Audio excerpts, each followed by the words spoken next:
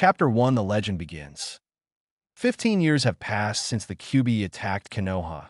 In the Uzumaki training grounds, a 13-year-old girl with long blood-red hair that reaches her lower back and deep purple eyes is currently trying to use what looked like 4 purplish chains with kunai-like endings that are coming out of her back. Watching the little girl were 2 women. One looked like an older version of the little girl with blood-red hair that went down to her mid-back, deep violet eyes, and a happy smile. The other woman, however, looked slightly strange. She also had blood-red hair that went down to her upper rear, red slitted eyes, and whisker marks on her cheeks, while also having a happy smile. However, what made her look strange were the fox ears on top of her head and the 9 swishing tails behind her, that all were covered in orange-red fur with black tips. "Mom, Kurami, look, I almost got it." The girl squealed while jumping up and down in excitement, which caused her to lose focus, making the chains dissipate back into chakra, causing the girl to pout and the 2 women to laugh at her antics. "That was very good, Naruto," Kushina told the now-named Naruto. "But next time, keep your focus and keep practicing so that you can eventually summon and use them like it's second nature," she said, while summoning her own chains, which mostly waved lazily swayed behind her, except for one that went and picked up her daughter, bringing her closer to her before giving her daughter a hug after dissipating the chains. It also helps make them easier to control so that you don't accidentally hurt someone, Kushina said, letting go of her daughter and seeing her nod her head up and down. "I will. I'm just excited about almost having them down so that I can be stronger as a kunoichi," Naruto said with a big, bright smile on her face, before it turned into a sad frown. "I also miss Naruto and I," muttered Naruto sadly, getting Kushina and Kurami to also frown sadly. Kushina and Kurami knew who she was talking about, and they missed him too. Kurami moved towards Naruto and got on one knee, so that she became level with Naruto's height, and said, "Don't worry about your brother. He's still doing fine, and I know this because I can still feel my chakra inside of him, meaning he is still alive," Kurami said with a smile, getting Kushina to smile at her friend for cheering up her daughter. "Besides, we all know it wasn't his choice to leave the village," Kurami growled, getting angry looks from Kushina and Naruto as well, both knowing whose fault it was that Naruto wasn't there with them. Flashback, 1 year ago, midnight. "What do you mean I'm being banished?" shouted a slightly deep, rough voice that indicated it belonged to a teenage boy. Said boy was a 14-year-old boy that untamed, spiky, silverish blue hair and red eyes that had a touch of violet to them. He was wearing a closed black vest that had trimmings the same color as his eyes, with white fastenings, black shinobi pants with lines going down the sides of his pants in the same color as his eyes as well, bandages wrapped around his right thigh that held a ninja pouch in place, with another on his right hip behind him. Finishing off his look were a pair of black shinobi sandals, fingerless, black, leather gloves with metal plating on the back of the hand, and a headband with a strange leaf design wrapped around his right arm. However, currently, he was face down on the floor, with his hands being restrained behind his back by an ANBU with gray, gravity-defying hair with a mask of dog. This was Naruto Uzumaki Namikaze, and he was currently being banished by none other than his father, Minato Namikaze, who looked at him with a cold look in his eyes. Minato Namikaze, the Yondaime Hokage, looked at his son before replying, "You are being banished because you were found guilty for the death of your teammates and Jounin Sensei on your last mission and for stealing money from the Konoha reserves," Minato said without an ounce of remorse. Naruto grew furious at these accusations. "That's bullshit. They attacked me because they wanted to rape some of the women we rescued on the mission, and I refused and threatened to report them, and I have never stolen anything from the reserves.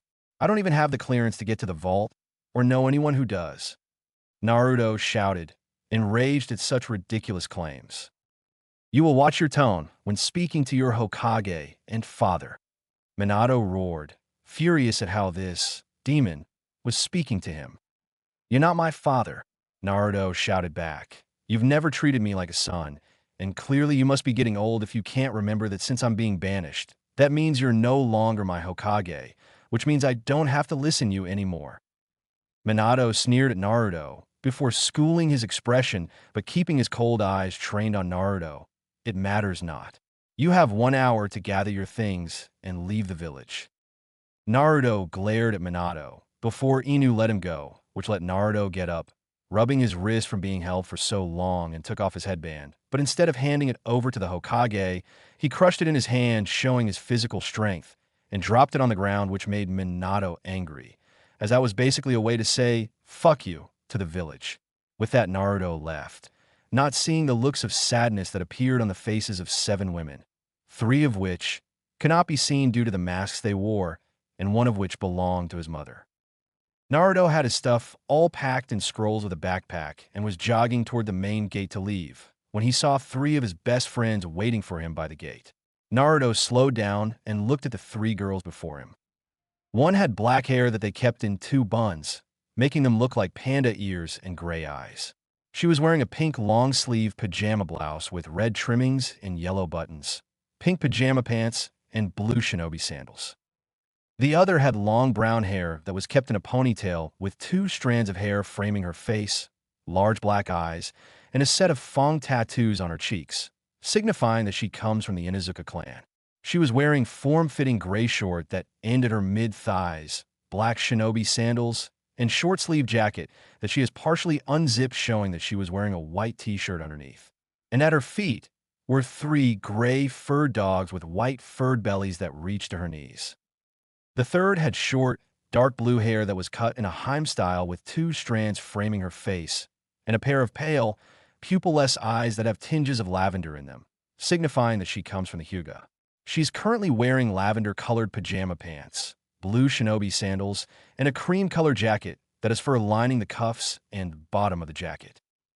These 3 were Tenten Higurashi, Hana Inuzuka, and Hinata Hyuga, 3 of Naruto's best friends. 2 things that all 3 had in common were that they had tears in their eyes, and they all had matching necklaces that were pieces of aquamarine carved into the shape of a fox that matched up with many other women's and girls' necklaces in the village. Oen bonesh shintetu.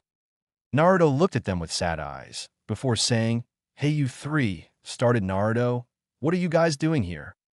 The 3 started crying before they launched themselves at him, hugging him, while crying and saying, "We don't want you to go," over and over. Naruto sighed, knowing what they wanted, but he knew that he couldn't stay much longer, or else the ANBU will execute him on the spot. "I'm sorry, you 3, but I can't stay, or else I'll be executed by the ANBU," Naruto said, getting the 3 to let go and look at him. "Then we'll go with you," shouted Hana, not wanting to be separated from Naruto, along with the other 2, who were nodding their heads, looking at him with hope in their eyes. But that hope disappeared when he shook his head, denying their request. "You can't do that. You guys have family, friends, and responsibilities who love you and need you here," Naruto said with a small, soft smile before looking over at Hana. "Who's going to help the animals and take care of your mom, Hana?" Naruto asked, making Hana look down with a sad look. "Or what about your dad and his shop, Tenten? Who's going to help him with all of that?" Naruto asked Tenten, making her also look down with shut eyes. "And what about your mom and sister, Hinata? Who's going to help Hitomi or your sister?" Naruto asked, causing Hinata to let her tears flow again. "I know you guys want to come with me, but you have to stay here and help your families," Naruto explained. "And besides, I'm banished, and only the Hokage can change that, and I highly doubt he will," Naruto said, angry at Minato for being such a rotten bastard of a father, and even worse Hokage. His words, though, made them realize, what if there was a different Hokage? They could call him back.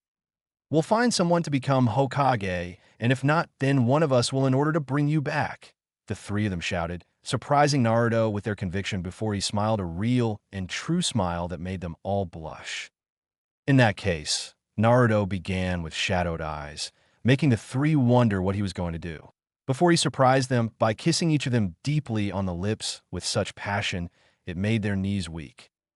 Afterwards, he smiled at each of them and said, "Let that show that we will always be together, no matter where I am, and as a promise for the 4 of us to meet again someday." They all smiled before he turned around and began jogging towards the gate before running out into the world. The 4 never saw Kushina and Naruto standing on a building, watching the 4 while gripping their own necklaces. Flashback in. As the 3 remembered what happened last year, they grew even more determined to find out where he is, because a lot had changed over the past year. Before they could continue down this train of thought, they heard two people walking over to the group, and they turned to see two women standing before them. One was a tall, blonde woman with beautiful, brown eyes. She was wearing a gray, sleeveless, kimono-style blouse held closed by a broad, dark bluish-gray obi that matches her pants, black-heeled shoes, with a green haori over that with kanji for gamble on the back. Her blouse may be closed, but it still shows a considerable amount of her J-cup bust. The other woman is of average height, with shoulder-length black hair and onyx-colored eyes.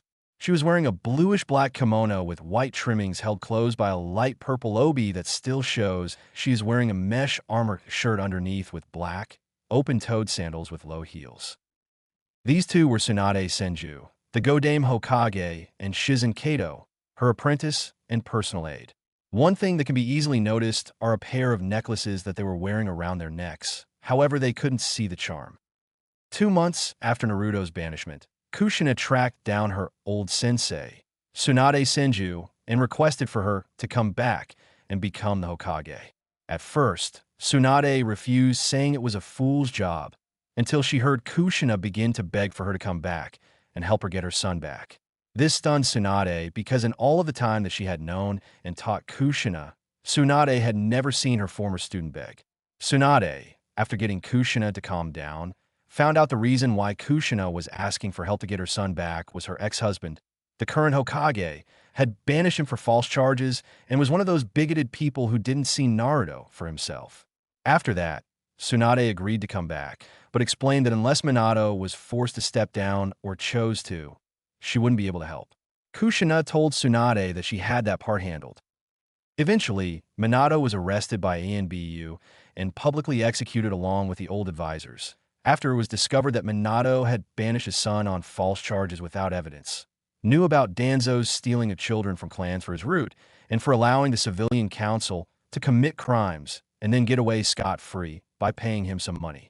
Once that was done, Tsunade was inaugurated as the Godame Hokage, and she set about all kinds of changes, like the execution of the corrupt members of the civilian council and the hiring of the new civilian council. She also took back all of the money that was stolen from the Konoha reserves, which turned out to be the amount that Naruto was charged for, and put it back in the Konoha reserves, and the rest of the assets were given as payment to all of the necessary sections in Konoha. This was 3 months after Naruto was banished. "What are you three doing?" asked Tsunade, with Shizen sharing a curious look. "We were training and then talking about Naruto and how much we miss him," Kushina replied, getting sad looks from both Tsunade and Shizen. Tsunade because she wasn't around to meet or try and help her godson, and Shizen because she would have very much liked to meet Naruto. "Don't worry, I still have the scroll with the recall message ready for when you find him. Just keep looking and I know he'll turn up eventually," encouraged Tsunade, getting huge smiles from all of them. Kurami then realized something. "Hey, what charms do you have on those necklaces of yours?" This brought the attention of Kushina and Naruto onto Tsunade and Shizen, who both looked surprised by the sudden question, but they pulled them out and showed the charm. When they saw the charm, the Kushina, Naruto, and Kurami were all shocked to see 2 aquamarine fox charms. This shocked the three because they knew that only Naruto makes those charms, and he hadn't been seen in over a year. And they remember Tsunade and Shizen wearing those necklaces when they came back to the village. Kushina shakily asked, "Where did you get those?" Naruto and Kurami were looking at Tsunade and Shizen intensely, awaiting their answer. Tsunade and Shizen were confused by these reactions, but Tsunade decided to answer. "We got them a year ago from a 14-year-old boy." Tsunade answered, then asked curiously, "What did he look like?" Naruto asked. "He was 5 feet 7 inches with wild silverish blue hair that extended past his shoulders with bangs beginning to grow over his face, crimson eyes with a tinge of violet, wearing a gray muscle shirt and black pants with black combat boots." "Why do you ask?" Tsunade asked after describing what the boy looked like. It was then Tsunade and Shizen's turns to be shocked when they saw Naruto and Kushina pull out their necklaces that were exact replicas to their own. "We're asking because you just described Naruto," Kushina replied, "and also because only he knew how to make those necklaces. Anyone who tried to make them failed, and the necklace was either broken or misshapen." "How long ago was this?" Naruto asked, hoping for a trail on her brother. It was about 2 weeks before you came to meet Kushina. He had met us, and we all started talking when my debt collectors found us and tried to get me to pay.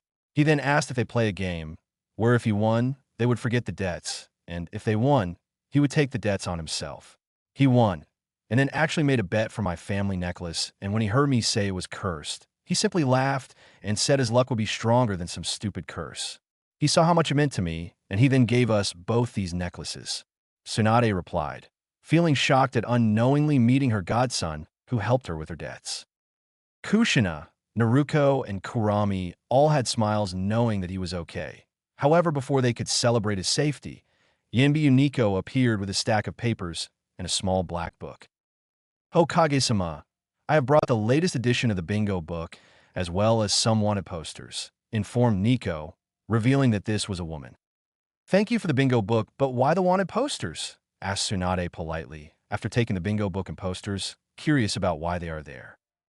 The wanted posters come from the continent of Britannia and are the members of the group known as the 7 Deadly Sins, replied Nico, earning intrigued looks at the name of the group and shocked that they received wanted posters from Britannia. You see, it was over the past year that Britannia was discovered by the elemental nations far across the ocean. Travel took a week to get to Britannia, but they made it and established trade routes through Nami no Kuni in order to get items such as cloth, food, and sometimes bounties in return for copies of the bingo books. Thank you for this information, Nico. Thanks, Tsunade, to Nico, who nodded her head and was preparing to return her post when, before you leave, can you tell me why this group is called the 7 Deadly Sins? Tsunade asked, curious about the group's name, as well as the other 4 present.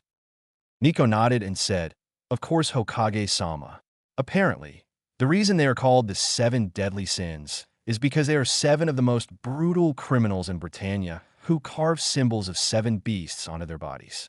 They are the dragon sin of wrath, Meliodas, the serpent sin of envy, Dian, the grizzly sin of sloth, King, the goat sin of lust, Gowther, the lion sin of pride, Escaner, the boar sin of gluttony, Merlin, and the fox's sin of greed, Ban.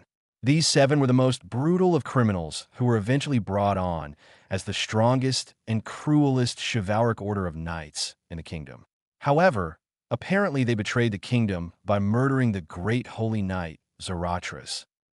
Tsunade heard the wording of the final sentence describing their crime. Apparently? Asked Tsunade with a raised eyebrow. Nico nodded. Yes, apparently, because it has been discovered by some spies that we have in the kingdom that the holy knights are not as holy as they appear. They have a secret history of performing crimes, such as raiding, pillaging, and rape, all while stating that they have the power to do so, simply because they are holy knights with only a select few being honorable. Nico informed, while sounded venomous at the end when talking about the holy knights. The others were no better, as they too were furious at how these so-called knights acted simply because they had power.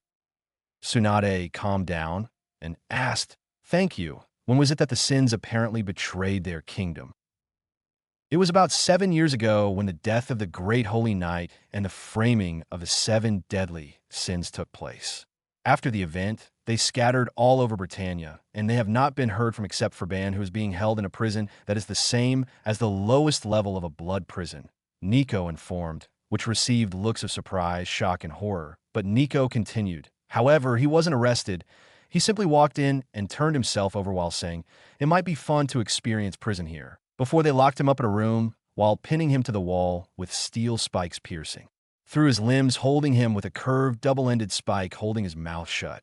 Nico informed, causing the looks of horror to increase in severity at the cruel punishment. How can they do something L like that? ANYW would he say it would be F fun?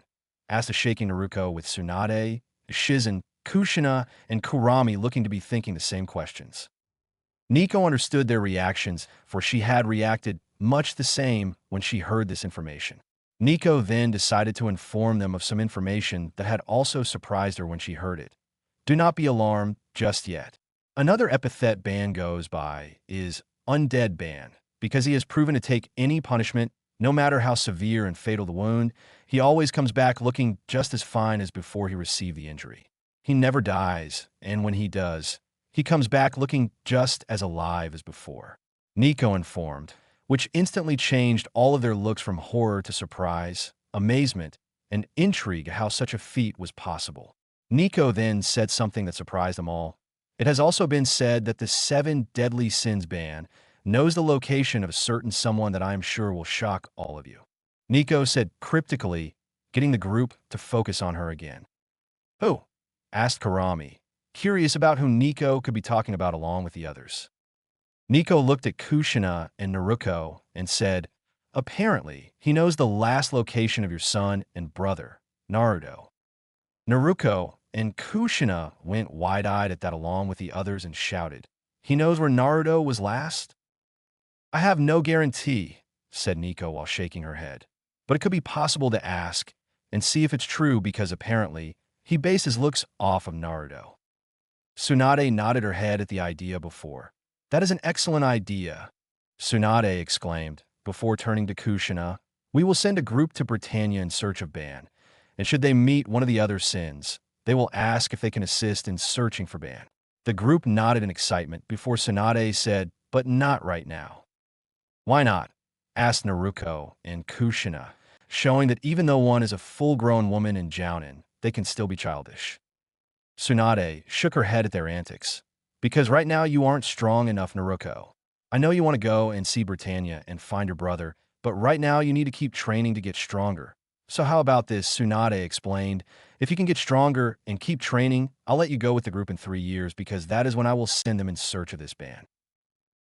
Naruto thought about the deal. It had always been a dream to see Britannia when she heard about a continent far across the ocean.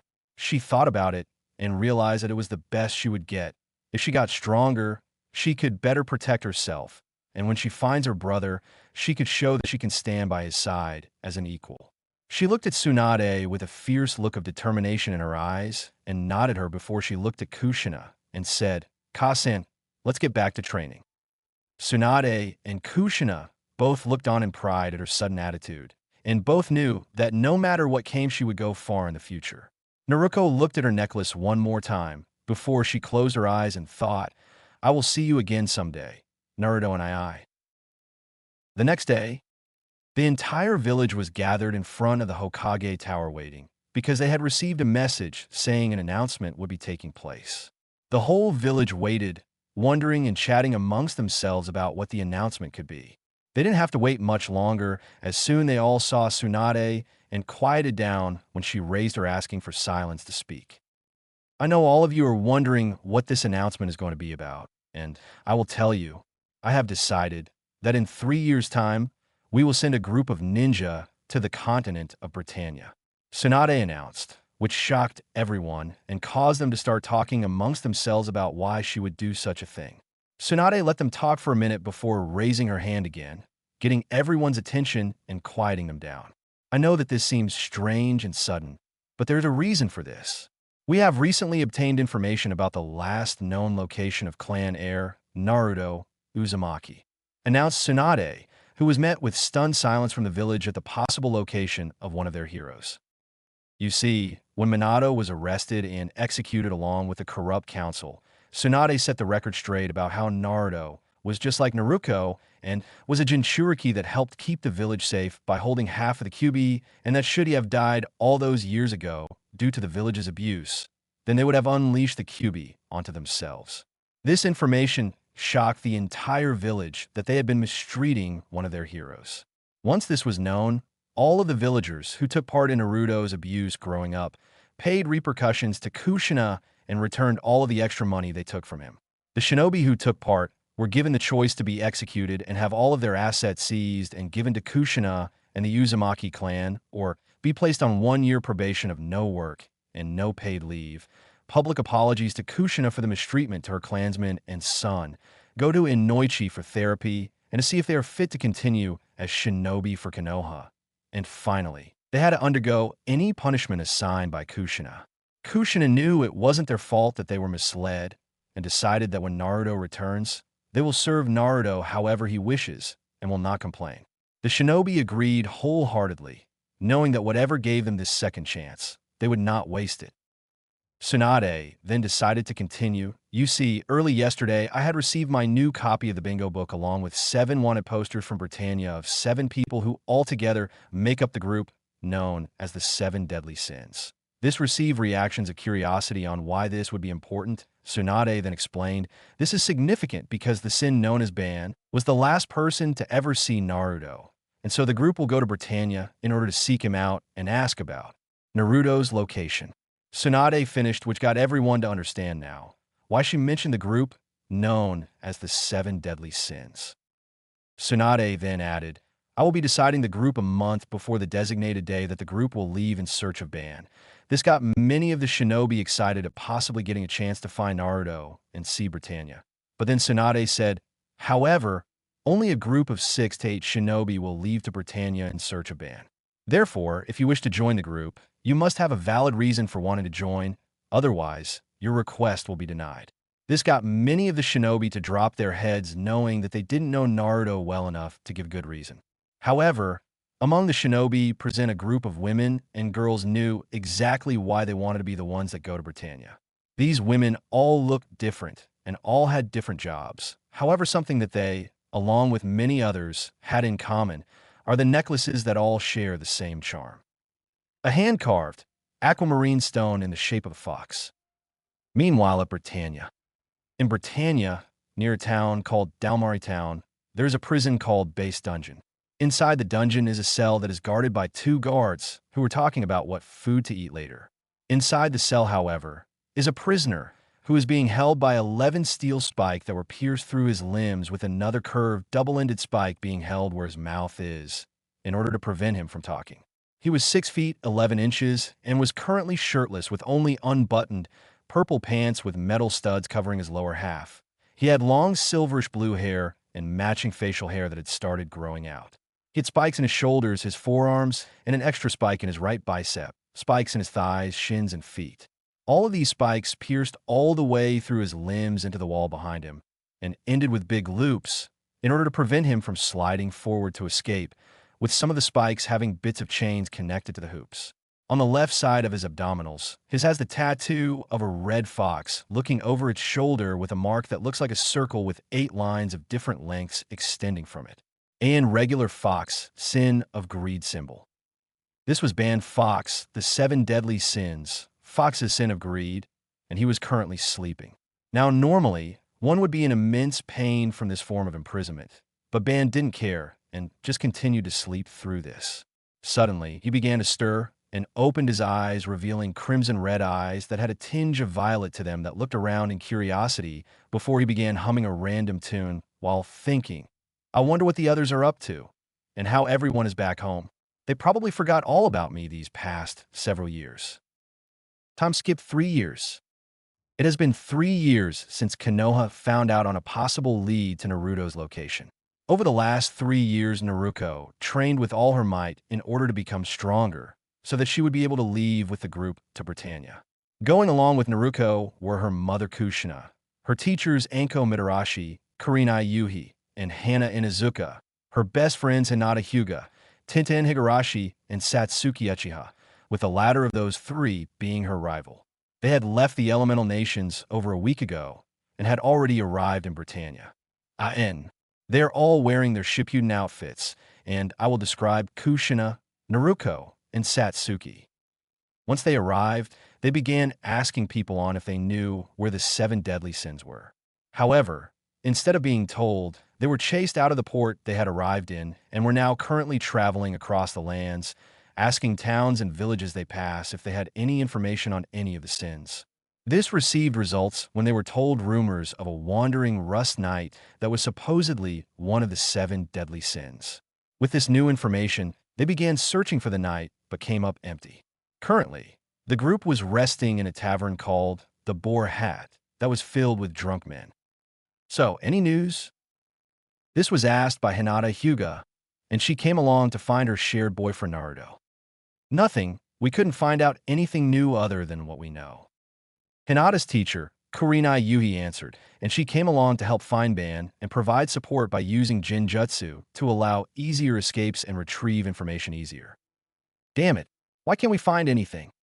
This was exclaimed by Naruto, who had definitely grown up over the years. Naruto wore a red kimono-style blouse with black trimmings over a mesh armor shirt, black bicycle shorts, and a red apron skirt with black, low-heeled sandals. Strapped to her hip was a katana with a white wrapped handle and a black sheath that had a red fox design. Calm down, Naruto. Remember, it takes time and patience to get information. Yeah, you can't expect information to just come to you and go, hey, here I am, without you having to lift a finger. These two were Anko Mitarashi and Hana Inuzuka. Anko came in order to retrieve information from any enemies they encounter and capture. Hana came for the same reason as Hinata, to find her shared boyfriend. They're right, you know. The best things always come to those who wait. This was said by Naruto's mother, Kushina Uzumaki. Kushina now wore a black, short-sleeve shirt with a red hooded jacket vest that had white fur lining the hood and black, form-fitting pants with black shinobi sandals with her signature katana, the Red Queen, strapped to her back. She came along because she wants to find and reconnect with her lost son. So relax a little. Yeah, can't have my rival getting weak and tired because she was stressed and didn't relax. Chided the voices of the two final members of the group. One was Tenten Higurashi, and the other was Satsuki Uchiha, twin sister of Sasuke Uchiha, king of all Emos. She had onyx black hair that reached to her up back with shoulder-length strands framing her face and matching eyes. She was wearing a black kimono-style blouse with white trimmings, while underneath she was wearing a mesh armor shirt and had bandages wrapped around her chest. She also had a black apron skirt and short shorts with black, low-heeled sandals. She was also carrying a katana that had a white wrapped handle and a black sheath with her clan symbol of a red and white fan designed into it. Tenten came along because she wanted to find her shared boyfriend, and Satsuki came along so that she could also train and memorize training techniques used in Britannia for the elemental nations. I know, it's just that it's been almost a month since we've been here, and the only lead we have so far is this so-called wandering Rust Knight. Naruto replied, and the group understood how she was feeling when they were suddenly brought drinks. They turned to the person to see a small kid with messy blonde hair and green eyes. He was wearing the bar uniform that consisted of an ordinary, clean white button-front shirt and a black sleeveless vest on top with a loosely worn tie, while wearing white pants that end at his knees and a pair of black boots but doesn't wear socks. On his back is a little green bag with a purple zipper along with a sword scabbard with a sword handle appearing over his left shoulder that takes the shape of a green dragon. Here go. You girls look kind of stressed about something, so I figured some drinks would help, the boy said. Thank you, but aren't you a little young to be working as a waiter? Asked Kushina, feeling her motherly instincts kicking over the young boy. I'm not a waiter. My name's Meliodas, and I'm the owner, replied the boy with a smile. This got confused looks from everyone on how a little kid could be the owner and where they heard his name. Hey, Sonny, what's at their sword you got? Asked another drunk man. Before the boy could answer, however, some bandits with swords came in and began shouting, All right, hand okay, vary your money, you old folks. Then they spotted the group of women and looked at them with lust, and you women are coming with us as well. One of the bandits said, before he kicked lips which got the women to cringe in disgust. Before they could defend themselves, however, the boy from before appeared in front of the bandits with a plate of food and said, Hey, do you want some food first? The bandits and women looked at him like he had grown a second head, while all the men shuddered in fear for a second. The bandits looked at the food and saw that it looked delicious and decided to eat the food and then continue with their rubbing of the people in the tavern. However, the instant they all took a bite, the bandits began spitting out the food with cries of disgust. They shook his head and shrugged his shoulders while calmly saying, Oh well, still gross. If you knew it was horrible, then why did you feed it to us? Shouted the bandits. So you can tell me if it's still bad, the boy replied calmly. We'll kill you, the bandits shouted. Clean it up, the boy said with a serious face before snapping his fingers. Geez, what a pain. What do you want from me? Oink, said a talking pig that was walking over and was pink with a clover-shaped mark on its rump. Huck, clean the floor, the boy said. How about feeding me some better scraps? Huck said. The boy must have taken offense to that because he then turned around and said with a serious face, If it's a whole pig roast, I'm confident I could do it. Hawk then began exclaiming how the scraps were absolutely delicious and the best in the world. This got the reaction of making everyone laugh at the duo's antics. The bandits were starting to get annoyed and were about to begin shouting again when Meliodas appeared in front of them and said, "I suggest you fellows leave before I get upset." The bandits grew fearful and ran away. "Hey boy, can you really fight with that sword?" asked one of the men, which gained the attention of everyone onto the boy. The boy just smiled and shook his head while pulling out the sword and putting it straight into the air to show that it was a broken sword with only 3/4 of an inch being the actual blade. Nah. This received even more laughter from the people, including the women who, despite being shocked at the display, couldn't help but find the situation funny. Before anybody could say anything else, however, a man burst in, panting with a scared look on his face. The man then looked at everyone and said, "I saw it." This got everyone to quiet down and listen as the man sat down and began to tell everyone about the night. This got reactions of people saying that they were just stories that parents used to tell their children to behave, or else the 7 deadly sins would come and get you in blood-rusted armor. And basically the part in the anime when they were all talking. Suddenly, everyone began to hear a loud, metallic thumping sound coming from outside the door to the tavern. Everyone began watching as suddenly the door opened up to reveal a large figure wearing rusted armor walking in, before saying, 7. This got all of the men to run out of the bar, leaving only the curious young bar owner and a group of women, who all looked surprised to find the person they were searching for suddenly do the exact opposite of what Anko had said earlier. "Hello, would you like something to drink?" asked the young bar owner, getting looks from the women like he had grown a second head. 7. Deadly sins. The knight muttered one more time before falling backwards to the floor, where the helmet fell off, revealing the face of a girl with silver hair covering her right eye and an earring hanging from her left ear that had a blue gem with the designs of a sun and moon with stars in it. Later on, we find the group in a room, with the young girl laying on a bed and the rusted armor lying in a corner. The young girl was wearing a black, skin-tight jumpsuit with black leggings that extend from her mid-thighs to just before her toes, with matching black wraps on her arms covering from her wrists to just before her shoulders.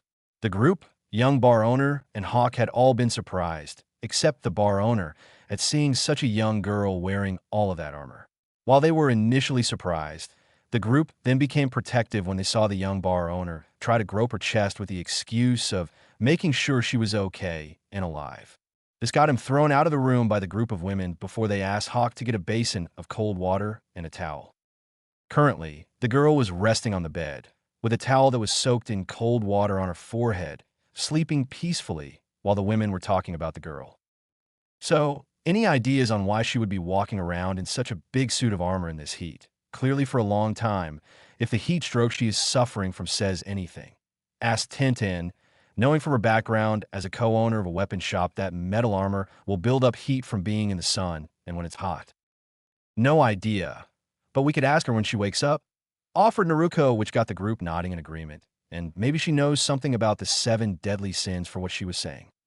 Naruto mentally added, figuring that the girl must know something.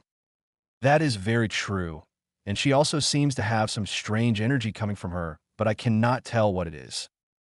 Naruto didn't react to the voice in her head because she knew that it was Kurami talking to her from inside the seal. For you see, when Naruto was training when she was younger, she used too much chakra at one point and knocked herself out, where she eventually found herself coming face to face with Kurami, who explained that she didn't want to attack Konoha because she actually liked Konoha, if only because it was Mido's and Kushina's home, and that she had been forced by an Uchiha who called himself Madara.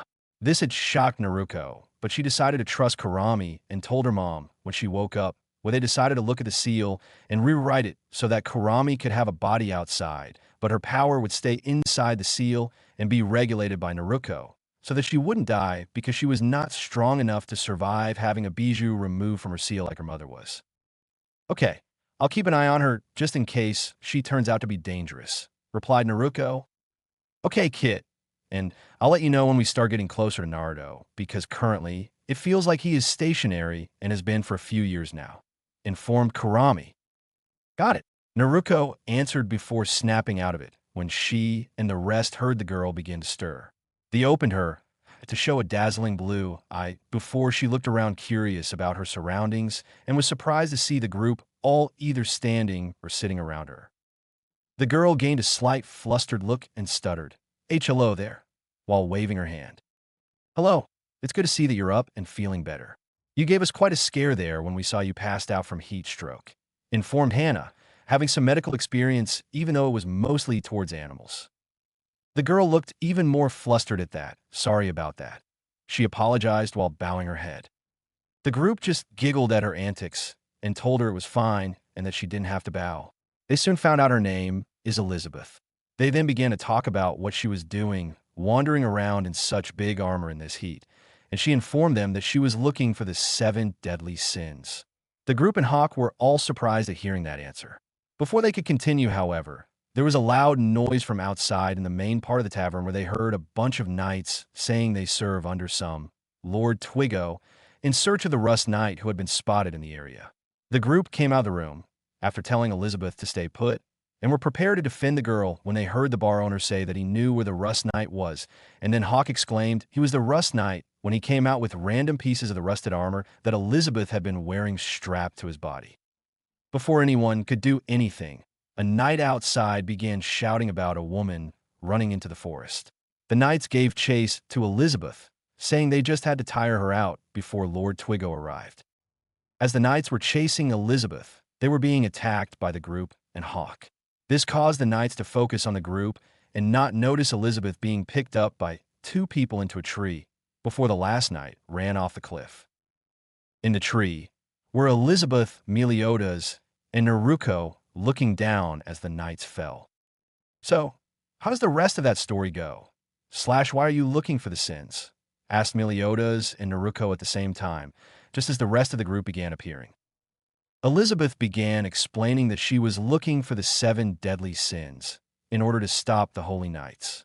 As she was explaining all of the horrible things that the knights did, they were unaware of another presence approaching them. Meliodas began saying how it might not be possible to find the sins because of some rumors that they all died, when Elizabeth exclaimed that they were too amazing in order to die so easily. The group looked at her in surprise when suddenly the ground began shaking. It turned out that the cliff had been sliced clean through and was falling to the ground. Standing on the area where the cliff was sliced stood a knight with a thick mustache and dark red armor. The knight looked down and said, "Confirmed. 10 unknown people dead." He then looked behind himself. "Is that all right?" He was asking the 4 knights that were standing behind him. But Mr. Elaine was beneath the cliff," said one of the knights. "Then we can say 11 dead." The knights were shocked at how calmly this knight said that, and said, But, Lord Twiggo, that's horrible." The now named Twiggo turned them and asked, "Then 15 dead?" "Anything but that," the knights shouted in fear. The 5 knights then heard several sighs of relief and turned to see the group of women with a red-headed teenage girl carrying Elizabeth and Meliodas carrying Hawk and Mr. Elaine. The 4 knights shouted in surprise and relief, "Mr. Elaine!" Twiggo, however, "What are you all doing alive? Don't change my confirmed death toll." The entire group minus Elizabeth and Mr. Elaine all shouted or calmly said, "Don't confirm it on your own, /." As the group was checking on each other, Twiggo saw Elizabeth's earring. "Well, it seems I'm in luck. That symbol is of the royal family, which means you are confirmed. Princess Elizabeth," he exclaimed, getting shocked looks from the group, except for Meliodas. "Princess Elizabeth? As in the princess of the kingdom?" The group and Hawk shouted in surprise, while Meliodas just looked curious. Twiggo then said, "There's a search order for you throughout the kingdom. You won't run, will you?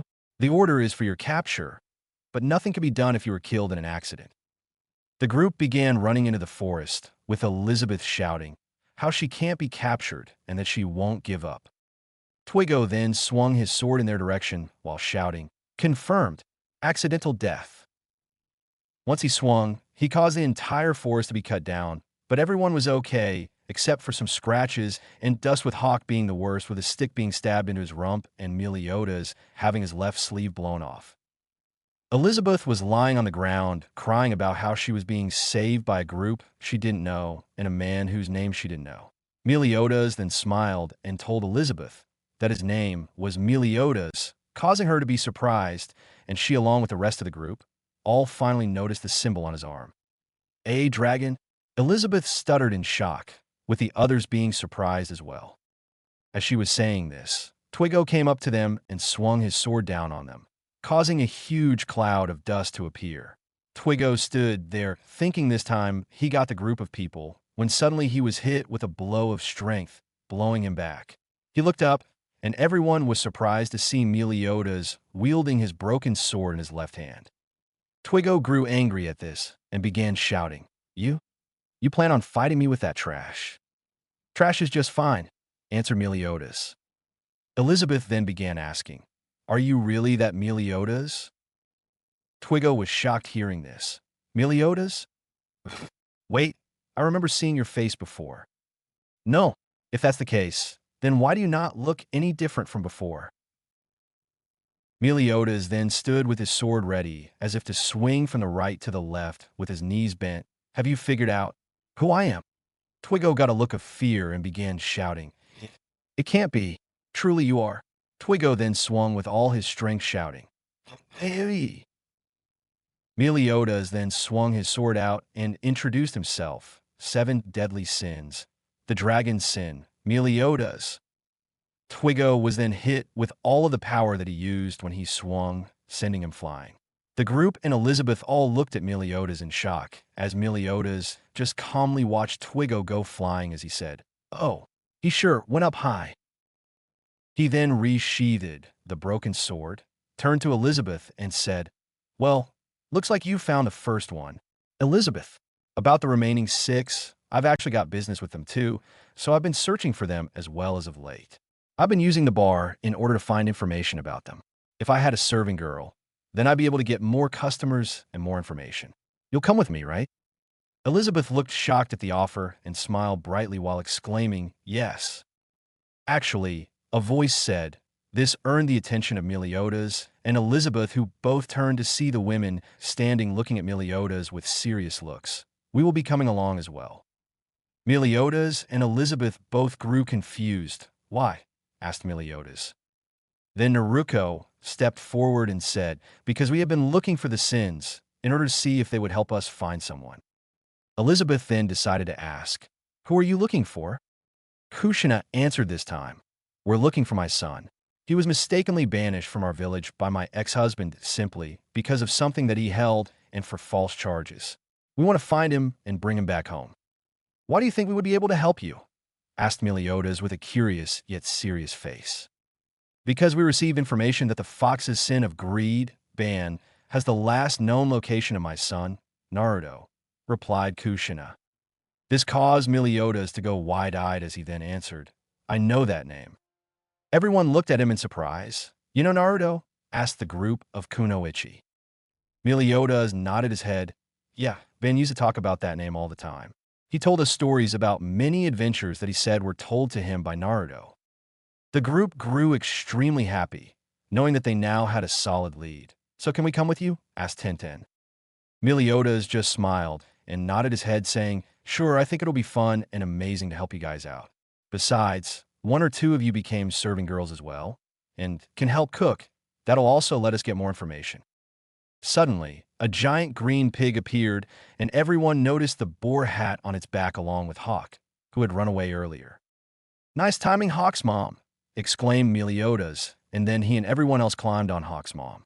With this, everyone looked forward, all of them ready to continue their journey. Elizabeth and Meliodas to find the other 7 sins, and the group of Kunoichi to look for Naruto, but decided to help Elizabeth along the way. None of them knew what was in store for them, but they all knew one thing. No matter what happens on this journey, it was going to be one hell of an adventure. Chapter 2 Bernia Village, the sleeping giant, and a holy knight appears. Boar hat. The group had been traveling for a few days now, and had made great progress thanks to Hawk's mom taking them, while they all rode in the tavern. As they continued on their journey, they all began introducing themselves. Elizabeth properly introduced herself as Elizabeth Leoness, the third princess to the kingdom. Afterwards, the group of Kunoichi all began to introduce themselves as ninja from the elemental nations, and that they were searching for leads on Naruto's whereabouts, and that they had heard Ban knew the last known location of Naruto. After they all introduced themselves, Meliodas welcomed all of them as official members of the Boar Hat Bar.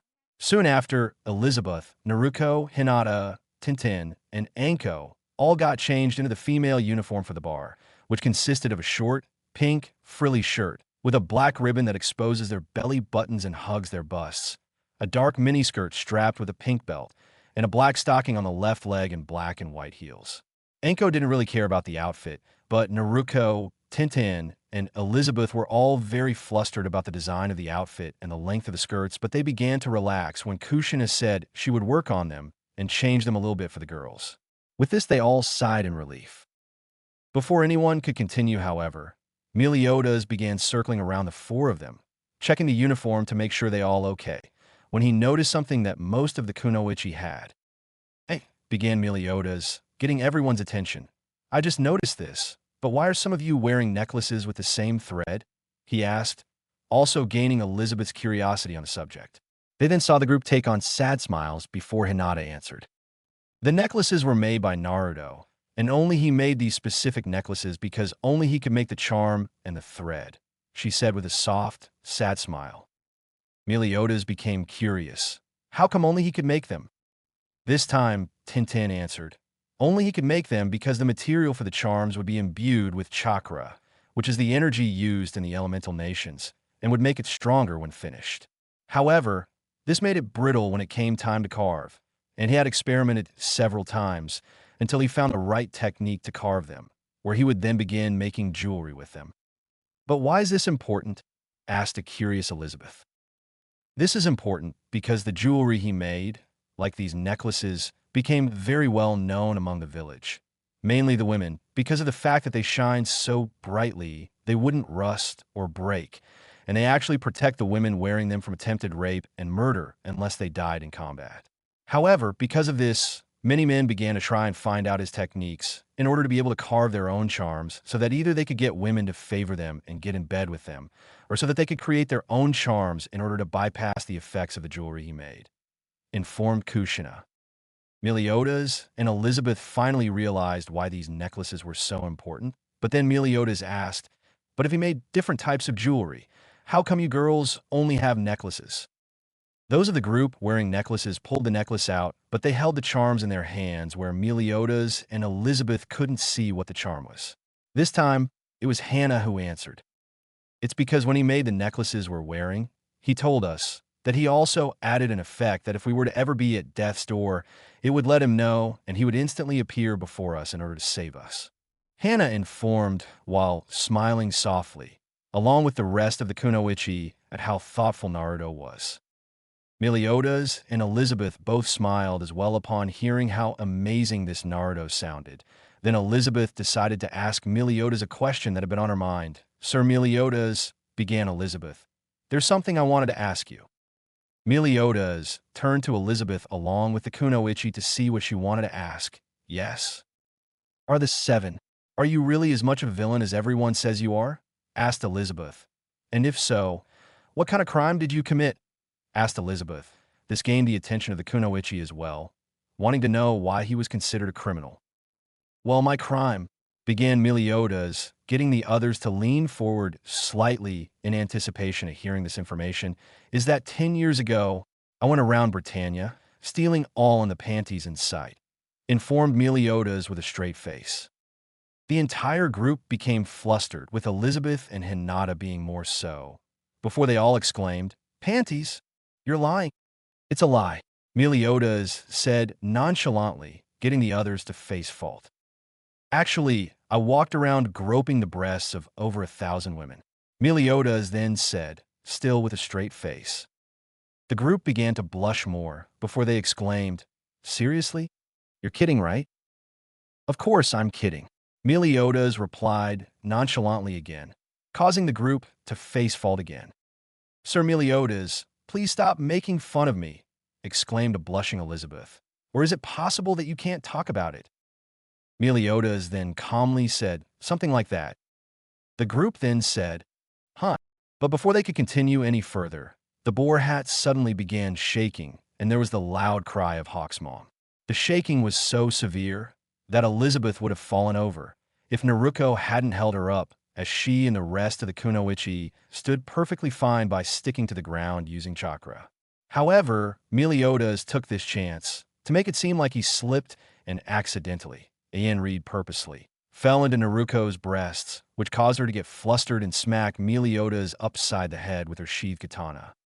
"Looks like we've arrived," Meliodas said calmly, with a huge lump on his head from Naruto hitting him on the head.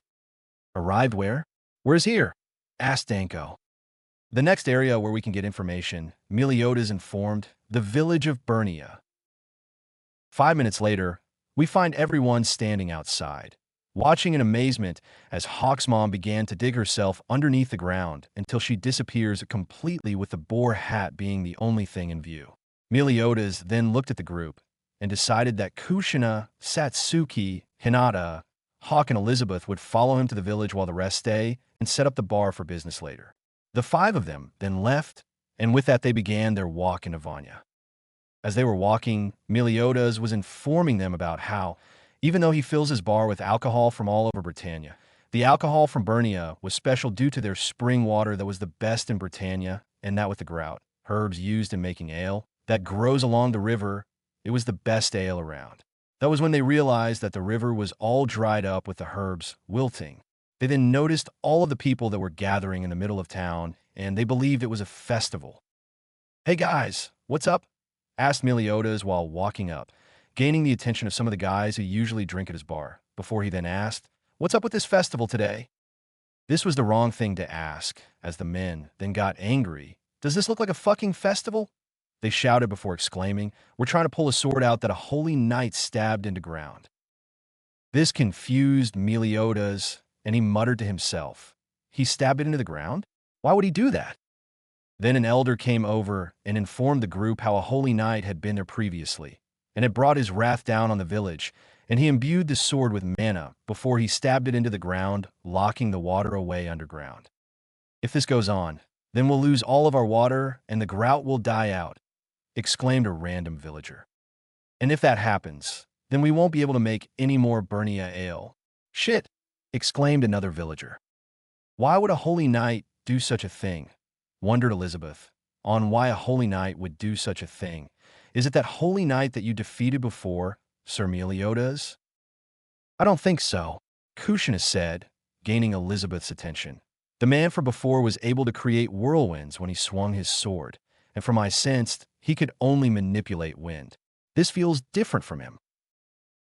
"You're right," agreed Satsuki, now gaining the attention of the others. "Branching out from where the sword is stabbed are many branches of lighting and electricity that is slowly expanding and is further closing the window for the water to return." Satsuki informed what she sensed from sword. "She's right, and that's not all," began Hinata with a sense of seriousness that she normally doesn't show. "You see, ever since Naruto left, she had been getting help from her fellow harem sisters, Hana and Tenten, on how to be more confident, even if for brief moments at times. Along with the electricity, there appears to be a form of a security system, where either only someone as strong or stronger than the one who put the sword can remove it, or someone who has a very high lightning affinity." At this last part, she had sent a subtle look towards Satsuki, who nodded at understanding what Hinata was implying. After the group was done talking, they all turned to see everyone resting and sweating heavily from trying and failing to remove the sword. As everyone was resting, 2 regular knights were sitting on the side laughing at the people for being unable to remove the sword. Then everyone heard a voice begin to shout at everyone. "Hey, what's up with this sad and depressed tone?" This turned out to be the voice of a little boy with hair that is skipped out in the middle like a broom and has a scar on his left cheek. He is wearing a green shirt with yellow triangles lining the end of the sleeve, a light brown cloak tied around his neck, khaki shorts, and sandals. The villagers recognized this boy as Mead. "What's so big about a holy knight's sword?" "Don't worry, my friend from the 7 deadly sins will take of it," Mead exclaimed, getting Meliodas, Elizabeth, Kushina, Hinata, and Satsuki to look at him in surprise, while the 2 grunt knights grew fearful looks. At least until the villagers started shouting at Mead about how it was his fault that they were in this mess to begin with. Mead began to try and explain how he never meant for this to happen, but the villagers wouldn't hear of it and continued yelling at Mead. As this was going on, Kushina was slowly getting angrier and angrier at the way the villagers were treating Mead. She had enough when they began throwing rocks at Mead, even though they were hitting Meliodas and saying they hate him. She then had Satsuki pick up Mead and begin running with the others, minus herself, Elizabeth, and Hawk, following her to the boar hat. As they were running, the village elder was trying to get the people to stop, but they wouldn't listen. "Maybe we came at a bad time," Hawk said, feeling bad about what just happened. "He's a good kid deep down, but—" The village elder began speaking with Elizabeth and Kushina listening. Back with the others, they had finally made it inside the boar hat, and they were now going to find out if Mead was telling the truth about being friends with one of the seven. "Hey kid," Satsuki began, "is what they said back there true?" Mead ignored her, which gained her a tick mark, and simply asked, "Hey, isn't this a bar?" Meliodas answered, "It's my bar, the boar hat." "I'm hungry," Mead exclaimed to Meliodas. "Money?" asked Meliodas. "Nope," replied Mead. "Then I'll feed you once you give me some information," bargained Meliodas. "Food first," exclaimed Mead. 10 minutes later, and sitting in front of Mead was a plate of chicken that has a dollop of garlic butter on top that was melting down the chicken and some water to drink. The others, minus Kushina, Elizabeth, and Hawk, were all sitting around at the table or standing near the table, with Meliodas having a drink. "Thanks for food," exclaimed Mead, before he began eating and then spit it out because it was still disgusting, seeing as Meliodas was the one who prepared it. When complaining, Meliodas simply told him that he never said Mead would receive bad-tasting food. "So, is it true that you're friends with one of the seven?" Meliodas asked while drinking some alcohol, while the others were leaning forward slightly in anticipation. "That was so disgusting that I forgot," exclaimed Mead, getting the Kunoichi to drop their heads in defeat at not getting anything. Mead then began to smell something that was awfully familiar before he looked at Meliodas in shock before exclaiming, "That's Bernia ale." Then Mead began describing the ale, from its sweet, rich taste to the delectable scent of apples. Then Mead exclaimed that it was the best ale ever, before he gained a sad look while he began to look slightly down. It was at this time that Elizabeth, Kushina, and Hawk all returned. "We heard from the village elder, Mead," Elizabeth while looking at Mead, who exclaimed, "What a woman!" And Elizabeth continued, "You're a big prankster, aren't you?" Elizabeth then moved closer to Mead with Kushina beside her. Then Elizabeth began, "When I was little, my father scolded me for pulling pranks." Mead just turned his head and exclaimed, "Good for you. Congrats." Elizabeth just smiled and continued, "I wanted his attention because he wasn't my real father." At this, Mead and everyone else, minus Kushina and Meliodas, looked surprised by this, and Elizabeth continued, "One time, I climbed the biggest tree in the garden to surprise him. He turned pale and started to climb up after me, even though he had never climbed a tree in his life. As expected, he couldn't climb up and fell down and got hurt. I can't forget about what happened, even now. If he had died back then, dash." Elizabeth was interrupted by Mead when he slammed his hands down on the table, looking very scared, before he began to tell everyone how his parents were travelers who had passed away due to an epidemic when they stopped Bernia, and how ever since then, he had been alone. But the villagers would take care of him and raised him, and that he was really happy, but felt jealous of all the families that could go home together with smiles on their faces, and so he had started to tell lies and pull pranks. He then explained, when Elizabeth asked him, that he had put a worm in the Holy Knight's drink because he had insulted the village's hard work by saying it had only been slightly better than horse urine. And the same story Mead tells in the anime and manga. "The Holy Knights are fakes," exclaimed Mead. "So, when you said that one of the seven were your friend?" asked Meliodas. "It was a lie," Mead confessed sadly. After Mead said that, he felt a hand running through his hair and looked up to see that the owner of the hand was Kushina, who was smiling softly at Mead. "You know, you remind me an awful lot of my son when he was young too," Kushina said, while still smiling. This got everyone's attention, especially Naruto's, because she didn't know what her brother was like when he was younger, only that he cared for her and their mother deeply. "What was he like?" asked Mead, wanting to hear about this woman's son. Kushina just smiled brightly and looked out the window at the village before she began. He used to be loud and unable to sit still for long periods of time. He would pull pranks and tell jokes and get in trouble for attention.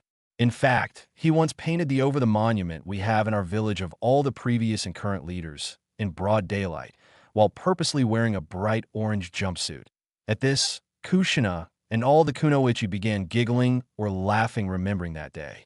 Kushina then continued, "The best part was that nobody had noticed him doing this, until he had purposely began shouting how the villagers were a bunch of idiots and how the village shinobi must have been blind if nobody could see him. Then he began running as all of the shinobi in our village began chasing him, and yet they couldn't catch him, but then he was found by his academy teacher and brought to me." Kushina continued, before she then gave a small, yet sad smile. "I still remember looking at him, covered in paint, with the top part of the jumpsuit unzipped and hanging by his waist, why he had done such a thing." Kushina then turned to Mead and asked, "Do you know what he told me?" Mead just softly shook his head negatively and asked, "What did he say?" Kushina then replied, "He told me that he did it because he wanted a different kind of attention from the villagers." This answer confused Mead, Elizabeth, Hawk, and even Meliodas.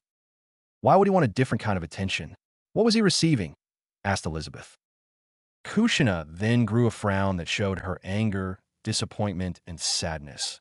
When he was growing up, he was made fun of for looking different than me and his father, but he was also hated and treated horribly by the villagers because of an event that had happened during his birth that he had no control over. "What happened?" asked Mead, who was feeling sadness at how her son was treated, with Elizabeth and Hawk feeling horror at how adults could treat a child. Kushina then went on to explain how during Naruto's birth, their village was attacked by a fierce demon known as the Kyuubi no Yoko. This earned fearful looks from Elizabeth, Hawk, and Mead.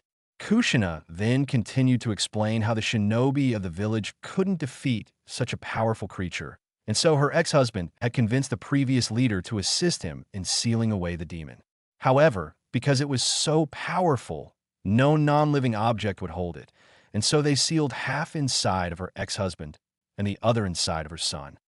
This caused the trio of Elizabeth, Hawk, and Mead to all gain looks of horror, while Meliodas started to look angry at what the villagers did, and then great sadness when Kushina explained how her ex-husband told the village of his status of being the demon's jailer.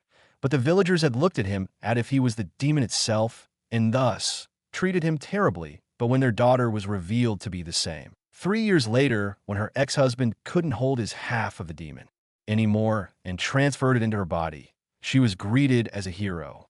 This caused everyone to get angry looks on their faces at how bigoted people are. Mead looked frustrated and sad. Then he said, "People like that are terrible, and the Holy Knights are no different. That's why I told everyone that I was friends with one of the 7 deadly sins, because if the Holy Knights are afraid of anything, it would be them." Once Mead said this, everyone just slowly turned to Meliodas, who was drinking alcohol, when he noticed everyone looking at him and said, "What?" Everyone then began to hear a commotion from the village and decided to head down there, with Mead taking off to the village. Once they got close enough, they understood what was going on because the knights had begun announcing that if the village couldn't remove the swords soon, then they would increase the taxes. The people started complaining and began to blame Mead again, when the elder exclaimed that he had had enough of their blaming Mead, when all he did was express how everyone else was feeling. The village suddenly got extremely worked up and began trying even harder to remove the sword by pulling on ropes they had tied to the sword. Then Mead joined in, but the sword just wouldn't budge. They were trying and pulling so hard that they started to tear open their hands from the strength in their grip, while the rope began to run through their hands. As this was going on, the grunt knights from before were just sitting on the side, drinking the village's ale while laughing at the people. As they were about to toast their cups, they found the cups missing, and in Meliodas' hand, with him saying that those who don't understand the taste of alcohol shouldn't drink it at all. The villagers had all fallen to the floor, sweating and panting like crazy from all of the effort they put in. As they were doing this, Meliodas was walking to the sword while finishing off the drinks he had taken from the knights. When he finished, he put the cups on the floor and said, "That was good, but unfortunately, I don't have anything to pay you guys with." As he said this, he took a hold of the sword handle, then asked, "So, how about this?" And with that, Meliodas pulled the sword out of the ground with everyone looking at him in shock at how easily he pulled the sword out. Then there was a rumbling noise coming from underground, and right where the Grunt Knights were sitting, the water just suddenly exploded outward, causing the villagers to shout in excitement and joy about the water being back. Everyone began celebrating about having the water back, and the Kunoichi and Elizabeth were all smiling at the villagers' happy faces. The Grunt Knights, who finally came down from being launched into the air, were on the floor gathering their thoughts, when Meliodas came over still holding the sword over his shoulder and said, "Get out of here." The two Grunt Knights then took off, running away in fear, with the people still celebrating. As Meliodas was still watching the knights run, with the sword still on his shoulder, Mead came up to him and began to ask, "Hey, could you really be?" But then Meliodas interrupted him. "Yep, I am the proud owner of a fine drinking establishment, known as the Boar Hat." Mead then tried to say what he meant, but Meliodas continued by asking, "Anyways, don't you have something to do?" At this, Mead turned around to see all of the villagers looking at him with apologetic looks, and then they began to apologize to Mead and asking if he could forgive them. But Mead tried to look tough until Meliodas gave him a gentle push forward, and that was when Mead ran to the villagers with tears falling. As Mead began running, Meliodas said, "No matter what lies you make up, you can't lie to your heart." Then he got a sad look on his face, which was not missed by the Kunoichi or Elizabeth. But then they were all surrounded by the villagers expressing their gratitude and saying that they should all celebrate. Meanwhile, at Fort Soul Gales, a knight is seen informing a holy knight about what occurred at the village. The holy knight is a young man with short, slightly curled, pink hair and blue eyes. He is wearing a dark-colored, full bodysuit of armor and has a single-handed sword at his side. The upper part of the armor has several crosses and the symbol of the holy knights carved into it. He also had a leather belt tied around his waist. This is Holy Knight Gil Thunder, and he doesn't seem to be impressed by what he is hearing. Back at the Boar Hat, we find all of the villagers celebrating getting their water back and being free of the holy knights, if only temporary. Off to the side, we find Elizabeth being nervous about something. "Gah, can I really do this? It's my first time doing something like this. My heart is pounding," Elizabeth said while looking embarrassed. Hinata was no better and said, "Me too." Meliodas simply began nodding his head up and down. I see. Can you two say that again?" Meliodas said while leaning in with a slight blush and steam puffing out of his nose. At least until he was smacked upside the head by Naruto's sword still in its sheath and a frying pan being wielded by Kushina, both having glowing eyes and their hair floating while looking like ninetails. "Get your head out of the gutter!" exclaimed Naruto. "Please behave yourself around these young women, Meliodas," Kushina said. "Anyways," began Meliodas, while having two still steaming lumps on his head, "you'll be fine as waitresses until you get a better hang of it. Getting information only the 7 is important, yes, but so is getting information on the Holy Knights and what they're up to. Anyways, that's it for the serious talk. Just get out there and do your best, you four." With this, Elizabeth, Naruto, Hinata, Tintin, and Anko all said right. With that, the 5 of them began serving the villagers, while also trying to get information on any of the 7 deadly sins, as well as the Holy Knights. Anko was able to get the hang of waiting people and collecting information easily. Naruto and Tintin took a little longer because they had never really served people before, but they eventually got the hang of it. Hinata, as well, took even longer because of her nervousness around people not being completely gone, but she eventually got it. Elizabeth, however, she really showed that she had never waited people before as she kept getting orders wrong, dropping meals, and slipping on things. Eventually, she slipped again, but this time, she ran outside with tears flowing down her face.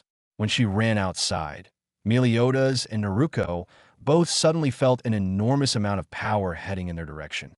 Meliodas was about to head outside, but Naruto looked at him and shook her head, saying she would handle it, and Elizabeth Once outside, Naruto was looking at the sky, trying to figure out where the energy was aiming specifically, when she heard sniffling and saw Elizabeth crying with her head in her knees. She then stood in a specific spot when she finally found where it was going to pass and stood there ready, before she turned to Elizabeth and said, "Not everyone has an easy time doing something for the first time, you know?" Elizabeth then turned her head towards Naruto and said, "I know that, but I'm just useless. I can't get the orders right. I break all of the plates and cups, and I can't even get information that helps us. When I thought I had something about the Holy Knights, it just turned out to be about some forest that they avoid, which doesn't do us any good." Elizabeth finished, feeling depressed about all of the mistakes she made. It's laughable. A useless waitress wants to protect the people of this country. Naruto was quiet for a second before. When I started out being a kunoichi, I made a lot of mistakes. I was loud. I missed details on missions that led my team to failing. And when I was little, I got frustrated at being unable to do a technique like my mom and ran into the forest getting lost. But whenever I got upset or sad or felt useless, I would always remember what my Nisan would say. Naruto told Elizabeth, getting her to look at her and ask, "What did he say?" Naruto then began to softly smile at the memory of her Nisan, giving her one of the most important lessons she would ever learn. Flashback, 7 years ago. A 9-year-old Naruto had been running through the forest, upset at failing to understand how to do her mom's adamant chains again. She had been running for almost half an hour when she realized that she didn't know which way to go back home. She began to get scared and cry because it was dark in the forest, and she was afraid of the dark. Suddenly, she heard something further out in the forest. "Ko." At first it sounded faint, but as she began to move in the direction, it began to get louder and more clear until she realized something. Naruto. It was her name being called out, and she began to shout, "I'm here. Help! Over here!" 5 minutes after she shouted, she began to hear rustling in the bushes in front of her and began to get frightened again. She thought it was a ferocious animal that had heard her and was coming to eat her before help could arrive. Then the rustling got louder, and she closed her eyes thinking she was a goner, until Naruto. She heard the voice shout in surprise and relief, which got her to look and see her Nisan there, bent over with his hands on his knees, panting, showing that he had been running around looking for her. Then he looked up at her with a smile and said, "There you are. Let's get you home." 5 minutes later, we find Naruto walking through the forest with Naruto on his back. Then Naruto decided to talk. "What were you thinking? You could have gotten hurt or worse, running off into the forest at this time." "I'm sorry," muttered Naruto. "I was just upset." "Upset? Upset about what?" exclaimed Naruto. Naruto began to cry as she dug her head into his back and said, "I couldn't do mom's chains again. I keep trying and I never get it. Maybe I'm just useless." Naruto finally understood what the problem was and sighed before speaking. "You're not useless, you know." Naruto then felt Naruto bring her head out, and this told him he had her attention. So he continued, "You should never consider yourself useless because nothing is useless. Just look at me. I've only been a shinobi for a little over a year, and I've made lots of mistakes. At one point, I began to think like you, and thought I myself were useless." At this, Naruto looked at her Nisan in shock before he continued, "But then I realized I may think of myself as useless, but that just means it isn't my time to shine yet. Once it becomes my time, I will do my best to shine brighter than everybody else, because if I'm useless, then that means I can't protect what's precious to me." At this time, the duo had finally made it out of the forest and could see the village up ahead. Then, Naruto put Naruto down, kneeled in front of her, and said, "I want you to make me a promise," getting Naruto to focus on him. "In the future, I may not always be here to help you out of your funk, so I want you to remember these next words that I tell you." Naruto then saw her Nisan look at her with such love, courage, and determination that she knew no matter what happened next, she would never forget it. Present. Naruto then looked at Elizabeth and said, "He told me, should you ever begin to feel useless and that you can't do anything right, I want you to remember that I will always believe in you no matter what you do or how many times you fail. And if that's not enough, then believe in the me that believes in you." This got Elizabeth to look at Naruto with wide eyes. Then Naruto said, "So, just like my Nissan said, if you can't believe in yourself, then believe in the me and the others who believe in you." This got Elizabeth to begin crying at hearing someone believes in her. And besides, that information about the forest may be something, so that means you aren't useless. Elizabeth then nodded her head and said with a big smile and tears flowing down her face, "Right." Naruto smiled and nodded before she turned back to the direction she had been facing before with a serious face and said, "Good. And right now, I'll show what all of that hard work achieved." Elizabeth then watched as 4 chains came out of Naruto's back. They were light purple and looked to be permeating with power, and at the end of each chain was what looked like spearheads. Then Elizabeth looked in the direction Naruto was facing and saw what looked like a spear surrounded by lightning heading right for them. Naruto then surrounded her right arm in chains and formed a hand on the end and raised it with the hand open. And then, right as it passed Naruto, she grabbed it with her hand, but the power and force behind it caused her to shoot off in the direction of the town. Elizabeth then shouted, "Naruto!" in shock as she watched one of her fellow travelers shooting off towards the village and begin to crash through several buildings before she finally managed to stop the spear, but her right sleeve had been destroyed from the power of the lightning. Then she spun the spear around and threw it back in the direction it came from while adding some of the Kyuubi's chakra to add power and speed, which caused the spear to look as if it was on fire with some purple due to the chains, and began to pump chakra into her own arm as well to strengthen her throw. The spear then flew off into the distance while giving the anime twinkle in the sky. And think what Team Rocket does in Pokemon when they blast off. Back at Fort Soul Gales, Gil Thunder was going through some paperwork when he felt it. Then coming from the direction of the village was the same spear which then crashed into the chair Gil Thunder was using, but the force from the throw caused the entire fort to receive cracks all over the building. Then when the dust cleared, it revealed Gil Thunder to not have moved except for moving his head to the left a bit and suffered a small cut. The spear was embedded in the chair and still looked to be on fire as the last of Kyuubi's chakra left the spear along with the purple energy from the chains. Gil Thunder was surprised by this energy and said, "Well now, who are you? And are you with Meliodas?" Back at the village, everyone was watching as Naruto undid the chains covering her arm to show that it was perfectly fine, if just a bit red on the hand from the amount of lightning. The others ran up to her and began to check on her, to which she was embarrassed on how they reacted and said she was fine, before Elizabeth asked, "Was that from the Holy Knight who put the sword in the village?" Meliodas then answered, "Probably." Naruto then said, "It might be better for the village if we were to leave." Elizabeth looked shocked at the suggestion and exclaimed, "But what if the Holy Knight attacks the village again? It would be more dangerous if we were to stay here. Besides, thanks to you, we now have a new place to go and check," answered Naruto, while having her hand bandaged. Elizabeth was confused. "What do you mean? I didn't get any information," she exclaimed. Naruto simply chuckled and looked at Elizabeth before saying, "But you did. Remember the information about this forest that the Holy Knights avoid? And besides, what are we supposed to be doing anyways?"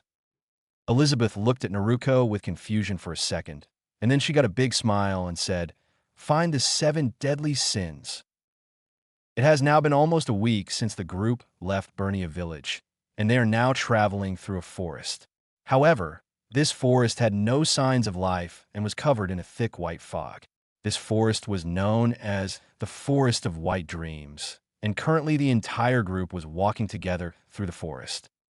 Elizabeth then began climbing up some roots with the of Naruto and said, "It's been almost 3 hours since we entered the forest, but I haven't seen a single person or animal. I only see trees and their dead branches, and I'm getting sick of it." "Oink," said Hawk.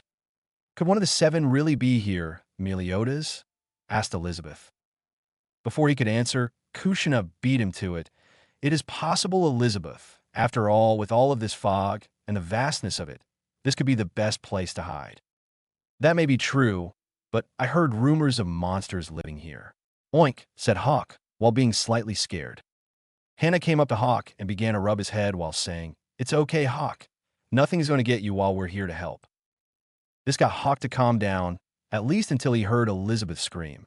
This got the group to grip their weapons with some pulling out kunai, and Naruto, Satsuki, and Kushina pulling out their swords, ready for a fight, until they turned around and saw Meliodas groping Elizabeth's butt, which promptly got him smacked from a kunoichi. Meliodas then began talking, despite the numerous lumps on his head from the kunoichi, about how, because the forest is covered by the fog all year round, that traveling by horse would be difficult, and that it would be easy to lose your sense of direction, and how even hunters avoid this forest, thus making it an ideal hiding spot from the holy knights. Suddenly, Elizabeth realized something was different about herself right now. This caused her to wonder what happened, which did not go unnoticed by the others. Naruto then asked Elizabeth if she was all right, which got Elizabeth to blush like crazy and reply that she was fine. Her response was met with some suspicion, but was otherwise ignored. "Hey you guys, hurry up already. Don't you know that monsters always attack when the people are messing around?" exclaimed Hawk. "Calm down, Hawk," said Meliodas. "No one likes a paranoid piglet."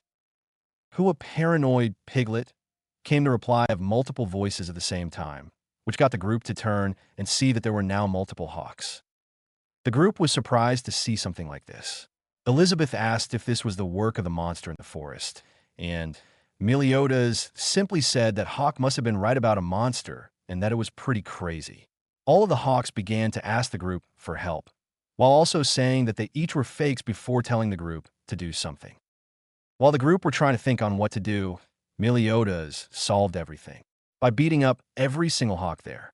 The group looked surprised at the sudden bout of violence, with Elizabeth shouting in worry for Hawk. Then all of the Hawks ran behind Elizabeth while complaining about how even Hawk's mother doesn't hit him. Elizabeth got worried about Hawk and turned around to make sure he was okay. But when she turned around, she came face to face with a copy of herself. Suddenly, more and more copies came out, before there were several copies of Elizabeth all saying they were the real one. But the group just couldn't figure out which was the real one. The Elizabeth copies then moved forward and tried to attack the group, but the kunoichi and Meliodas all disappeared and then reappeared by the Elizabeths. Meliodas then told the Elizabeths that they had to listen to everything he said. He took advantage of this and had all of the Elizabeths grope their own breasts after getting them to say his name with an embarrassed and put their right hand up with their left hand on their cheek. When the kunoichi saw this, they all smacked him upside the head with their fists or their weapons that were still in their sheaths. Meliodas then said, with several lumps on his head, "This is the last test. Jump as high as you can." The kunoichi were confused at this request until they saw all of the Elizabeths jump except for one, who crouched down to the floor while holding down her skirt, with a bright blush on her face. Meliodas then charged forward at a rapid pace and attacked all of the Elizabeths that were in the air, who then fell to the ground and exploded into a plume of smoke. Once the smoke cleared, it revealed a bunch of small, ugly creatures with blue skin and warts while wearing cloaks to cover their bodies and boots, who were all running away, deeper into the forest. "What were those things?" exclaimed Naruto, with the other kunoichi wondering the same thing. "Those were prankster imps known as hide-and-seeks," informed Hawk. They began chase after them when Meliodas said to do so, but then also smacked him again when he revealed that he had taken Elizabeth's panties. As the group was chasing them, they saw the imps running to what looked like a little girl who was curled up, sleeping. This got the group to begin running faster, thinking the imps were going to attack the girl. At least until they got closer and saw that the little girl, in fact, wasn't so little. She looked to be 30 feet tall, had brown hair that was tied up in twin tails, and a well-endowed, curvaceous body. She was wearing short-sleeved, one-piece orange jumpsuit, matching colored boots with 5 cross laces that reach up to her knees, and 2 fingerless gauntlets of a blue-gray leathery material covered in shiny steel studs. The final thing that the group noticed was the serpent symbol that was on her left thigh. The group then noticed the imps go up to the sleeping girl and say, "Lo, Lord Diane, we've allowed a group of holy knights to come through. Please forgive us." At this, the newly named Diane's eyes snapped open. She stood up, and before the group could do anything, Meliodas and Naruto were snatched up in her hands with her wondering, "Holy knights." Hey, giant woman, are you going to eat Meliodas and Naruto?" exclaimed Hawk. "Please let Sir Meliodas and Naruto go," exclaimed Elizabeth. "May I ask that you let my daughter go, please?" asked Kushina, while readying her weapon along with the other kunoichi, who were ready to attack at a moment's notice. Dian looked at the two in her hands before focusing on Meliodas and squinted her eyes in focus while wondering out loud. Meliodas? Meliodas simply said, "Hey Dian, how have you been these past 10 years? Dian stared at Meliodas in concentration for a second before she grew extremely happy and exclaimed, "Captain Dian!" Happy at seeing her captain again after 10 years. Hawk, Elizabeth, and the rest of the group were surprised to find out that this was Dian of the 7 deadly sins, with Hawk exclaiming, "Dian, you mean this giant is one of the 7? The sin of envy, Dian?" Dian looked and saw Hawk and thought that Meliodas brought her food because she loved whole roasted pig, but that was fervently declined. Dian then looked over towards Naruto and asked, "So who are you?" Naruto then introduced herself. "Hello, my name is Naruto, and me and my fellow kunoichi along with Elizabeth there are traveling with Meliodas in order to find the 7 deadly sins." Dian then put them both down and asked, "Really? Why would you be looking for us?" Elizabeth then answered, "I am looking for the 7 because I wish for their help in stopping the Holy Knights." Dian nodded her head in understanding before looking over to the kunoichi group, who had finally relaxed after Naruto was released, and asked, "So what about you guys? Why are you looking for us?" Kushina answered and said, "We actually aren't looking for all of you per se, but more the sin of greed, Ban." "Okay, but why are you looking for him?" asked Dian, with Meliodas answering. "Remember all those stories that Ban used to tell us that he was told by this person named Naruto?" he asked, getting a nod from Dian at her remembering. Well, it turns out that he was falsely banished from their village by her ex-husband, who was also their previous leader, and Ban, apparently, knows the last location that Naruto was. He continued, while pointing at Kushina when mentioning her ex-husband. "Oh yeah," exclaimed Dian. "I remember those stories. I always loved listening to those stories."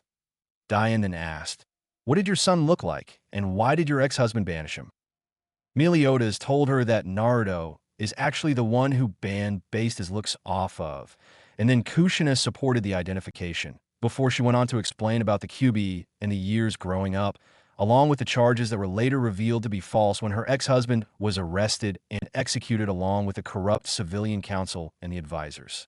During the explanation, Dian looked upset at the villagers for treating Naruto like that, and sad at what happened. And then, when we first heard about Ban knowing his last location, we trained my daughter for the past 3 years to get stronger, and then we left for Britannia. From there, we looked around and tried to gather information on the 7, Ban, or Naruto, until we ended up at Meliodas' bar, where we ran into Elizabeth and found out Meliodas was one of the 7 when defending Elizabeth from Holy Knight Apprentice.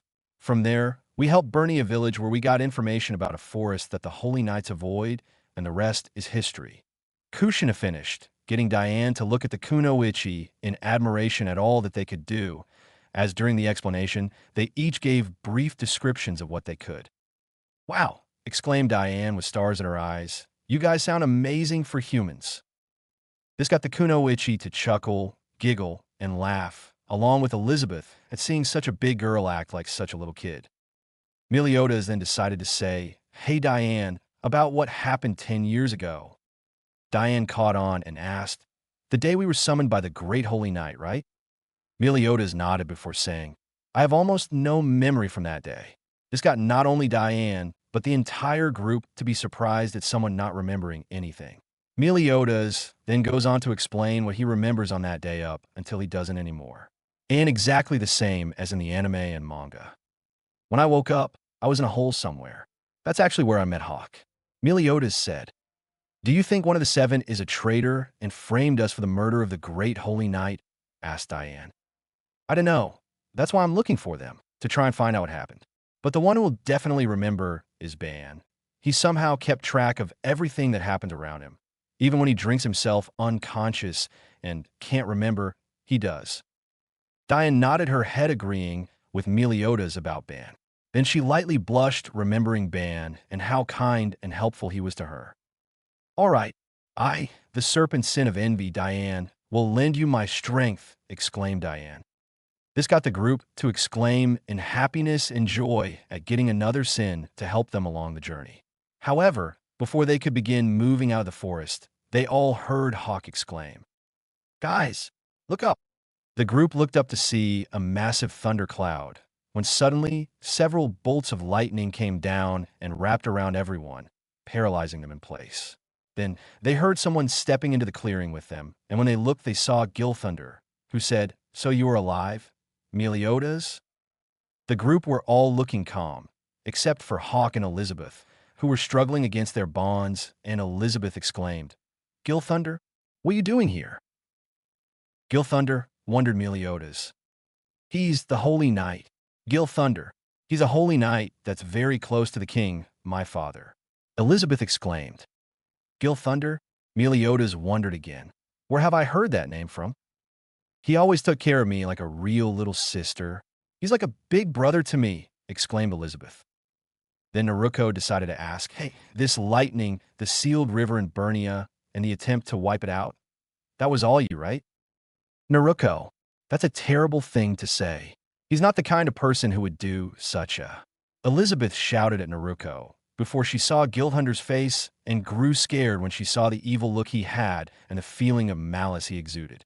"This is the same feeling from Bernia? It's a lie, right? You can't be," she exclaimed with fear in her voice. "Elizabeth," Gil Thunder began, "the kingdom's top priority is to ensure your safety. But that's got nothing to do with me. Whether you live or die is like a grain of sand in the path to the Holy Knight's rule." Gil Thunder explained before. With a wave of his hand, he released the electric bindings on Elizabeth. "Leave. I only have business with the Sins and the one who threw my spear back at me." The Kunoichi tensed, until Elizabeth then moved in front of the two Sins, the Kunoichi and Hawk, stating, "I won't let you lay a hand on them. Release your spell and let them go." This got everyone to look at Elizabeth in shock at her bravery, before Hawk toppled over. "Bror, I'm finished." Elizabeth ran over to Hawk and crouched down and said, "Hang on, Hawk," before he was kicked away with a loud, "O-I-N-N-K-K" by Gil Thunder. The group was shocked by this, before Meliodas had a blade with a rounded end at his neck being held by Gil Thunder, who was behind him. Gil Thunder then asked Meliodas, "Do you know why we're after your heads?" "I don't know," was all Meliodas said. "Some say it's because the Holy Knights want to purge the traitorous knights who tried to overthrow the kingdom," Gil Thunder said, "while others are looking to increase their prestige and prove their strength by fighting the legendary Seven." "Oh yeah," exclaimed Naruto. "And which might you be?" Gil Thunder simply said, "Both." Then he explained, "Revenge for the death of my father, the great Holy Knight, Zarathustra, who is called the strongest Holy Knight. And by killing the Seven, I can prove I am stronger and surpass my father." Meliodas then exclaimed, "Now I remember, your little Gil, the little kid who always followed us around, saying he wanted to be just like us," all with a smile. Then Meliodas exclaimed, "You sure have grown." Gil Thunder then appeared in front of Meliodas and said, "That was in the past. I'm now stronger than any of you Sins." "Maybe," said Meliodas, "but you don't know for sure." Gil Thunder thought for a second. "Then I will release you, and we'll see."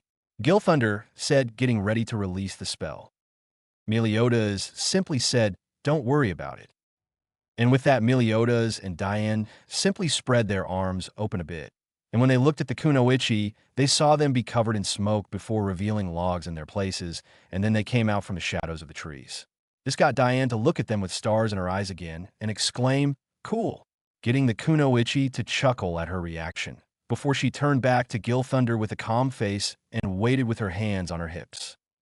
Meliodas and the Kunoichi were stretching, seeing as they were bound for a good few minutes, and Meliodas said, "I could have broken out of there whenever I wanted if I felt like it. I could wipe out you and this entire forest if I felt like it." Gil Thunder said, I doubt it. That's impossible," Meliodas said with a cheeky grin. Gil Thunder paused before saying, "Then I'll kill you." "Right back at you," Meliodas responded. Gil Thunder then looked to the Kunoichi and said, "When I am done with him, I will find out which of you threw my spear back." "Doubt it," said Anko, getting the Kunoichi to chuckle again.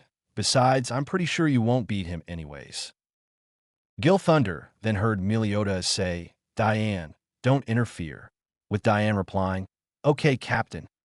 They both got ready with Gil Thunder putting his left foot forward and sword ready to strike, and Meliodas put his right foot forward right next Gil Thunder's with his arms relaxed. Gil Thunder asked, too embarrassed to lose a fight, even if it's 2 against 1? Meliodas simply replied, don't you get it? I'm trying to be polite.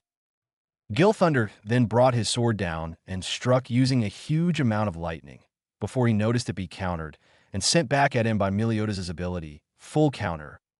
Didn't I say? Asked Meliodas right back at you.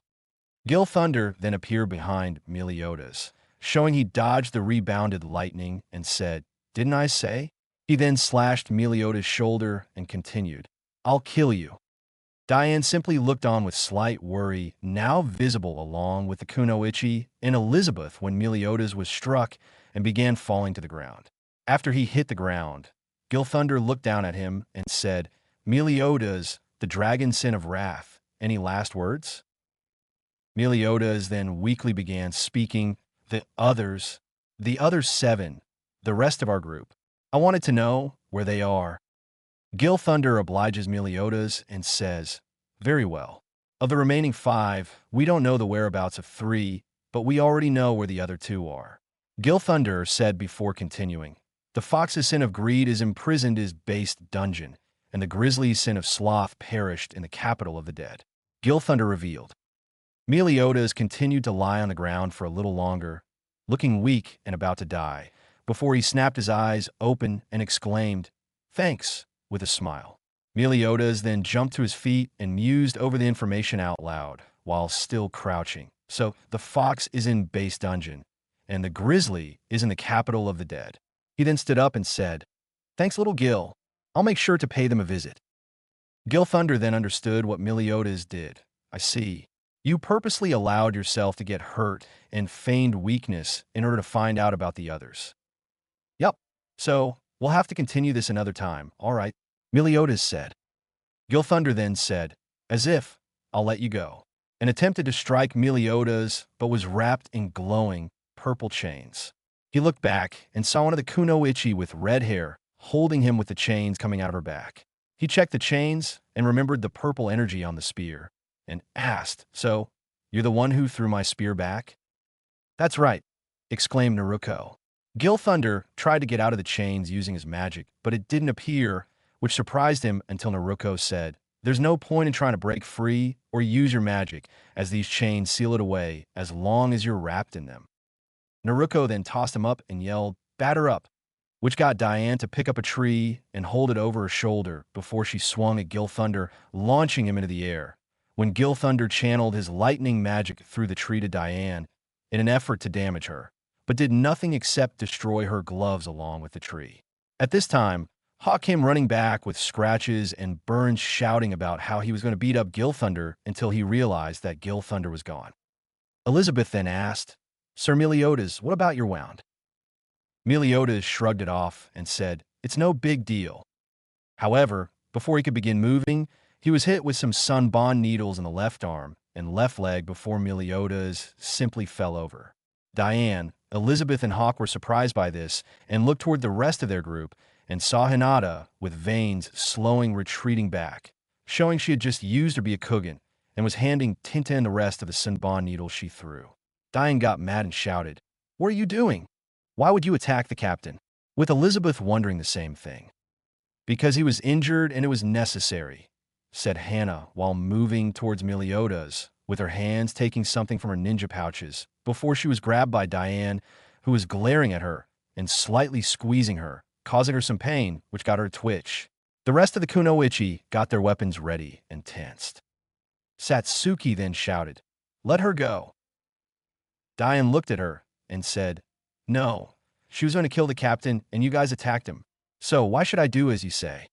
Because he isn't dead, just temporarily paralyzed so that he can be treated, shouted Kurinai, getting Diane to look at Meliodas, who was still awake, and said, yeah, I'm fine, Diane. I just can't move right now. Diane then opened her hand and saw that Hannah had some bandages, string, needles, and medicine to clean, stitch, and wrap the wound. This got Diane to look sheepish and put Hannah down before apologizing. Sorry about that. It's just that the way you said that and the sudden attack made me think you guys were enemies who had been pretending to be allies. The Kunoichi relaxed and put away their weapons before smiling, with Kushina replying, "It's okay. We understand. It's just we have a lot of knuckle-headed people in our village, and my son used to be the same, where he would receive a wound but wouldn't treat it until he passed out after completing the mission or when there was a big enough break, and we had to treat him." This got the group to smile at the times Naruto would act tough but then pass out from blood loss after the mission was completed. The Sins, however, looked surprised at how tenacious someone could be. This also got them thinking about Ban and how he used to be the same. This made the two Sins go wide-eyed, which was missed by the Kunoichi as they were talking, at what they were thinking and looked at each other and saw they were thinking the same thing. Could Ban possibly know where Naruto is because he is in fact Ban? The group is now back on the road, with a patched-up Meliodas currently riding Dian's shoulder, holding up Ban's and King's wanted posters, while saying the Fox's Sin was thrown into a dungeon, and the Grizzly's Sin is presumed dead and buried. What do you think, Diane? Well, if it is true that King is dead, then I say we check it out after getting Ban. Because there would be no point to going to the capital of the dead, completely passing base dungeon, which by the way is closer, and then finding out the rumor was true, and before needing to head back to base, wasting more time to find the others. Diane said with a light shrug so as to not throw off Meliodas and not jolt him too much to irritate his bandaged wound. It will also be best to head to the village first, as that way we can get proper doctor to check on that wound and make sure it's okay and nothing is wrong with it, said Hannah, who while confident in her skills as a medic, she was still only a veterinarian. Meliodas nodded his head and said, "All right, then let's go pick up Ban at base dungeon," the others shouting in agreement, with only Meliodas and Diane thinking, and to confirm if Ban is really this Naruto person we've been hearing about. Base dungeon. Ban was awake and humming while he was being tortured, completely unfazed by their attempts to cause him suffering. While they were in the middle of grabbing some other blades, he suddenly sneezed, which got the torturers to look at him as he sniffed and shrugged his shoulders as best he could while pinned with steel spikes. He then went back to humming and thought, "Why did I sneeze? Am I getting sick? But I never get sick." Ban then got a look of realization before he made a sly smile as best he could and thought with glee, "Someone must be talking about me. But who? It can't be that cute, blue-haired knight who I see pass by and give orders of the guard change. So it must be the others remembering me." Ban then got a look of glee which, because the torturers were watching him, they thought he wanted a specific tool, so they grabbed it and moved towards him to continue. Ban, however, didn't care about the torture and instead was excited about meeting the other again because he had this feeling something exciting would happen soon. Chapter 3: The Weird Fangs and Reunion. It has been a week since the group found Diane and fought against Gil Thunder. Currently, the group was on their way to Dalmari Town, which was a couple miles outside of base dungeon, where the Fox's Sin of Greed was held. Right now, we see the women of the group taking a break outside with Diane, talking to the Kunoichi about other abilities and things they can do with Meliodas inside the boar hat room, resting by force due to a paralysis seal that was placed on him to keep him in bed. So you guys use this chakra to perform abilities and techniques such as breathing fireballs, walking on water, and creating those chains of yours? Diane asked with stars in her eyes, excited at hearing more about what the Kunoichi can do. Kushina nodded and said, "Yeah, but the chains are more mine and my daughter's abilities." Diane was confused. "Why is that? How come only you two can do that?" Naruto was the one who took over from here. You see, in the elemental nations, there are some people who have special abilities that only they or their clan can use. We call abilities like this Kekkei Jinkai, or bloodline limit, and basically it makes it where only specific people and their families have a unique ability or skill. Our chains are a part of our clan's Kekkei Jinkai, and so only me, my mom, and others from our clan can use them. Another example would be that some people from the elemental nations gain a mixed elemental chakra that allows them to use different elements other than water, wind, earth, fire, and lightning. One such element is the Bakutan, or the explosion release, which is a mix of earth and lightning chakra, allows the user to create explosions through different means, such as an explosive material that they create from their bodies that causes powerful explosions, or they can add an explosion to their attacks when using taijutsu or hand-to-hand combat for more damage. At hearing this, Diane got stars in her eyes again, while imagining herself with explosions coming from her hands. Diane shook her head and then turned back and asked, "What else can you guys do?" Hannah decided to then take over from here. "Well, some other things we can do is form contracts summoning animals like frogs, dogs, and hawks being some." "That doesn't sound too impressive, to be honest," Diane said, while looking not very excited about that. Hannah and the rest just laughed at her reaction. "Well," began Hannah, "I can understand when you just hear that we can summon animals, but you see, the animals are different sizes and can be the size of our hands to being as big as you." At this, Diane's eyes went wide, before she then heard, "Sometimes also, depending on which species it is, they can also be bigger than you." Diane then began imagining a dog the same size as her, and then got the stars again. "Now that sounds cool," Diane exclaimed. The Kunoichi laughed at how excited Diane was about hearing what they can do. Anko then began. "Along with that, we can also use genjutsus or illusions. We can also enhance our strength and speed by channeling chakra to our limbs. And with seals, we could do almost anything." As Anko was describing each ability, Diane was thinking about each one. When she heard about how they can cast illusions, she wasn't really sure how to feel about that one. When she heard about being able to enhance their strength, Diane thought that was pretty cool since that would mean they could be stronger depending on how much they channel. However, the last part is what really interested her. "Wait, you can do anything with these seals of yours?" Diane asked, with a question in mind. Anko seemed to think about that. "Well, almost anything. There are some things that we can't do with seals, like living forever and such, but yeah, most things should be possible." Diane then looked nervous before she asked, "Could seals help make me smaller?" The Kunoichi were surprised at this request before they all looked at Kushina, who was deep in thought, mumbling some stuff that was missed, before she looked at Diane, who had a look of nervousness and slight hope, and asked, "Before I answer that, I need to know." Diane nodded her head, ready to answer the questions. "Why do you want to be smaller?" Diane then sighed while having a look of sadness. "It's because in the past, I always wanted to be able to experience some of the things that humans experience without scaring everyone off. I want to be able to walk among you guys without the fear of stepping on one of you." Diane began to get tears in her eyes. "Also to be able to show him how much I like him." This last part she muttered, hoping no one would hear. However, unknown to Diane, Kushina and Hannah heard what she said, and both smiled at such a poor reason. "Well, in that case, how could I possibly say no?" Kushina said with a smile, getting Diane to brighten up with tears still in her eyes. "Thank you, thank you, thank you," Diane began saying over and over, incredibly happy at being able to be smaller. The Kunoichi all smiled at how happy Diane looked at hearing that she could be smaller. "Now, I will begin working on it right away, so that you can have it as soon as possible. Also, do you want it, where you can change your size at will?" Kushina asked, with her answer being Diane nodding her head up and down rapidly like a little kid. "Yes, that would be so useful," Diane exclaimed. "All right, well, I better get to work, and we had better keep on moving if we want to make it to Dalmari Town by morning," Kushina said.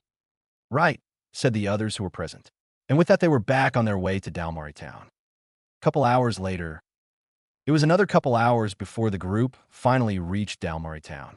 Once they got there, the first thing they did was look for a doctor check and make sure Meliodas' wound was fine. We now find Kurenai, Anko, Hannah, Naruto, Kushina, Elizabeth, and Hawk standing around in a doctor's office, with Diane outside by the window, as the doctor checked Meliodas' shoulder. "Well, I can tell you for sure that you did an excellent job of wrapping and disinfecting the wound," informed the doctor. Hannah felt pride in herself at this bit. "Now, it looks to be healing well. I would say another day or two of rest and some medicine, and it will be all healed. Wait here while I go get the medicine," informed the doctor before he got up and left. The group sighed in relief that nothing has gone wrong just yet. However, while everyone was waiting for the doctor to come back, none of them noticed an insect that seemed to stare at Diane from a rooftop. In a dark room. "I found them. They're at the doctor's building," said a feminine voice. "Are you going, Frieza?" asked another voice to the now named Frieza. Frieza was a woman who wore dark red armor, with fur around the bottom half of her legs. Her helmet looked like an eight-eyed, eight-legged spider, and in her hands was a green, dual-tailed whip. The now named Frieza got up from where she was sitting. "Yeah, I'll be going to deliver the first strike and end him along with that little group of his," she exclaimed while beginning to swing and twirl her whip. However, in her head, she was thinking, "I hate this. I hate how the Holy Knights have changed from how they were before. Why did I join these jackasses anyways?" Kurenai cleared her throat, gaining everyone's attention. "All right, well, now that we know he will be all right, we should make a plan." The group nodded and began to listen. "Now, Diane, you will head to base dungeon to begin checking it out." "Right. You can count on me," Diane exclaimed. Kurenai nodded, then said, "While you do that, we'll go get the others, then follow soon after. Is this good with everyone?" Everyone nodded yes, and with that Kurenai, Hana, Naruto, and Kushina went to the boar hat to get the others. This left Anko, Diane, Elizabeth, and Hawk alone while the doctor got the medicine. "Well," began Diane while getting up, I better start heading to base dungeon." And with that, Diane began to make her way in the direction of base dungeon. But before she could get too far, Elizabeth came running out, with Hawk and Anko following her. "Wait!" exclaimed Elizabeth, gaining Diane's attention. "HM, what's up?" asked Diane, curious on why Elizabeth stopped her. "I want to know why you seem so excited about meeting Sir Ban," asked Elizabeth. Diane began to blush before stuttering. What? And no, WYW would you think that?"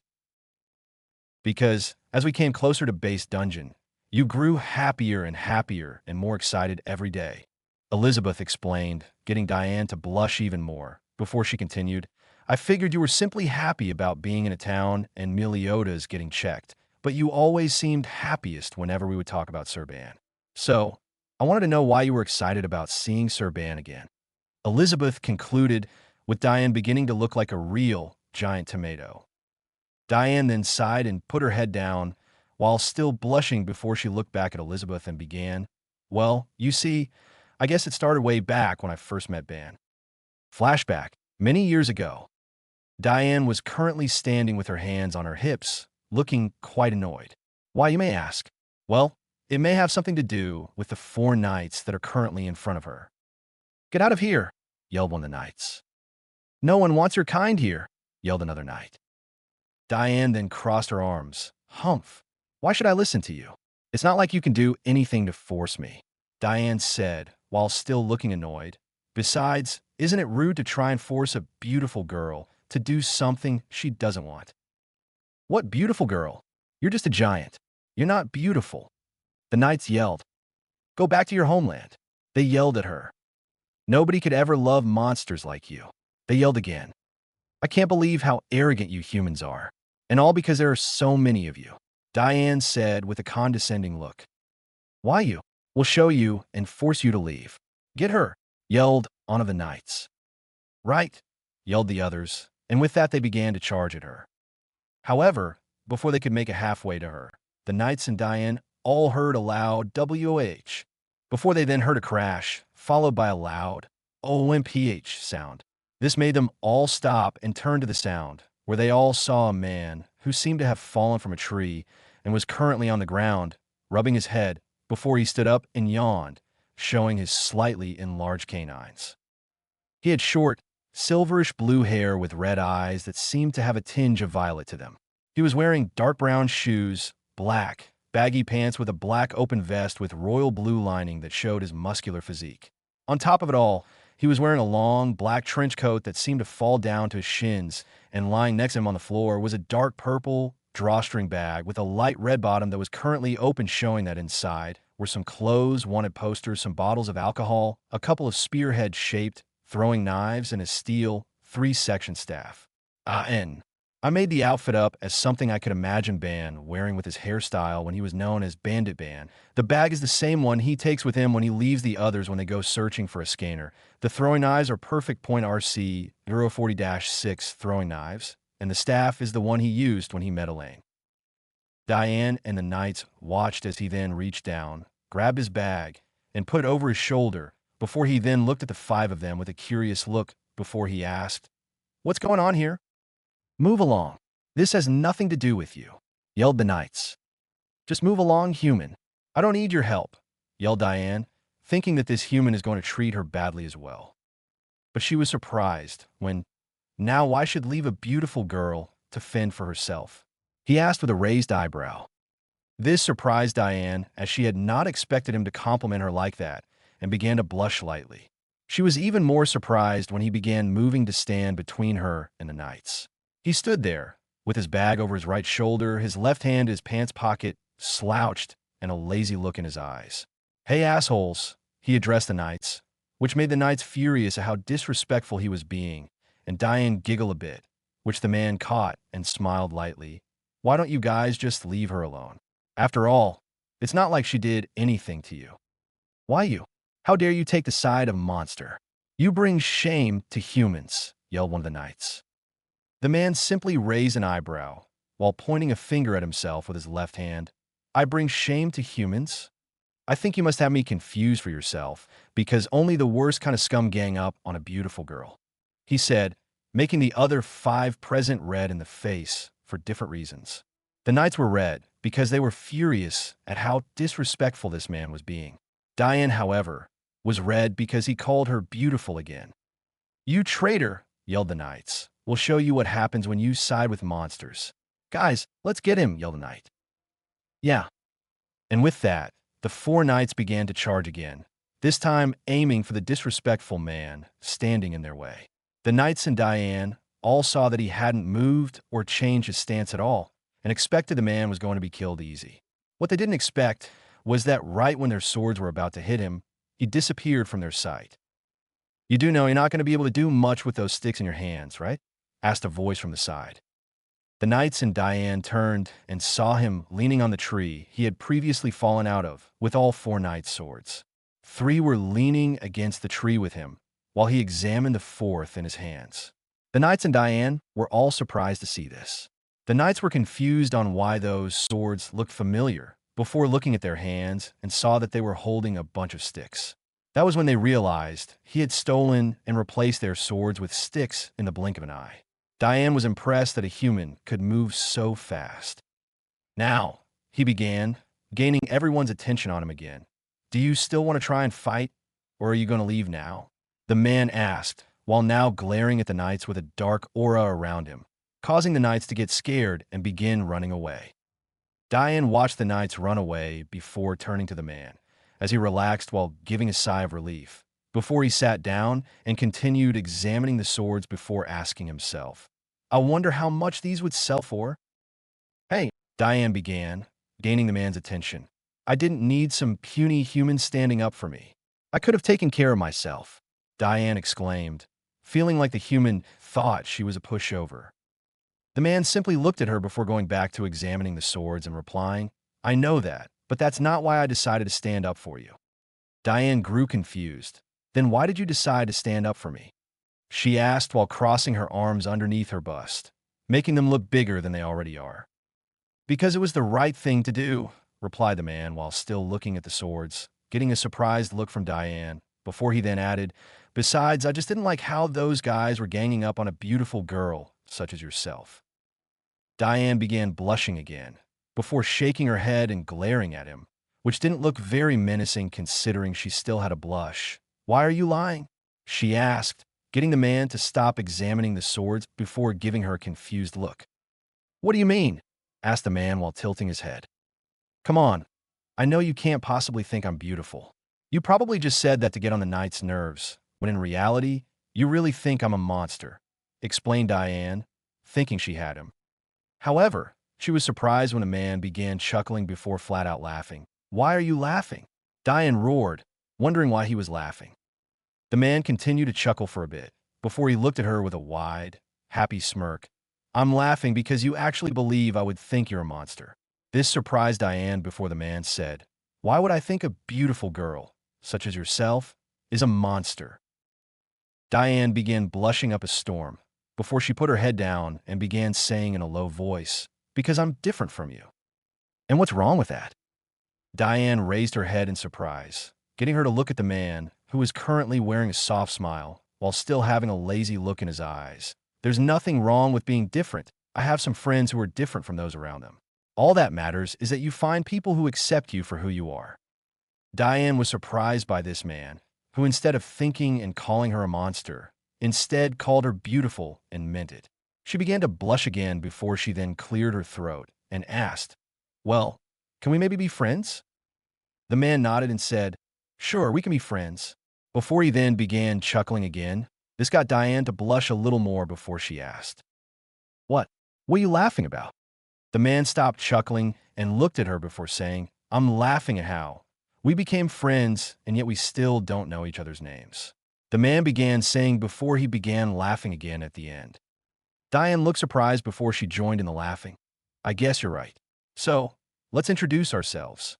Diane then kneeled down and held out her hand before saying, "My name is Diane, and I'm from the Giant Clan." The man looked at her hand for a second before he got up and moved towards her and gripped her hand as best he could, with her doing the same, being careful not to crush his hand. "Nice to meet you, Diane. My name is Ban Fox of the human race." Flashback end. Diane had a beautiful, soft smile on her face before she continued. "From then on, we have been almost inseparable. We just moved where the wind took us, enjoying life, hanging out with villages that welcomed me in. And the villages that didn't, we would camp outside of the village and then leave in the morning." Diane then began laughing, but every time we began to leave those villages, he would have me wait for a second before he ran back to the village for about 20 minutes every time, before he came running back with this huge, proud smile on his face, with the entire village chasing him. Diane started to laugh even harder when she remembered the villagers.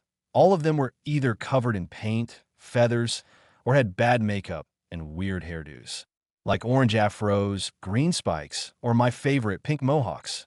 This got Elizabeth and Hawk to start laughing, but Anko looked deep in thought. "Those pranks sound familiar, like I've seen them before," thought Anko, but the one I remember doing them at the village. When Anko's thoughts began to trail off, when she remembered the only person who ever did pranks like that in the village. Anko's eyes then went wide at that thought. No, is it possible? Anko then began to think carefully on her assumption. But that doesn't make sense. Diane is describing her encounter from many years ago, but he was banished only 4 years ago. So how would that work? As Anko was thinking, Diane, Elizabeth, and Hawk just got done laughing, but she was brought out from her thoughts when Diane continued to talk. "We had a lot of fun and we actually joined the 7 deadly sins together. But when we were framed for the great Holy Knight's death, we all separated, and I haven't seen him since." Diane frowned when she said this, before she then got a soft smile. "So, if I seem excited, the reason is because this will be the first time in 10 years that I've seen my best friend again." Elizabeth, Anko, and Hawk all smiled at Diane, happy that she will be able to see her friend again for the first time in a long time. "Well," began Elizabeth, "good luck, Lady Diane, and stay safe." Diane smiled and nodded before she got up to begin heading to base dungeon. But before she could begin moving, all 4 of them noticed that the sky near base dungeon was getting dark and was moving towards the town. "Are they thunderclouds?" Hawk asked. "Is it Gil Thunder again?" "No," Anko said, "it sounds like wings." Elizabeth then said, "This can't bugs?" Hawk then exclaimed, "Not just any bugs. It's a massive swarm of poisonous bugs." The 3 women were shocked at this exclamation before they then watched as the swarm got closer. Then, when the bugs were right above the town, they all began spitting poisonous acid on the town, melting everything that was hit. This surprised the group as they watched the town being melted slowly. "This must be an attack from a holy knight," exclaimed Hawk. "Diane, we're counting on you to help. However, Kaya, I hate bugs." Diane has a severe dislike for bugs. Elizabeth then noticed that the bugs were attacking the doctor's building too. So she began running to the doctor's building to try and warn Meliodas. Anko noticed she was running back and gave chase while forming some hand signs before she ended on Tiger and mentally shouted, "Katan, Gokaku no Jutsu." With that, let Anko lose a giant fireball into the sky, burning a good chunk of the insects. This caught Elizabeth's, Hawk's, and Diane's attention, and they were all amazed by this, with Diane having stars in her eyes again. But then Diane shook her head and got serious. "I can't let you show me up like that," Diane said, before she then slammed her hand on the ground. Besides, we're stronger than the holy knights. She then raised her hand, and from the ground came several pillars of earth that destroyed the rest of the bugs. So, letting a few bugs stop me would make me look bad. The trio were amazed to see how easily Dian destroyed the rest of the bugs, before they began to check on everyone in the town. However, while the four were outside, making sure everyone was safe and sound, Dr. Dana had come back with the medicine. Here you go. This will help give you some comfort for the pain, and it will make you feel sleepy. So make sure to go right to sleep right after. You still need rest after all, said Dr. Dana. Meliodas took the bowl and said with a smile, "Thank you very much for helping us." And with that, Meliodas drank the medicine before laying down on the bed, going right to sleep. Dr. Dana then began to cry and sobbed. Please, please forgive me. I don't have a choice." Meanwhile, in base dungeon, the two guards, who were currently standing outside of Ban's cell, began talking. "Hey, want to bet on who will win?" asked one of the guards. "HM? What do you mean?" asked the other. "The Weird Fangs and the 7 deadly sins, they're fighting right now," said the first guard. This got the attention of a certain prisoner with silver blue hair as he continued to listen in on the conversation. "That's not much of a fight.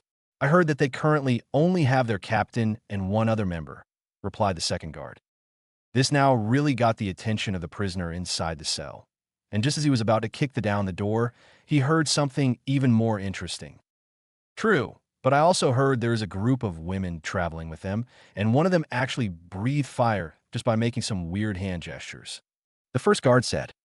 This got the prisoner's eyes to widen before he finally decided to make his presence known. "Well, that sounds really cool," came a voice from inside the cell. This surprised the guards, who were immediately on alert when they heard the voice continue speaking. "Sounds like it ought to be fun, especially with that group of women who can breathe fire with just a few hand gestures." As soon as the voice was done talking, there was a loud bang at the same time as a footprint was indented into the steel door. It then began to fall down until it hit the floor with another resounding bang. The guards were terrified as they saw a silhouette of a man begin walking out of the cell. Out of the cell came a man with long, messy, silverish blue hair that reached his upper back with thick facial hair to match and red eyes that had a touch of violet. He had unbuttoned, purple pants with metal studs and holes that revealed where the metal spikes had previously been. He still had 2 more spikes in his body, with one in his left shin and the other in his right forearm. But the thing that really drew attention was the red fox symbol on the left side of his abdominals. "Ah," the man groaned while cracking his neck. "It feels so good to walk around every now and then." "In no way. The 7 deadly sins, Ban." "The fox sin," exclaimed the first guard. The second guard then exclaimed, "Damn you. How did you get out of there? And why now?" The now named Ban said, "Isn't it obvious?" He then reached down for the spike in his shin and pulled it out with a little effort that was heard in his voice when he said, "I kicked the door down." He then tossed the spike on the ground before reaching for the spike in his arm and began to pull on it while saying, "And as for why, it's because you were talking about some totally interesting stuff." Ban then pulled the spike out and caused some blood to splash on his face while saying, "You said he was alive?" "Our captain." He then looked at the 2 guards with a serious look and narrowed eyes. "And what was that about women breathing fire?" The 2 guards were terrified as they watched him toss the last spike to the ground. However, before they could answer, a voice came from a couple feet away and was getting closer. "What's all this commotion?" The owner of the voice was young knight with silverish lavender hair that was held in a ponytail with some hair swept over the left side of their face and amber eyes. They wore a dark purple coat over regular, steel, full body armor, with a sword at their side that had a U-shaped pommel, and the guard is made of 2 straight pieces with curves at the end, with one facing the sword and the other facing the pommel. Jericho!" exclaimed one of the guards in relief. The now named Jericho then began said, "Ban of the 7 deadly sins. I don't know you escaped, but return there at once," while pointing their thumb in the direction of Ban's cell at the last part. "How about some respect, little girl?" Ban began, before continuing while stroking his beard. "I'm not sure how you were raised, but is that any way to talk to a hero?" Jericho just replied by saying, "I am an apprentice holy knight." You dare call me little girl? That's pretty disrespectful for a prisoner on death's door. Jericho then turned to the guards and ordered, "Go to Sir Galgius and the others at once. Tell them all. Jericho had to defeat the Foxen when he escaped and tried to resist." "Right," came the reply from the guards before they began leaving. After about a minute, it was now just Ban and Jericho, and they stood in silence for a moment before Jericho began to reach for her sword. Then she began running at him before she began to swing her sword at a fast pace. To a normal person, it would look like there were multiple Jerichos attacking Ban.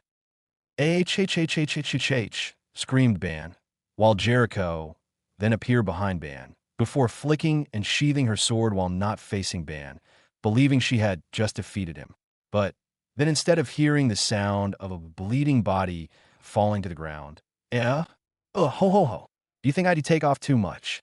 asked Ban, as he turned around, rubbing his chin while also showing his new haircut with a satisfied smirk on his face. Jericho turned around in shock, with wide eyes as she watched Ban rub his chin. "Well, it feels pretty good, so I guess I'm okay with it. You got some real talent with that sword there, little lady. Keep practicing, and you might be able to beat me one day," Ban said, while complimenting her, causing her to blush lightly from the compliment. Jericho then shook her head and asked, "How did you dodge my sword with all those injuries?" sounding slightly shaken up. Ban looked kind of surprised before he replied, "Injuries? What are you talking about?" "Huh?" Before he began waving his arms up and down, along with his legs, while examining himself, showing that his body had no injuries on it. Jericho then looked really shaken up before saying, "That's impossible. Your limbs were full of holes from steel spikes running through them." "It'd be good if you remember this, little lady," began Ban, gaining Jericho's attention. "There's only one wound on me, and it's this one right here, got it?" He continued, while now pointing at the scar that was on his neck and led up to his cheek. Jericho was surprised by this, but she didn't have a chance to reply, as Ban then said, "So you could say that injuries I get from that guy are kind of special case, I guess." Jericho was surprised by this information, but before she could come up with something to say, Ban then added one more thing. Now, Ban began with his head slightly down to shadow his eyes, before he then raised it and looked at Jericho with the same look that he gave the guards from before, and said, "Maybe you can tell me about these women who breathe fire?" The look he had on put Jericho slightly on edge, and yet, at the same time, it slightly turned her on from seeing how powerful and handsome he looked. Sometimes she really hated how much her teacher rubbed off on her. Meanwhile, back at Dr. Dana's office, Anko, Elizabeth, and Hawk were back inside Dr. Dana's office, where they found Meliodas on the bed sleeping. Elizabeth was sitting next to the bed watching Meliodas to make sure he was all right. Hawk was resting on a stool nearby, and Anko was leaning against the wall next to the door. As they were watching Meliodas, Dr. Dana came into the room and asked, "How is the patient doing?" Elizabeth answered, "He's been doing well. That medicine you gave him seems to have put him to sleep." Hawk agreed and said, "Yeah, he looks dead or something." Elizabeth got scared by this before she turned to Hawk and exclaimed, "Hawk, don't say that." Anko then finally decided to ask something that had been on her mind since the three of them came into the room with Meliodas. "Hey, Dr. Dana, I know you're a man of medicine and all, but something has been bothering me about that medicine," she asked while pointing to the bowl that had held the medicine before Meliodas drank it. Dr. Dana turned to Anko and asked, "Yes, what is it?" Anko then moved to the doctor and had an angry look on her face before she picked up the doctor by his collar, surprising Hawk and Elizabeth. If it was supposed to be medicine, Anko began getting Dr. Dana to begin to lightly sweat at what he figured she was about to ask. "Then why does it smell so much like poison?" Elizabeth and Hawk were now really surprised at what Anko was accusing the doctor of. But before they could say anything, Dr. Dana said, "Because it is." That caused Elizabeth and Hawk to go wide-eyed, with Anko getting angrier, but the doctor continued, "Wolfsbane, belladonna, tiger beetle, henbane leaf make a deadly poison when mixed. Once taken, you begin to feel sleepy before you decide to go to sleep, where you then never wake your eyes again. No pain, no suffering." Anko was now livid at what the person who was supposed to help decided to go against their oath and instead kill one of the people who they were supposed to help that could have helped them stop the Holy Knights. Elizabeth was distraught at finding out that Meliodas was dead, as was Hawk. However, before any of them could say anything, they all heard a voice. Do please forgive the good doctor. He was after all only doing what he was told, in exchange for his daughter. Anko dropped Dana and moved to Elizabeth and Hawk before pulling out two kunai that she held in a reverse grip in both hands. Then, out of nowhere, a knight appeared in the room, standing between the group and Dr. Dana. He wore full body armor, with his torso covered in a metal breastplate while his arms were covered in metal chainmail. The upper part of his legs were covered in armor as well, but the rest were clad in knee-length metal boots. His helmet, however, was what really brought attention. It looked like a demon with slanted eyes. 9 dots were over each eye, a mouth of sharp teeth, and horns on the side. Behind him looked to be a sword with a blade appearing to be a foot in width and a foot and a half in length. The group were surprised at this holy knight just appearing out of nowhere, who had his right arm placed in front of him as if he were going to bow, and said, "Allow me to introduce myself. I am Holy Knight Galgius of the Weird Fangs." He then bowed slightly and put his right arm forward towards Elizabeth. "Princess Elizabeth, I have come to pick you up." Hawk then got in front of Elizabeth and exclaimed, "Not so fast. I, Sir Hawk, Knight of Scraps Disposal, shall be your opponent." However, Sir Galgius didn't bother with Hawk and simply said, "And this sword," he exclaimed while lifting the blanket from Meliodas' body to show Meliodas still held onto the sword. Galgius then turned to Meliodas and said, "7 sins, Meliodas. This is worthless while in your hands, so we will be taking it back." Sir Galgius then began to reach for the sword, but when grabbed the sword and held it up to examine it, he noticed Meliodas was still holding on to it, standing with shadowed eyes. Everyone was shocked to see that Meliodas was standing, even though they had been informed that he had taken a powerful poison. While they were all trying to figure out how this happened, Meliodas was remembering a night from the past. Flashback, many years ago. It was the middle of the night. Diane, Ban, and Meliodas were all camping out in a canyon. Lying next to them were the dead bodies of some monsters that they had killed. Currently, Diane was sleeping on the ground off to the side, and Ban and Meliodas were sitting by the fire. They had just finished eating when Ban decided to say something that had been on his mind for a while. "Hey, Capin." Meliodas was drinking some alcohol and said, "Yeah, what is it? How come you always have that sword with you?" Ban asked, "I mean, I've never seen you without it. What's so special about it anyways?" "It's not that special," replied Meliodas. "So can I see it?" Ban asked. "Sorry, Ban, but you can't," replied Meliodas. Ban moved over to behind Meliodas and grabbed the hilt of the sword. "Come on, just let me have a little peek." Ban was then surprised when Meliodas grabbed the hilt as well and said, "Let go, Ban." It was at this time that Diane began to wake up, and while rubbing her eyes, she said, "Hey, you too. You're still up?" "Just step away, Ban. You don't want to make me angry," Meliodas said. Ban blinked his eyes before he asked, "Make you angry? Are you serious? You and me have been hanging together for a lot of years now, and in all that time, I've never seen you get mad once." "I mean it," said Meliodas, with his eyes now covered by his hair. Diane is still off on the side, watching with a worried expression when she heard Ban say how he was wondering how Meliodas got called the Dragon Sin of Wrath. She decided to find out what was going on and asked, "Ban, what do you think you're doing?"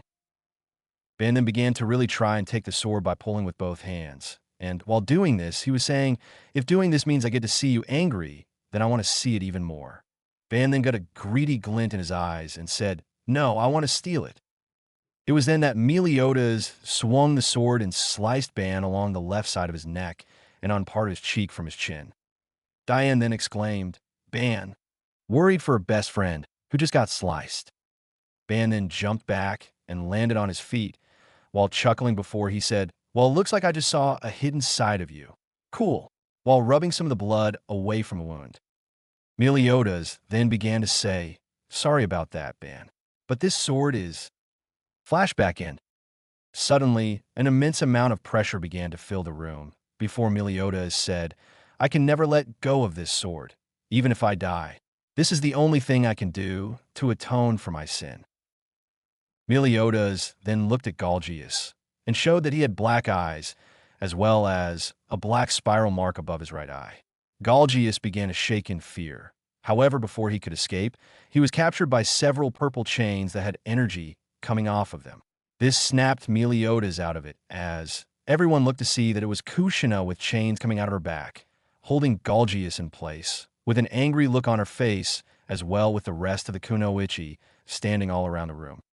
I don't like it when someone sneaks up on me. However, I hate it when someone sneaks up on people I care about, Kushina said, before she then slowly began tightening the chains around Galgius. Everyone could hear the sound of creaking metal, meaning that Kushina was slowing, crushing Galgius. Galgius was shouting in pain, "Please spare me."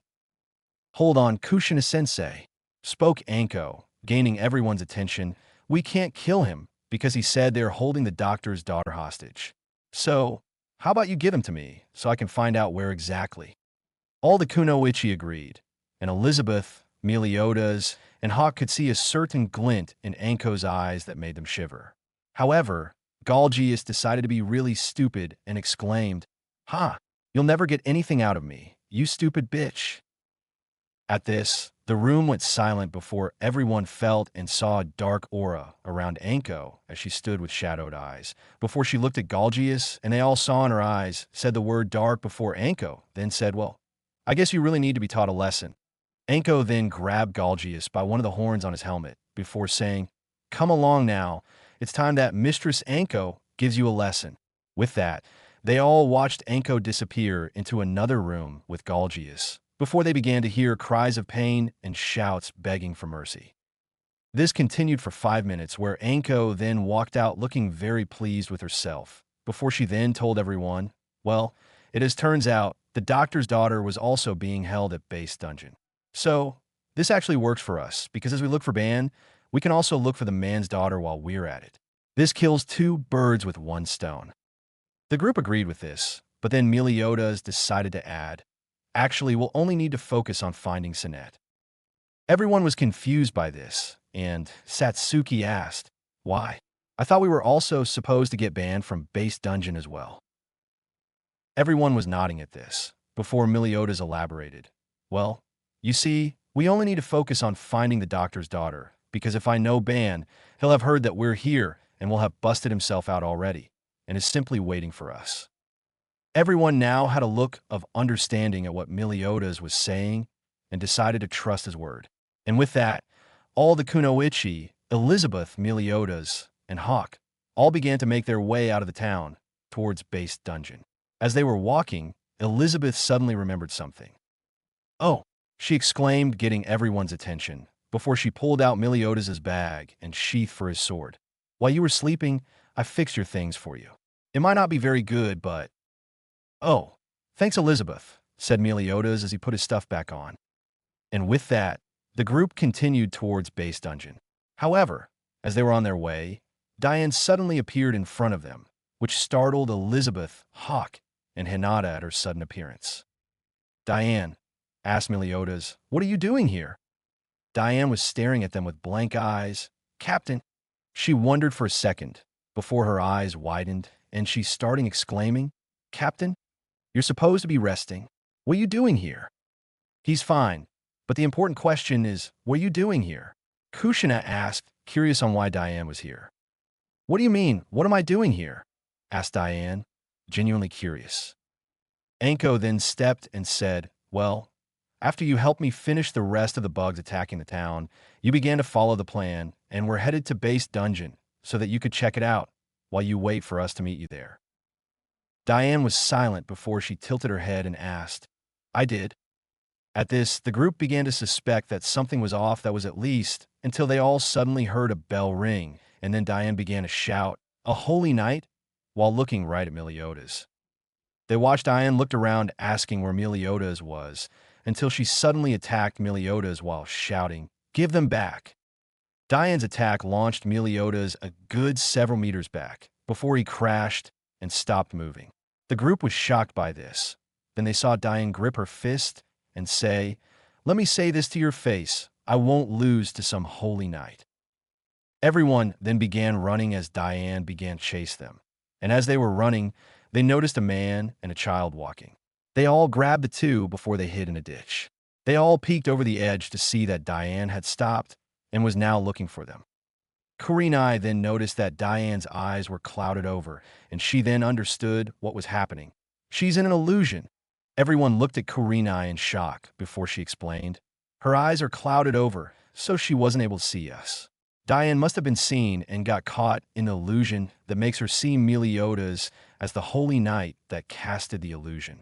Everyone then had wide eyes at realizing this, but then Kurenai continued. And earlier, she was fine and talking to us, but then a bell ringing was heard, and she then began attacking us, so it had to be caused by a bell. Kurenai was still explaining, but then she trailed off as she stared at something with narrowed eyes, and everyone began to look at where she was staring, where they saw the boy and the man. They all then noticed the boy's staff had a little bell on it. This caused everyone to be on alert. "Who are you?" shouted Kurenai. "You are clearly behind this turn of events. So who are you?" The boy began chuckling before he was replaced with a holy knight. This one was wearing deep blue armor with a long black skirt. He was wearing a helmet that looked like a human face and had 22 holes on both sides, and in his hand was a larger version of the staff the boy was previously holding. "Well, you seem to have caught on rather quickly. My name is Ruin of the Weird Fangs, and I will be the one to bring ruin to the 7 deadly sins." At this same time, the group then heard buzzing and looked up to see more insects coming their way.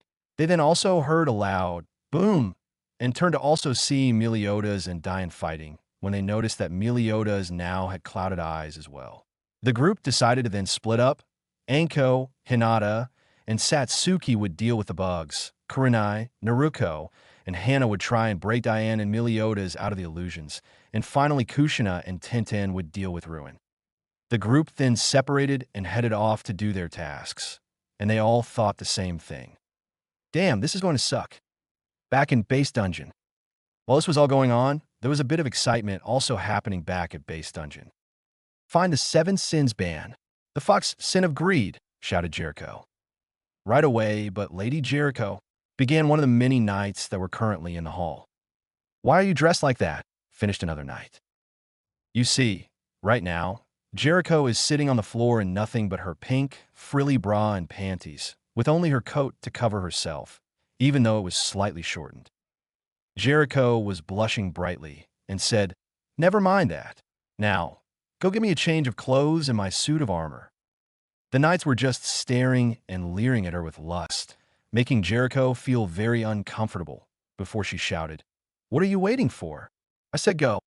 With that, the group of knights began running to get what Jericho needed, with one standing in place staring at her for a little longer before another knight came back and grabbed him, taking him away. Before they were all gone, "I can't believe he was right," she said, while remembering what Ban had told her before she had been found. Flashback, a couple minutes ago. Ban was currently holding Jericho up by her cheeks with his hand underneath her chin. She dropped her sword, as she was having a hard time breathing, and said, "Just finish me."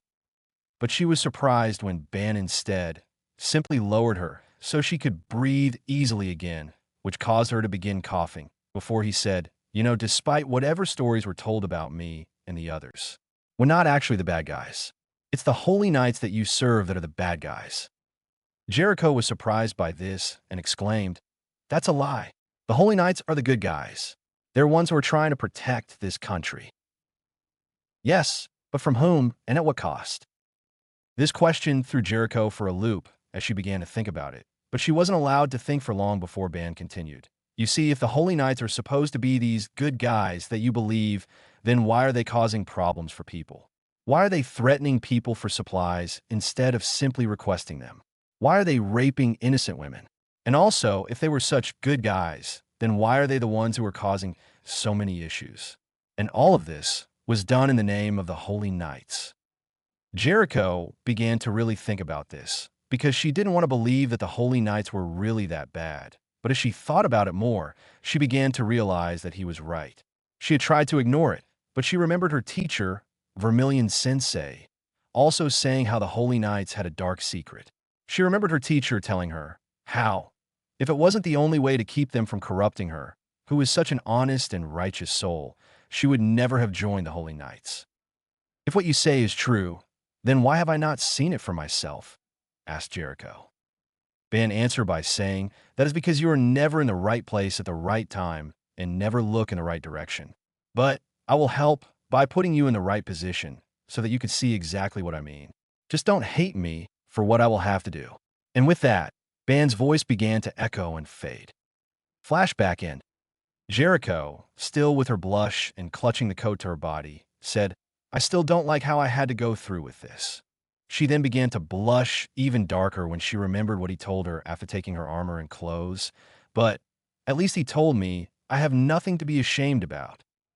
With Ban, after discarding Jericho's clothes and armor because of them not fitting, is now walking through Based, looking around a couple of cells, when he sees a short, fat, and ugly knight crouching in front of a cell, looking inside with a look of lust. Ban, curious as to what the man is looking at, walks over and asks, What ya looking at? The knight then responded by saying, Her. Isn't she a fine woman? Ban then looked inside the cell and saw a woman currently chained to the wall. She has shoulder-length, lightish brown hair, soft, brown eyes, and was wearing a pair of glasses. She was also wearing a white blouse that hugged her D-cup breasts, with a dark blue, long-sleeved shirt over that. She was also wearing a long, white skirt with a belt and sandals. She looked very beautiful, but currently, she looked very cute as she looked back at them with an embarrassed blush on her cheeks. The knight then explained how Galgius had kidnapped her, and that her name was Sinette, and that she was the daughter of a doctor in Dalmari. I just can't get enough of her. It's odd if we take her, right? I mean, no one is looking. Ban then said, I like her.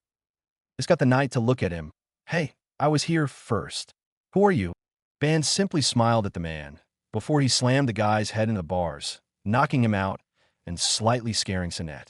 She then watched as Ban gave her a lazy smile while raising his hand to show her he meant no harm. He then reached for the bars and then bent all of them to the side before entering the cell. Sinette was shaking as she watched the man advance towards her, fearing that he would do something to her. Ban then crouched in front of her and lightly cupped her chin with his right hand before he began moving it towards her shirt while saying, I'll be. His hand then went in between her dark blue shirt and blouse. This caused Sinette to shut her eyes and fear for the worse, before he then pulled out a dagger, while he finished saying, borrowing your dagger. Sinette saw this and said, my father gave me that to protect myself. Ban looked at the dagger before he went on to describe the dagger, before he then waved his arm to the side, slicing the chains off of Sinette and the wall, and finished by saying that the sharpness wasn't bad. Ban then crouched back down in front of Sinette and said with a soft smile, Your father must love you very much to give an excellent blade like this. Sinette began to blush at Ban's smile, before she then accepted the dagger back and said, Thank you for giving this back. While it given to me to protect myself, it was also my mother's memento. Ban smiled at her before he stood up and offered her a hand, which she gratefully took and stood up with his help. As the two were beginning to exit the cell, they heard a voice address Ban. Where do you think you're going, Ban of the 7 deadly sins? Ban and Sinette turned and saw another holy knight standing in the hall, looking in their direction. This one was wearing dark-colored armor with spikes all over his armor. He was carrying a shield that had spikes all around the perimeter with a rose insignia on it. His helmet looked like a bunch of purple, metal vines that covered his face, only leaving one red eye visible. He then added, You are going to die right here and now. Ban simply smirked and said, Yo, Holy Knight Jude. Behind him, Sinette looked at Ban and was thinking, this man is one of the 7 deadly sins? You're going to kill me? Why do it now? Asked Ban. We have no more use for you. You were simply bait for the sins captain, and you fulfilled that role, explained Jude before he continued. My fellow knights should be finishing up with your 2 fellow sins right about now. And once I've killed you, there will be 4 less criminals in the world. Ban simply began chuckling before he said, I hope your dream comes true. Jude then asked, 5 years ago, who was it that caught and tortured you?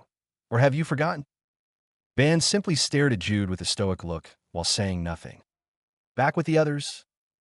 The group was having a tough time against the Holy Knights considering there were two, and almost half of their group was trying to break the illusions of Meliodas and Diane. They wouldn't have as much of an issue fighting the two if it wasn't for the fact that one of them can fight with bugs almost exactly like an Aburame, while the other can cast illusions like no tomorrow. All in all, it was not easy. Right now, Anko, Hinata, and Satsuki were trying to stop the bug-using Holy Knight. Anko and Satsuki were using multiple Gokakyu no Jutsus to burn all the bugs, while Hinata was using her clan's Hakusho in order to send blasts of air, annihilating large groups of bugs as well. It was an incredibly slow process, and they needed a lucky break or else they would run out of chakra. As that was going on, Kushina and Tintin were fighting against Ruin, who kept casting illusions at them, which they had to stop and then focus on breaking out of them. But every time they did this, they gave Ruin the chance to attack them, which he always took. It was now beginning to get on their nerves on how he fought, because they thought he would be physically weak since he used illusions. But that turned out to be very wrong when he would launch an attack that would send them skidding back several feet. They had to be on their toes the entire time, but it wasn't easy since they would never know when he would cast an illusion until it was too late. This led to them being covered in bruises and scratches from Ruin's attacks and skidding on the ground. Meanwhile, Hannah and Naruto were all trying to stop Diane and Meliodas from moving around so much in order for Kurenai to break them of the illusions they were currently under. Naruto was trying to use her chains to tie up the two sins, but they were so strong and quick that it was very difficult for Naruto to get a proper hold on one of them. "Come on, damn it," exclaimed Naruto. "Just sit still long enough for us to help." Naruto was trying again to stop Diane so that Kurenai could break them out of it. Hannah was using some Doton Jutsus to try and slow them down.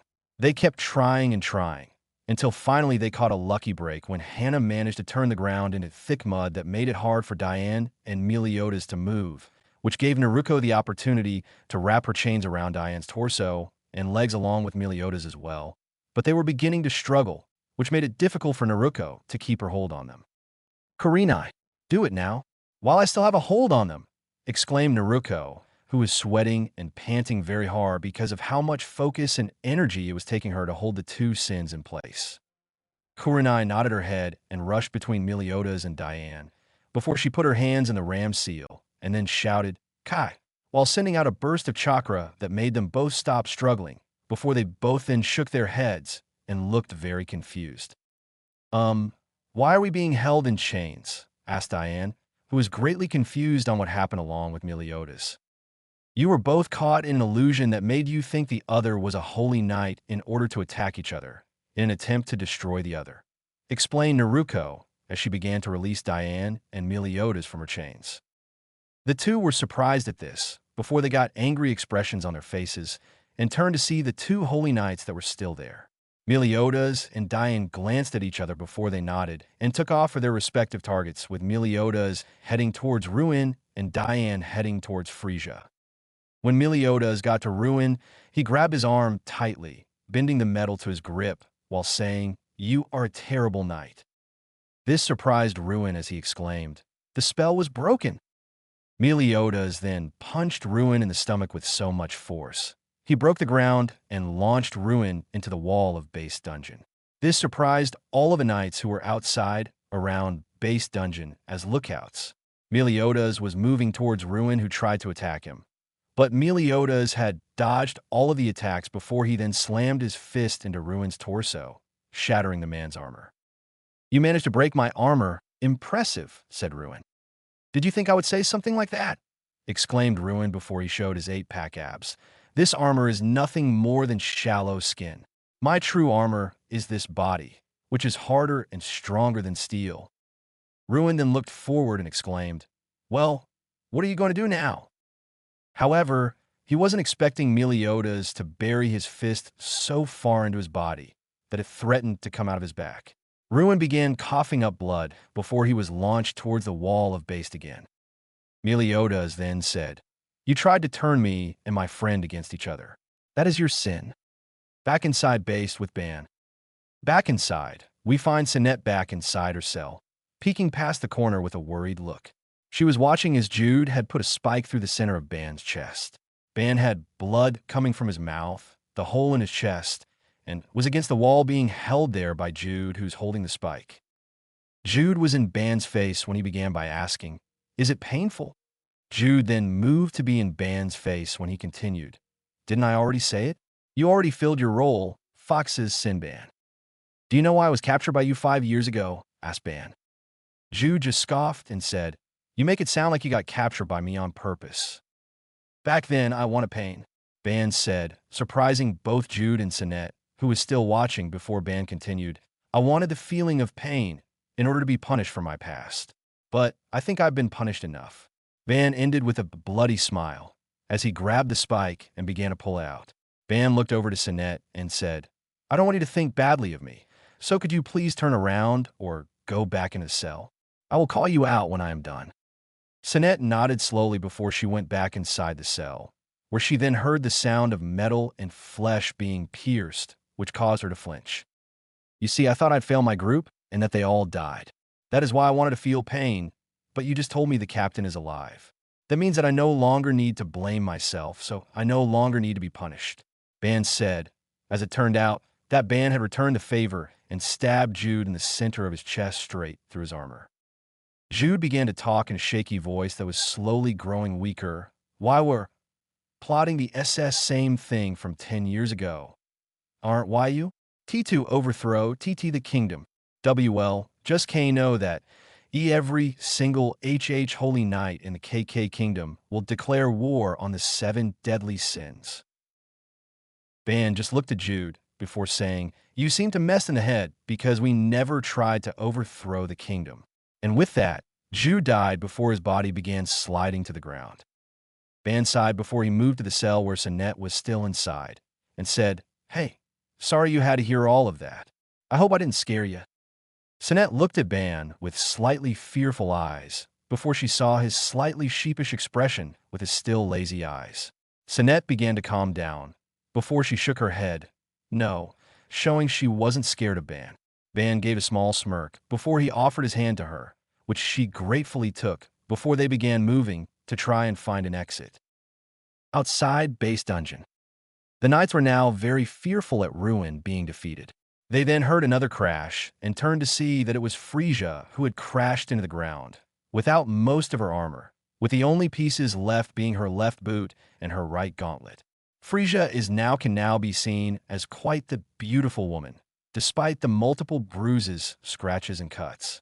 She had a curvy figure as seen by her double D-cup breasts that were hugged inside of her sleeveless, pinkish-red leotard which showed a great amount of cleavage and had a diamond cutout that revealed her smooth stomach.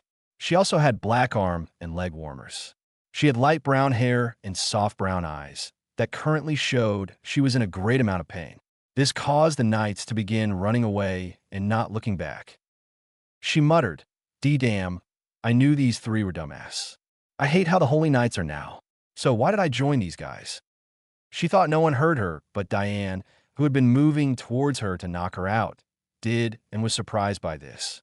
She had never expected there to be Holy Knights who don't like being Holy Knights.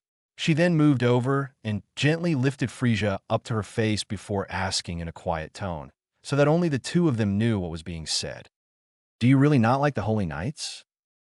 Frieza looked up at Diane with eyes that were as widened as possible, considering all the pain she was in, before she replied, "No, I originally joined because I thought the Holy Knights were actually good, but then I watched and experienced how they actually aren't.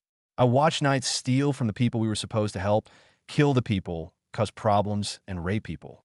I experienced their evilness because they took advantage of the fact that I'm a woman and made it almost impossible to get where I am. They made it where anything I did was taken by someone else, and they received the credit. They made it where I had to give my body to higher-ranked knights just to get the credit of any missions I did, and I hated it." Frieza at this point had begun to cry from remembering the suffering and hardships she went through and saw while a part of the Holy Knights. Diane was appalled at all of the suffering Frieza went through, especially since they did this to their own knights. Diane was also angered by how someone wasn't recognized for their achievements and could only gain the recognition by giving up her body. Finally, Diane was disgusted by how low the Holy Knights have fallen by actually demanding that one of their female knights give up her body just to be able to reach a higher position. Diane thought for a second before she asked, "Well, if you hate the Holy Knights so much, why do you stay with them?" Frieza then looked up at Diane with wide eyes that had tears in them before she began to think about it. Why did she stay with the Holy Knights? They did nothing good for her or the people. She had joined them because she thought they were the good guys, but were they? No, they were not. They were terrible people who had caused the suffering of the people. They were the ones who killed innocent people with no remorse. And they were the ones who took her virginity that she had been saving for when she finds someone to love. "I don't know anymore, but I don't want to stay. That is for sure," said Frieza. Diane then softly smiled and asked, "How would you like to come with us then?" Frieza was surprised by this sudden offer, before she began to smile softly while closing her eyes, and replied, "Yeah, I would like to come along." Diane nodded before she slowly and gently took off her bag before she opened it and began to softly place Frieza inside.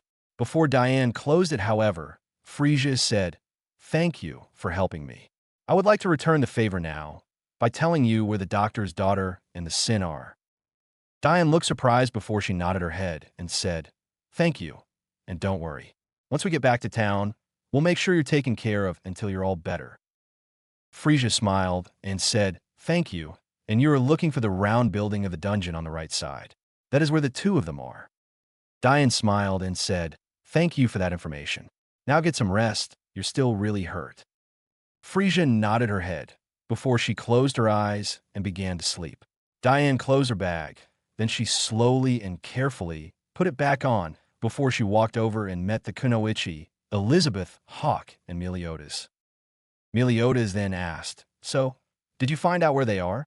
He then looked back to where she came from and asked, "And what happened to the Holy Knight you were fighting?" "Yeah, the Holy Knight told me they're over there in the round building on the right inside," Diane said, while pointing to the building she was told. "As for where she is," began Diane before she pointed to her bag. "She surprised me. It turned out she didn't like the Holy Knights anymore, and she wanted to leave, so I put her inside of my bag, where she is sleeping right now. I promised her that after we get Ban and the doctor's daughter, she would receive medical attention." Everyone was surprised to hear that a Holy Knight didn't like being a Holy Knight anymore, and instead wanted to go with them. Then the Kunoichi and Elizabeth smiled at how kind Diane was for accepting and helping an enemy who no longer wished to be an enemy. "Well," began Meliodas, "let's head on inside." The group then began to move towards the entrance before they all went inside. Once they went inside, the entrance was sealed. Before there was an exclamation of, "The entry has been sealed with the Sins and their accomplices inside." Jericho, who was now in some clothes and new armor, turned and asked, "What are your order, Sir Galgius?" We find a heavily damaged Galgius with breaks, dents, and cracks all over his armor, standing as best he can, before he said, "I'm impressed, 7 deadly sins.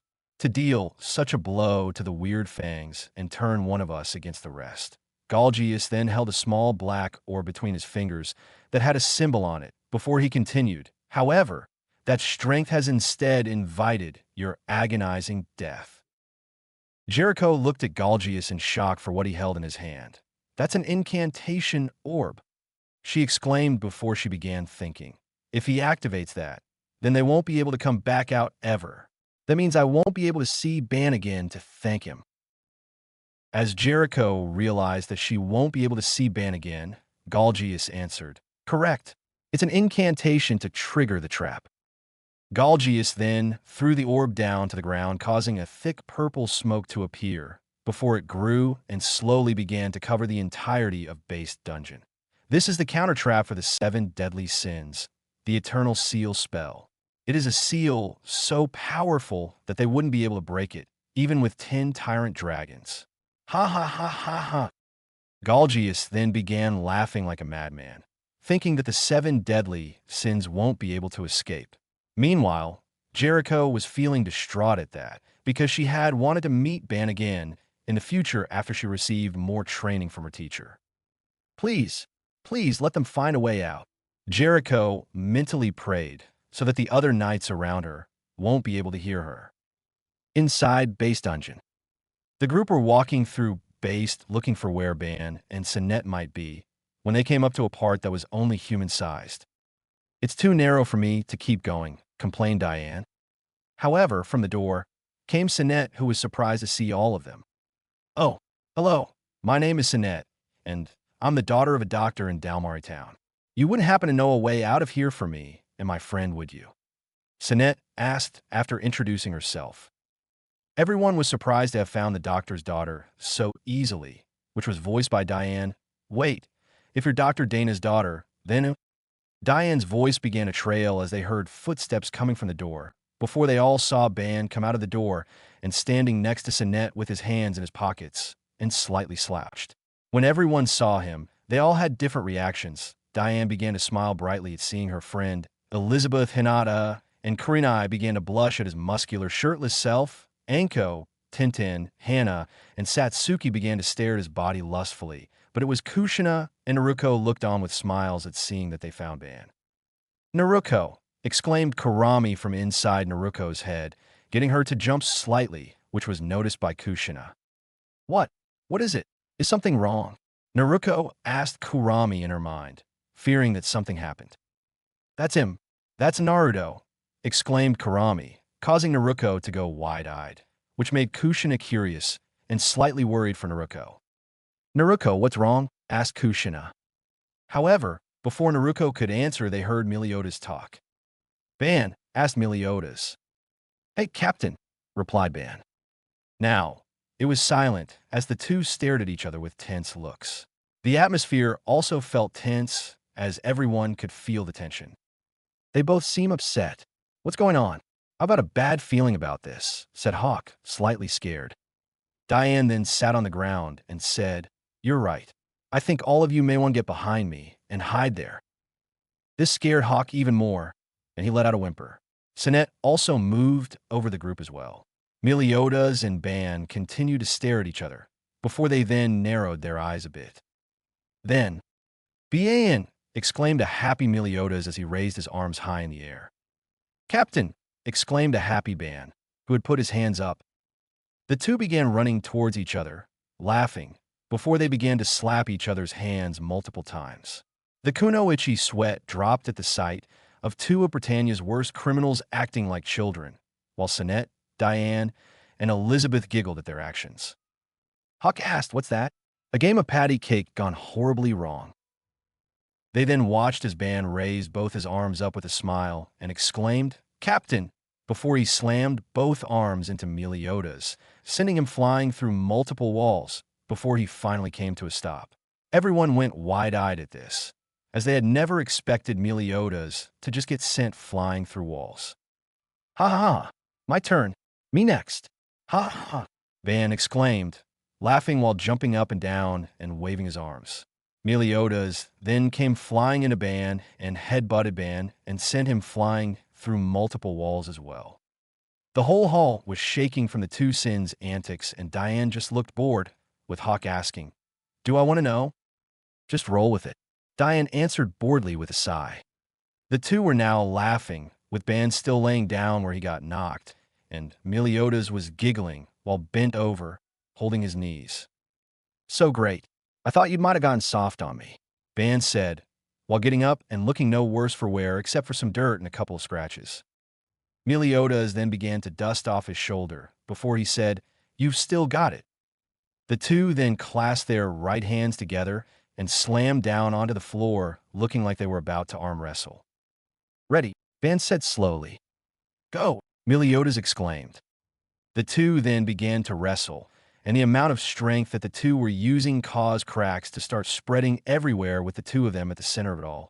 The walls all beginning to break down, just from the two sins having an arm wrestle match. Hawk was now sitting on Diane's knees and was exclaiming, What's happening? Diane now had a soft smile as she watched the captain and her object of affection enjoy their reunion. Those two have been like that as long as I've known them. The kunoichi all heard Diane and all exclaimed along with Hawk. They've been like what? Just typical boys, so immature, Diane replied. As the rest of the group were watching this, Ban and Meliodas began talking. 720 times. If I recall correctly, and I do, I've beat you 361 of them. Ban said, You must have lost your mind. I've won 361 times. Meliodas rebutted. The building and hall just kept falling apart, but Meliodas and Ban were ignoring that and simply began putting in more effort as heard by them shouting. Meliodas and Ban were, somehow, still lying on solid pieces of stones arm wrestling the whole way down, not caring about the building they were destroying from their match.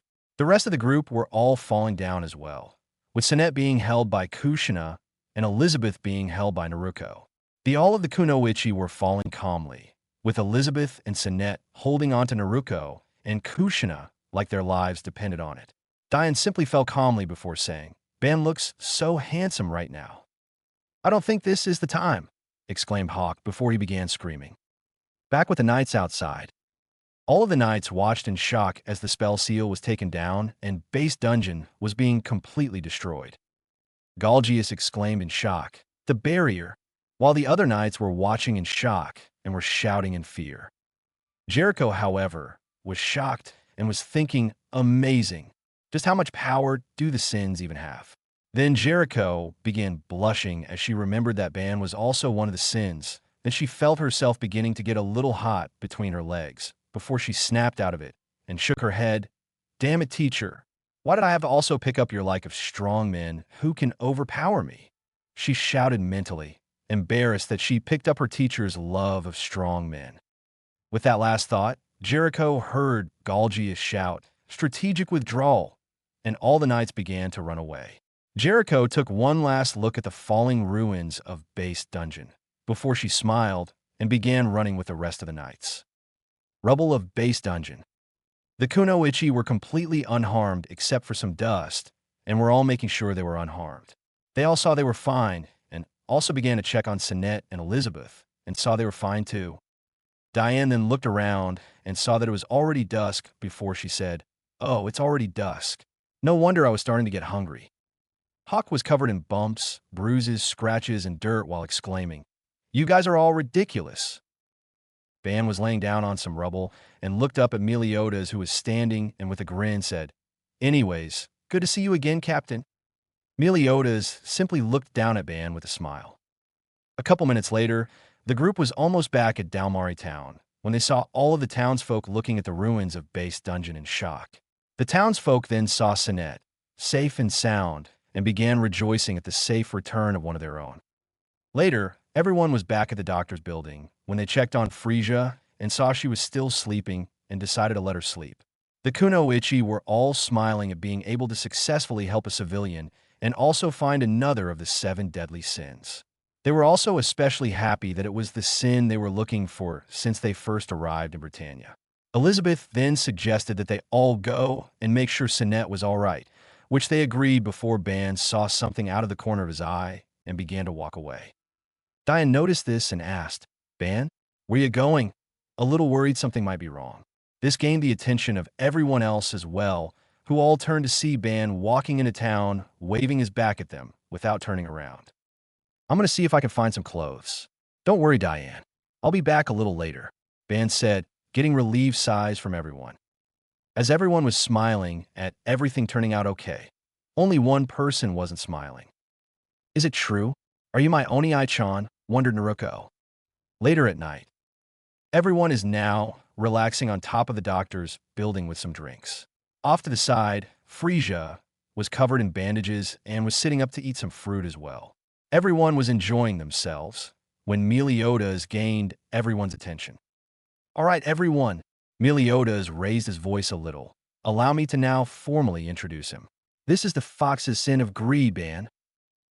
Ban was currently sitting on a barrel with his right leg up on the barrel and his left leg hanging off. He had his right elbow resting on his leg and was cupping his chin and part of his face with his thumb and index finger. He was wearing a blood-red leather jacket with matching pants that were all covered in metal studs. Ban then say, "Hello, everyone. Nice to meet you."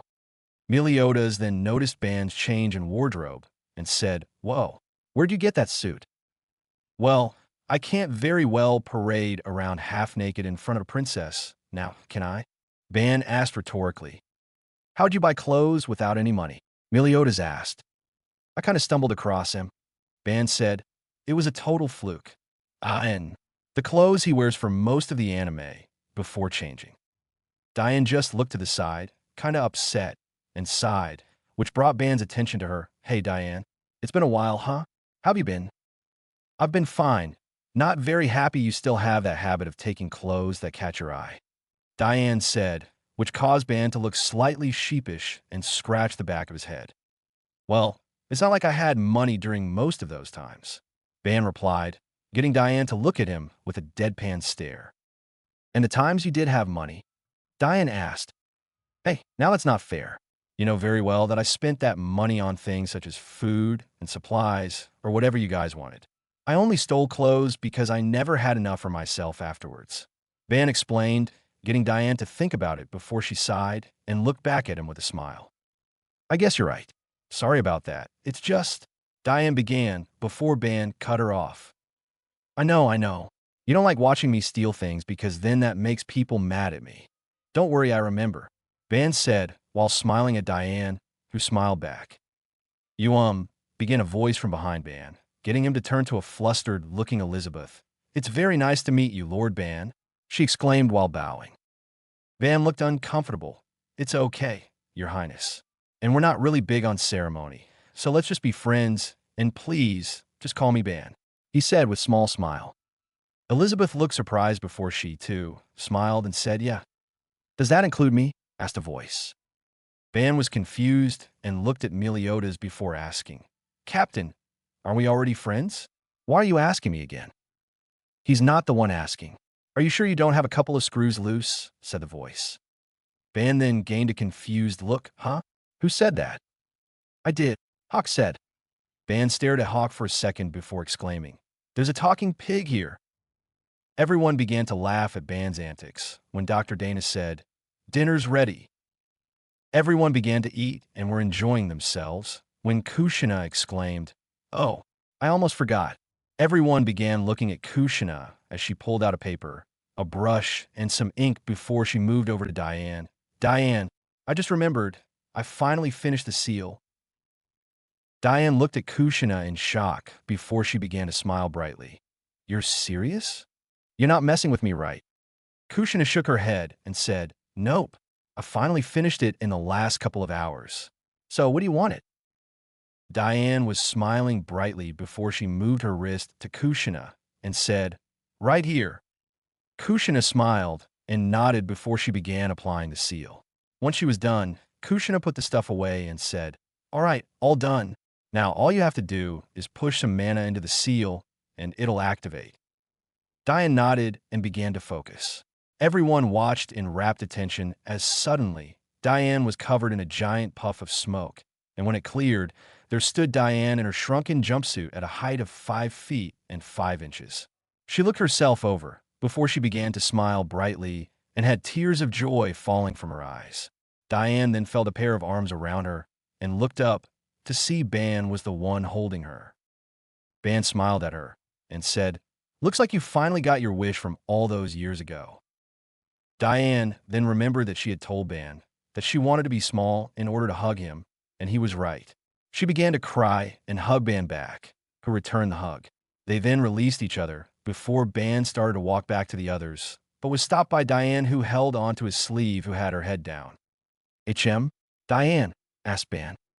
Everyone was wondering what was happening before they were all shocked when Diane suddenly leapt at Ban before she wrapped her arms around her neck and began kissing Ban. Ban was wide-eyed before he relaxed into the kiss and began to return it.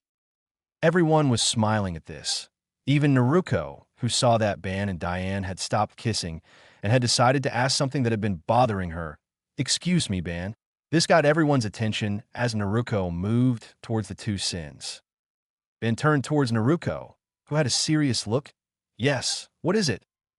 Naruto began to breathe before she asked something that got everyone's attention. I wanted to know, Naruto began. Are you my Oni-chan?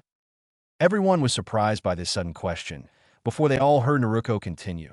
You see, my name is Naruto, and I am a Jinchuriki, and I hold the Kyubi no Yoko, and she's able to tell that my brother is alive because he holds the rest of her chakra. When we arrived, she told me that he had been motionless for the past several years, and when I first saw you inside a base dungeon, she told me that you hold her chakra.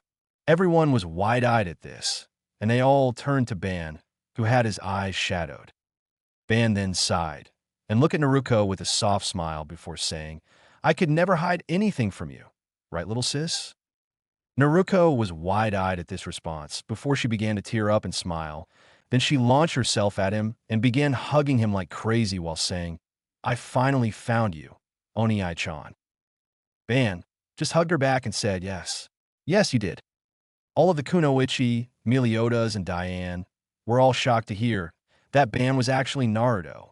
They didn't know what happened to him over the years, and they had so many questions, but they knew right now wasn't the time for questions. It was the time to celebrate. And so, the entire night, everyone celebrated for multiple reasons. For the safe return of Sinette, Diane being able to now be their size, and finally finding Naruto. Everyone celebrated like no tomorrow, but they knew that tomorrow was coming, and with it, a lot of answers to their unanswered questions. Chapter 4 Answers, Grizzly of Sloth, and City of the Dead. Part 1. It's been a few days since the group found Ban and discovered that Ban is actually Naruto. The group of Kunoichi couldn't believe they finally found Naruto, and they decided that they would find out what happened to him after he was banished. However, they decided to wait for a while since they had some injuries and Frieza was still bedridden. Over the days, everyone pitched in to get everything they need for the journey, from food and clothes to weapons and materials for weapons. Purchasing the materials confused the group of Kunoichi until Meliodas and Diane revealed that Ban could actually forge some weapons and shields. This greatly surprised the Kunoichi, and they wanted to know when he had the time to learn blacksmithing, but figured they would ask later. Over the days, Ban and Diane also got closer and spent time together, with Ban telling Diane of other adventures he's had when he was a shinobi, much to her pleasure. He also reconnected with Hinata, Hannah, and Tenten. They took great pleasure in the compliments that Ban gave to them about how they grew, and even greater pleasure when he kissed and held them all. Currently, the group were all in the boar hat except for Diane, who wanted to be in her giant form for now, looking over a map, going over the destinations they had been and where to go. So let's see. Meliodas began. We met Elizabeth and the Kunoichi here, he said while pointing to a spot on the map. Then we reunited with Diane in the Forest of White Dreams after taking down Fort Soulgales. Hawk then added, and finally, we found Ban or Naruto at Base Dungeon and are now on the mountain road, headed east from Dalmari. Ban then asked a question while pointing to the map. Why don't we head to the kingdom's capital? Meliodas replied, not yet. Right now, we're moving away from the kingdom, since we've caused quite a commotion by bringing down Fort Soulgales and Base Dungeon. The knights will be on high alert, so it'll be harder to move around if we head closer to the capital. Ban nodded his head. That's true, but we're catching a lot of attention already, considering we're a tavern on top of a giant green pig with a cute giant walking next to us.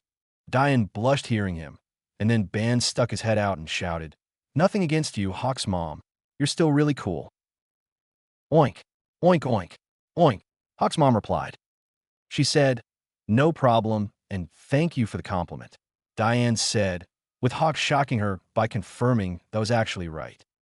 Elizabeth and Frieza were sitting on the porch of the tavern, enjoying the air and talking one another with Frieza still having some bandages. After everything that happened, the two got to talking and actually found out that they had some stuff in common, such as wanting the kingdom to be better and a love for reading. Originally, Elizabeth was a little frightened by Frieza, but then slowly began to become friends with her as she saw that Frieza is actually very nice. Thank you for helping me, and sorry about making you guys wait in Dalmari for 3 days. Frieza apologized to Diane, who simply looked and waved at her worries. It's fine. There's no need to apologize. We're just glad that you're almost all better, replied Diane with Elizabeth smiling and nodding her head in agreement. Frieza smiled and said, thank you. Then she looked at the giant pig and said, sorry for making wait longer than planned. Oink, oink, ooink. Hawk's mom oinked. Don't worry about it, she says. Diane said, attempting to translate again, only to get Hawk to come running out with a tick mark, yelling, don't translate on your own. She said, next time, let me know in advance if it's going to take a while. Diane just cutely knocked the side of her head while sticking her tongue out. Ban was watching this with a smile before he turned to Meliodas and asked, So any idea on where we're going next? Yeah, began Meliodas. Our next destination is Dash. Before Meliodas could finish, they lurched forward as Hawk's mom suddenly stopped in front of two holy knights, who looked pretty weak and stupid. One had shoulder-length, wavy, blonde hair, puffed lips, and had armor covering only his left arm. That was also holding a spear. The other looked like a crescent moon, due to his black hair and goatee being styled like a crescent with armor only covering his upper body. Halt! We are holy knights of the kingdom.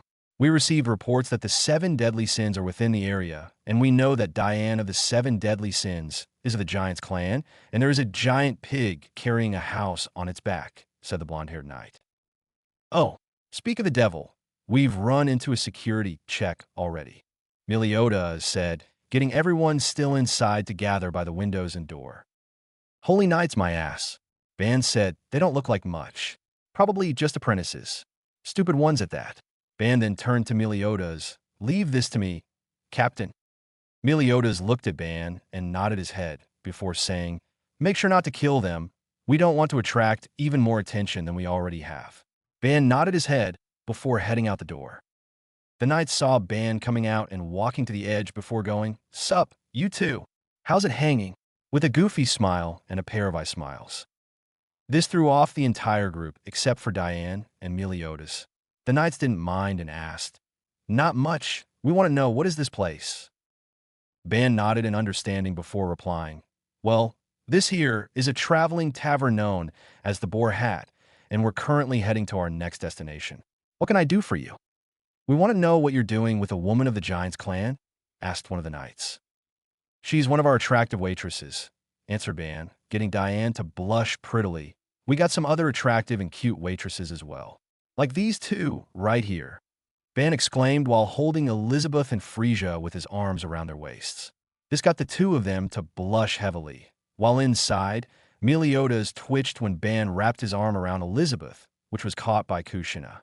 Meanwhile, Hannah, Inada, and Tintin were smiling while shaking their heads at his antics. Ban then continued while still holding the two girls. We also got our boss, who's also the owner, then me, the head chef of this here tavern, and my sous chefs. The two knights were looking at Ban with narrowed eyes for a second, before they got excited with one knight exclaiming, this is a new trend, while the other blushed while looking at Diane and exclaimed, awesome, she's cute. Ban then snapped the two out of their thoughts by saying, anyways, we don't open while traveling, but I'm pretty sure the boss will hook you up with some discounts if you want a drink. And if you ever find a stop somewhere, come on in and we'll serve you up some food and drinks.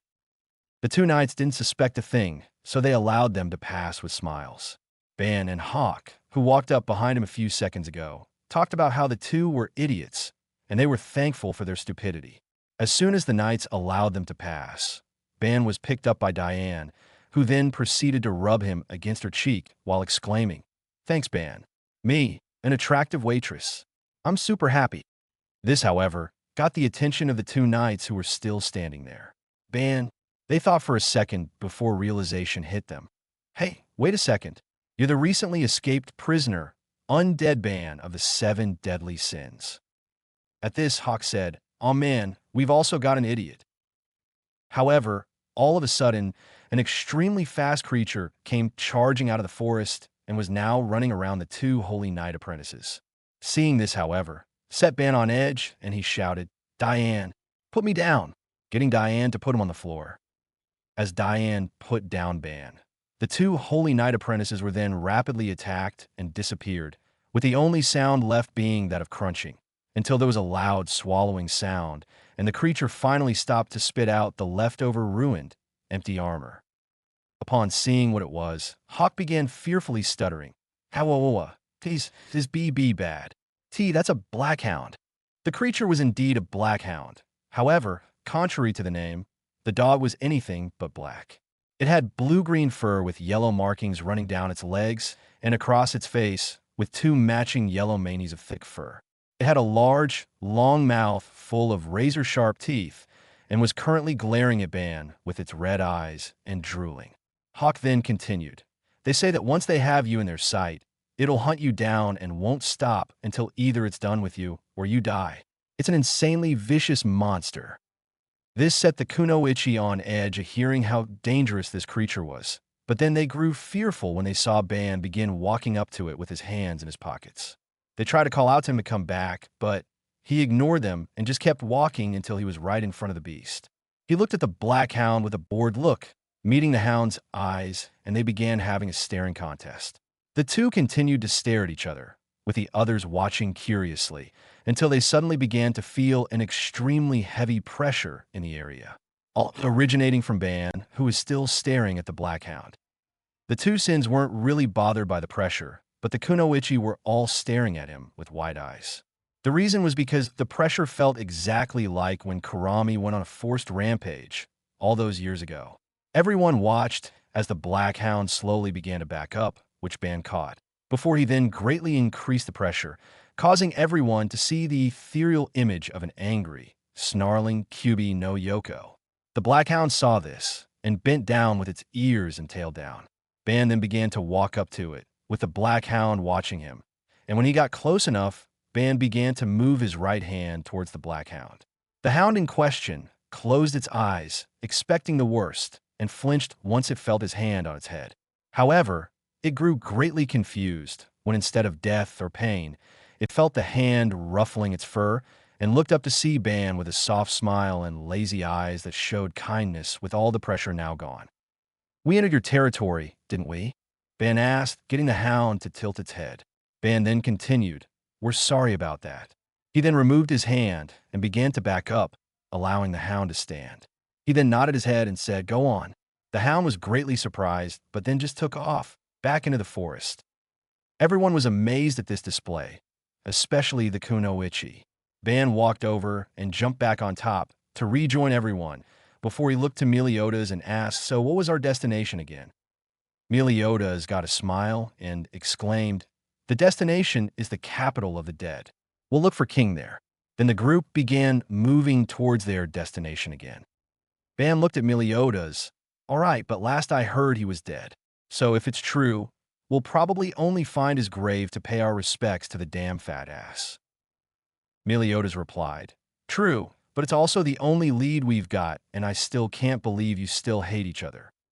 Ban, who looked frustrated even with his bored and lazy look, answered, "It wasn't even my fault.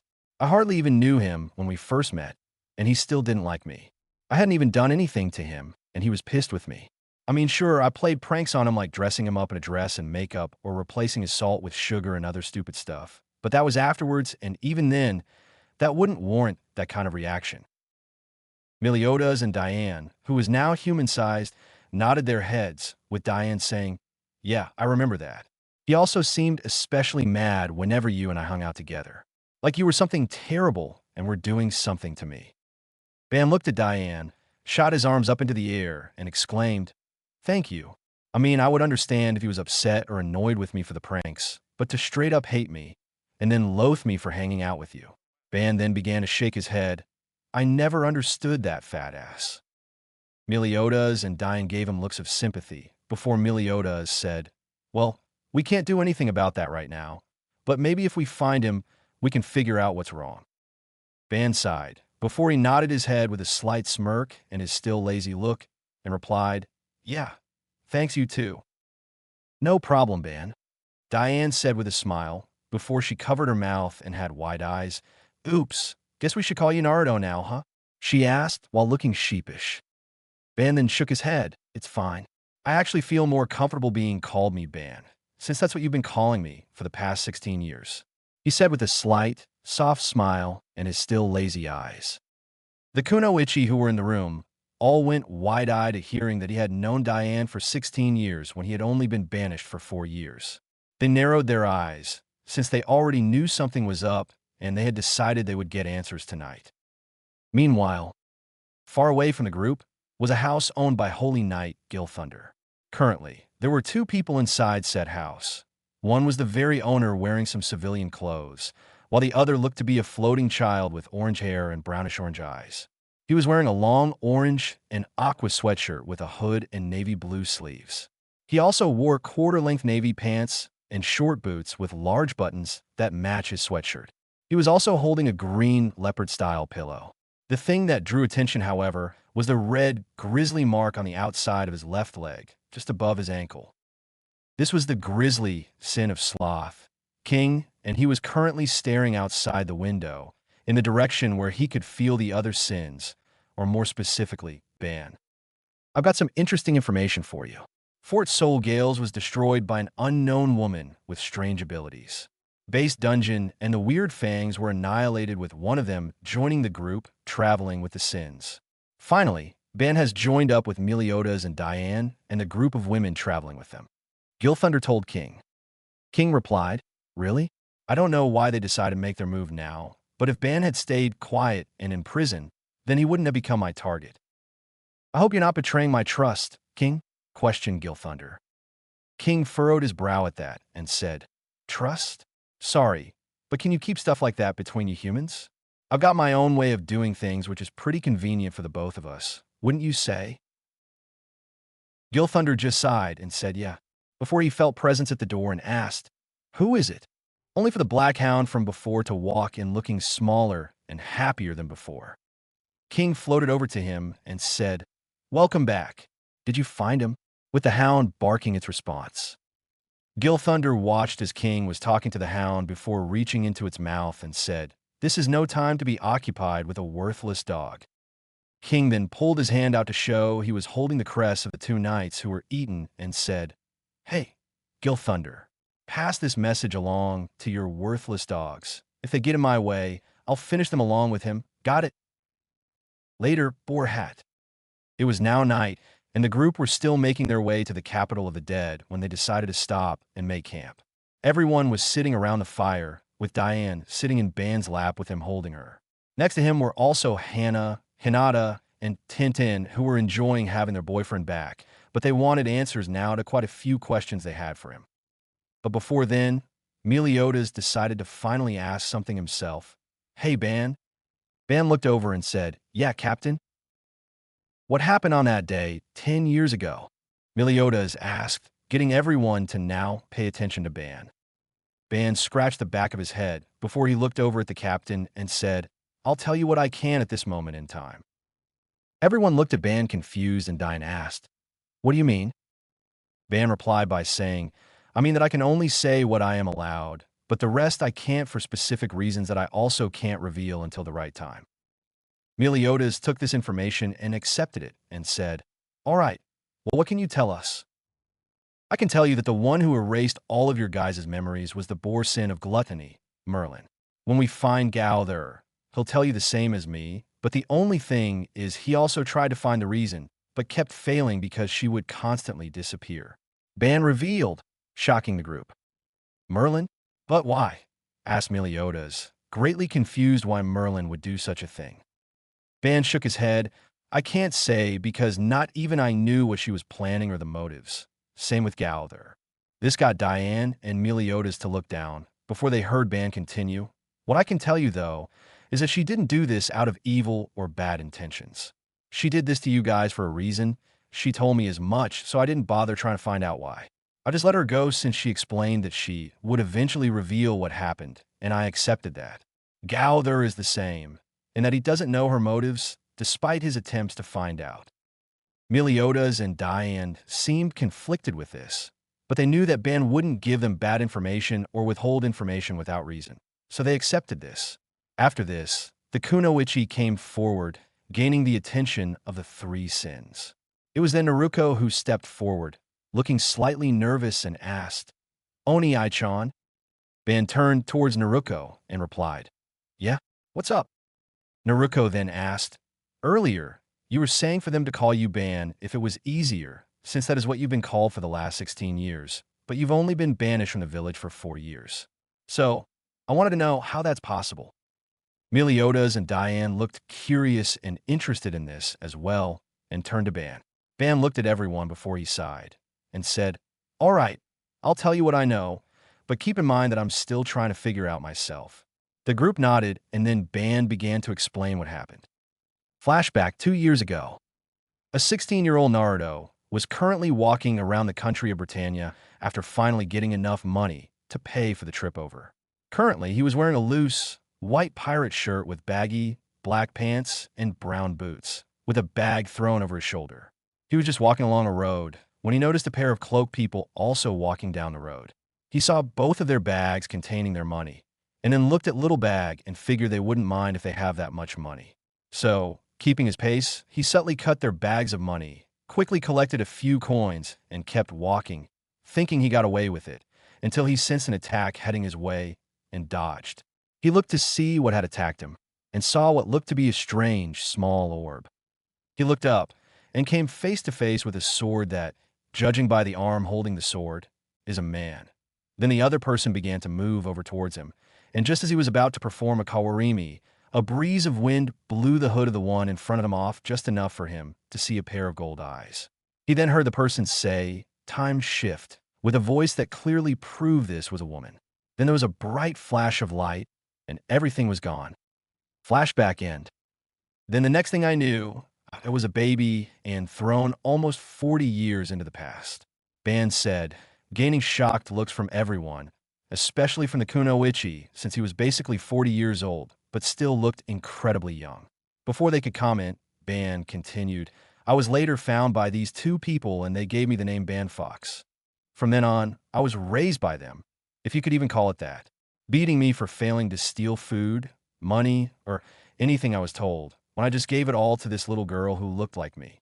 After a while, they tried to sell me to a noble, but I saw through it and kicked the nobles and the smugglers' asses. Due to this, the people who had found me were arrested, and it was just me and the little girl who I decided to help take care of. So I continued stealing food, money, anything we needed. But then, one day she got sick because she wasn't eating enough. So I began stealing extra food for her as well as medicine, but none of the usual places I stole from had medicine that was strong enough.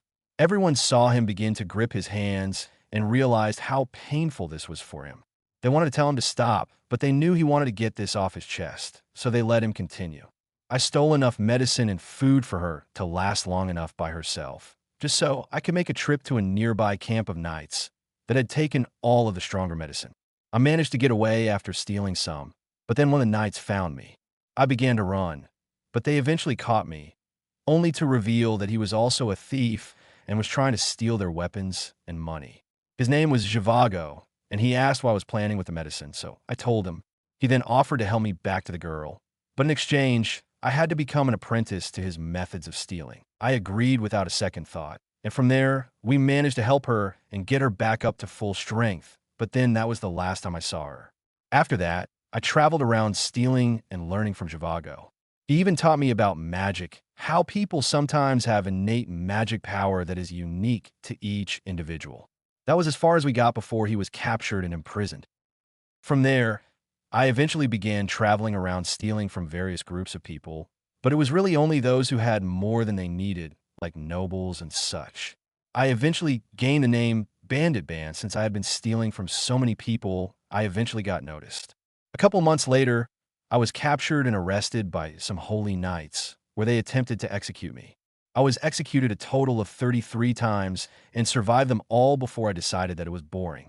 So I busted myself out of there and then continued to wander around until eventually I met Diane.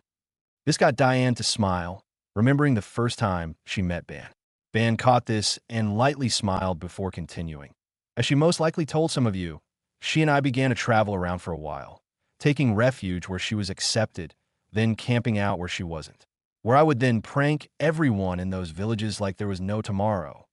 Seeing his face and pumped fist made everyone laugh since they knew how much he cared for his friends and loved ones. And think Joey Wheeler's creepy chin and pumped fist look. Ban smiled before he then continued, getting everyone to quiet down as well. Eventually, we both joined the Holy Knights together and became part of the 7 deadly sins with the captain here. From there, the rest is history. We were framed for killing the great Holy Knight, Zaratras, and betraying the kingdom in an attempt to overthrow it. After that, we all went our separate ways and hadn't seen each other for 10 years. Well, until now, that is. Everyone nodded, before Kushina remembered something. Oh, that's right. This got everyone's attention before she went back inside for a minute. She then came back outside with a scroll in hand before she handed it to Ban and said, "Here, this is why we were looking for you." Ban stared at the scroll for a second. He then took and unraveled it before he began to read the contents. Meliodas and Diane watched how, as he read, his eyes slowly got wider and wider until they eventually looked like they would pop out of his skull. Ban looked back at Kushina and asked, "Is this for real?" Kushina nodded her head and said, "Yup, you've been allowed back into the village, and your bastard of father was executed along with most of the civilian council, since it was discovered that those ones were unbelievably corrupt. And as it turns out, you were right that night all those years ago, as a little while after you were banished, a group of women came to the village where they told everyone how your team did attempt to rape them, but you only killed them after trying to talk to them failed. After that, there was a deep investigation by the village ANBU, since they can also conduct investigations at their own discretion. They discovered that Minato had indeed been lying about the charges, and that all the money that was stolen had actually been taken by the civilian council allowed by Minato. And whenever the civilians would do something and were supposed to be arrested or executed, they would pay that money back to Minato, and he would let them go. It was then discovered that he also knew about Danzo, keeping his root program active, and also allowed the old bastard to get away with kidnapping children from the clans. After all of this was found, the corrupted members of the civilian council, Minato, and the elders were all executed, and their assets all seized and returned to the Konoha reserves spread among the village. And our clan received a hefty increase in finances that all came from their personal reserves. Ban was astounded and said, "That's amazing, but who's the Hokage now that Minato is gone?" "Well, that would be your godmother, Tsunade Senju. She became the Godame Hokage after your father was executed," said Kushina. Ban, however, got confused. "Do I know her?" asked Ban. Kushina replied, "She was the woman you met and bet for her necklace after getting a bunch of debt collectors off her back. She had blonde hair, brown eyes, and another woman was with her holding a pig." Ban thought about it for a second, before he then placed his fingers on his wrist, confusing everyone, until in a puff of smoke, he was holding a necklace that had an emerald green crystal and a leather cord. Ban then held it up and asked, "You the lady I won this from?" Kushina nodded her head, getting Ban to then seal it away again, before she said, "Yup." She also set the record straight about who you are and what you did for the village as a Jinchuriki, as well as how if they had succeeded in killing you all those years ago, the Kyuubi would have been released and destroyed the village. Hearing this, the villagers changed their ways and began to hope you would come back in order to apologize for everything they did. After everything was said, Ban had wide eyes, shocked by all that had happened. He then looked to see that Elizabeth, Sinette, Frieza, Meliodas, and Diane were all happy for him. Ban then looked back at Kushina and said, "Well, I guess I'll go back to the village." This got the Kunoichi to all smile and celebrate, until Ban cleared his throat, gaining their attention. Ban then continued, "However, I can't right now. It wouldn't be right to just up and leave while we're in the middle of our current job." This got the Sins, Frieza, Sinette, and Kunoichi to all widen their eyes, but Elizabeth looked confused until he looked at her and said, "Getting the rest of the Sins and stopping the Holy Knights." Hearing this, Elizabeth grew a big smile, happy that her new friend wasn't going to just leave as soon as he could. "Now," Ban began, "let's eat then get some shut-eye. We still got a long journey ahead of us." And with that, everyone went inside the boar hat to eat then go to sleep, ready for the journey ahead. Time skip. After a few days, the group had arrived at a small village. Meliodas was standing on Hawk's mom's nose with Hawk standing behind him. Diane was also walking next to them in her giant form with Ban on her shoulder, making some small talk about possible dates they could go on the next time they're come across a town. Inside the boar hat, the Kunoichi getting their stuff together just in case any enemies appeared, as well as setting up to open shop. Meliodas then announced, "We're here." Hawk then asked, "Now that we're here, can I ask you something?" Meliodas said, "Sure, what's up?" "How in the world is a lonely village like that the capital of the dead?" asked Hawk. "Well, from what I've heard, this is the closest village to the capital of the dead," informed Ban. After a couple minutes, everyone was outside with Hawk's mom having dug herself underground to rest, while the boar hat was still visible. Everyone was listening to Meliodas as he began to explain what they were going to be doing. "All right, first, We have to gather information about King and the capital of the dead. From what I've been told, this is the closest village to the capital. And we have to earn money too for food and supplies. So let's finish setting up, then we can open for business. Meliodas explained. I didn't believe it at first, but now that I'm seeing it, I still can't believe that the captain is wait-in tables. Ban said to a human-sized Diane. Diane nodded.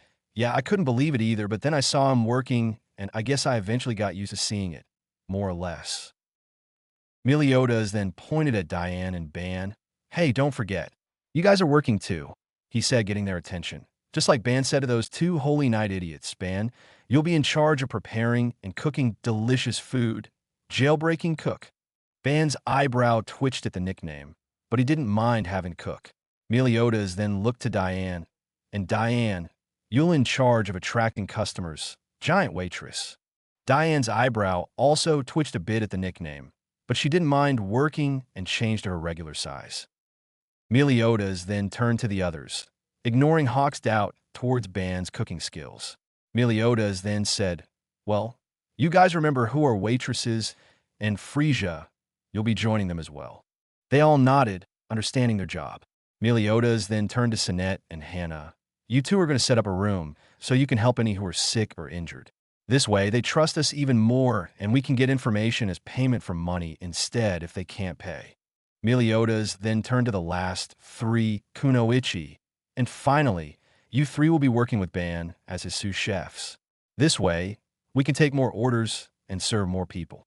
The three nodded, and with that, everyone began moving to start their tasks when suddenly Ban remembered something. Oh, hang on, Captain, Ban said, getting everyone's attention. If it's money we need, they watched as Ban began to put his fingers to his wrist, and in a puff of smoke, there are big sacks sitting on the floor. Opening the bag, Ban revealed it to be gold, jewels, expensive jewelry, weapons, and money, getting everyone's eyes to pop out at how much stuff and money he had in the bag. Ban then continued, we could just sell some of this when we get to the next large town or village. Meliodas decided to ask, while not taking his still wide eyes away from the bag of expensive commodities, where in the world did you get all of that? Ban gave his trademark smirk, said, well, I always made sure to steal just a bit extra for myself so that I don't just start from scratch whenever I get arrested. And as for where this all came from, we got merchants, nobles, and holy knights, all of who were quite unfortunate to become my targets. Everyone nodded, understanding where he was coming from and how it's better to have something prepared in case anything happens than to try and start over from scratch and have trouble doing so. With that, Ban resealed the bag away, and then everyone began their tasks. Later, Ban was on his break and was walking around the village. As he was walking, he couldn't help but notice how run down the village was. As he was passing a house, he noticed a little girl with dirty blonde hair and murmured, Elaine. Then the girl turned around, and Ban shook his head before saying to himself, that's impossible. Back with the others, they grew curious about a certain grisly sin, and Elizabeth decided to ask, by the way, Sir Meliodas, what kind of person is Sir King? Meliodas then stopped what he was doing and thought about it for a second before answering, well, in a nutshell, I guess King is kind of like the mascot or pet of the 7 deadly sins. Hawk then said, you gotta be kidding me. What kind of food service establishment would keep an animal inside? At this, everyone stopped and just stared at Hawk, with Hawk staring back. This went on for a good minute before Meliodas said, actually, Hawk, it's not that kind of pet. Then what kind? Hawk asked. Meliodas then remembered something about Ban. Oh, come to think of it, there was a time when Ban was going through some kind of weird phase and just began collecting a bunch of stuffed animals. Hearing this, everyone began to laugh at that, imagining Ban with tons of stuffed animals around him. That's really cute, Elizabeth said while still laughing.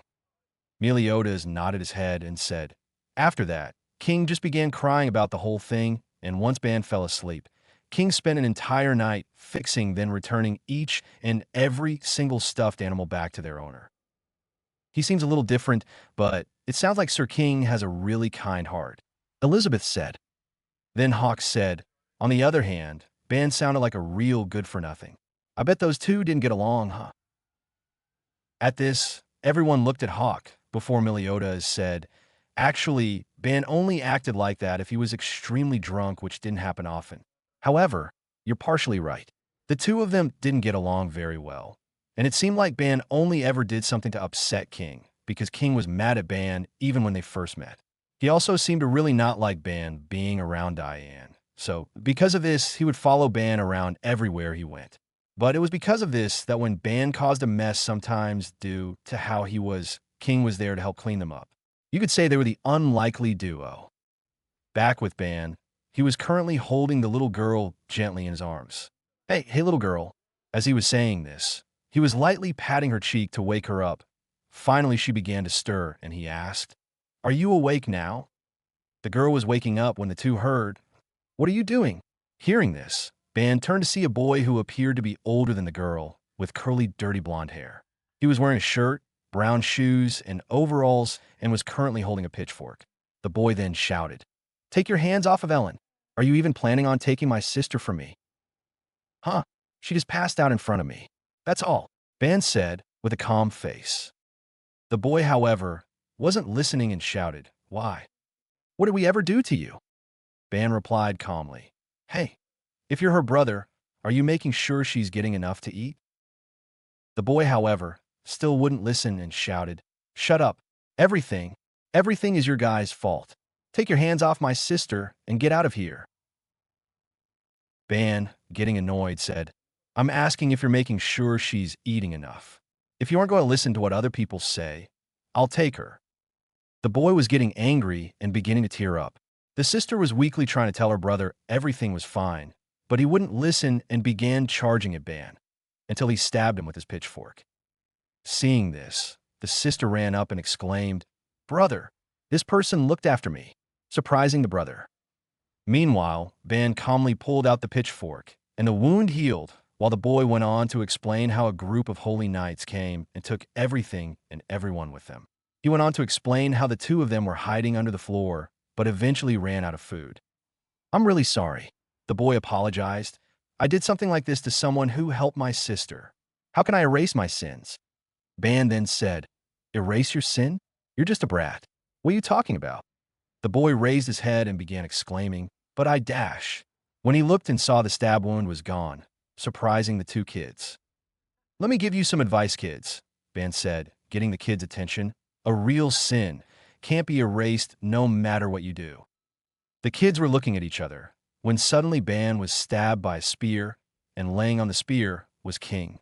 King then said, "Glad you finally realized that." Ban then coughed up blood, and the two kids were getting scared and were holding each other.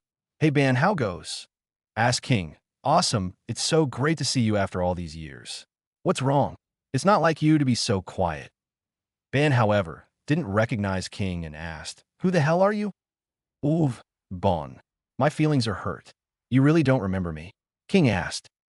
"I don't remember you at all." Bon replied. "Sorry about that, bud." King then said, "Oh well, it doesn't really matter. What isn't important?" At this moment, Ban could feel the spear beginning to rotate at high speed before it shot straight through his torso. King then finished, "Is that your Ban, the fox sin of greed?" The spear then began to spin around a bit before it stopped horizontally, and King stood on the blade and asked, "Or maybe you would prefer I call you this name?"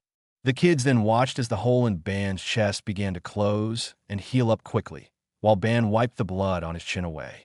King then said, "Ban the undead." Ban then looked at King and said, "You're getting really annoying, kid. Talking about me as if you know me.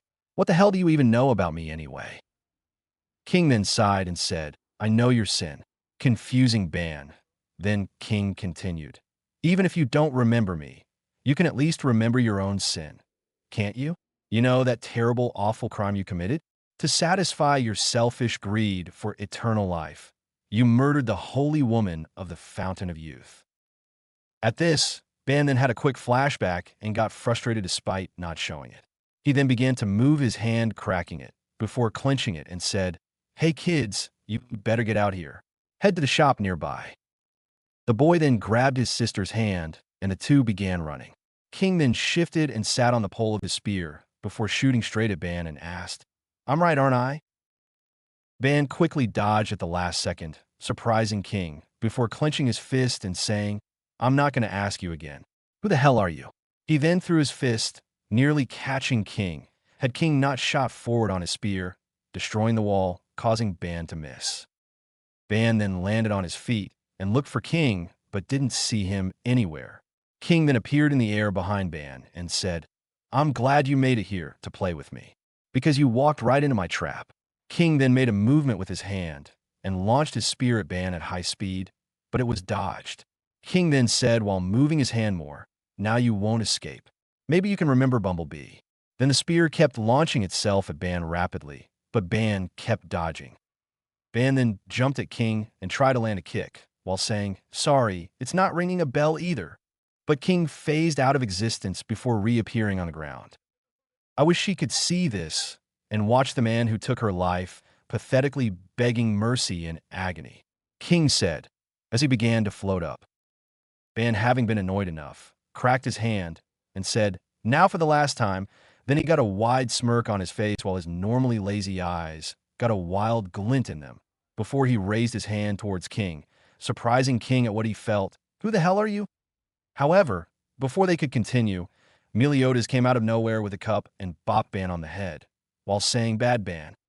This got Ban to calm down and turn while rubbing his head where he got tapped, and said, hey, Captain, what you doing out here? Meliodas then said, getting you. Your break ended a while ago, and we came out here searching for you. Then we met those 2 kids you sent our way. What are you doing anyways?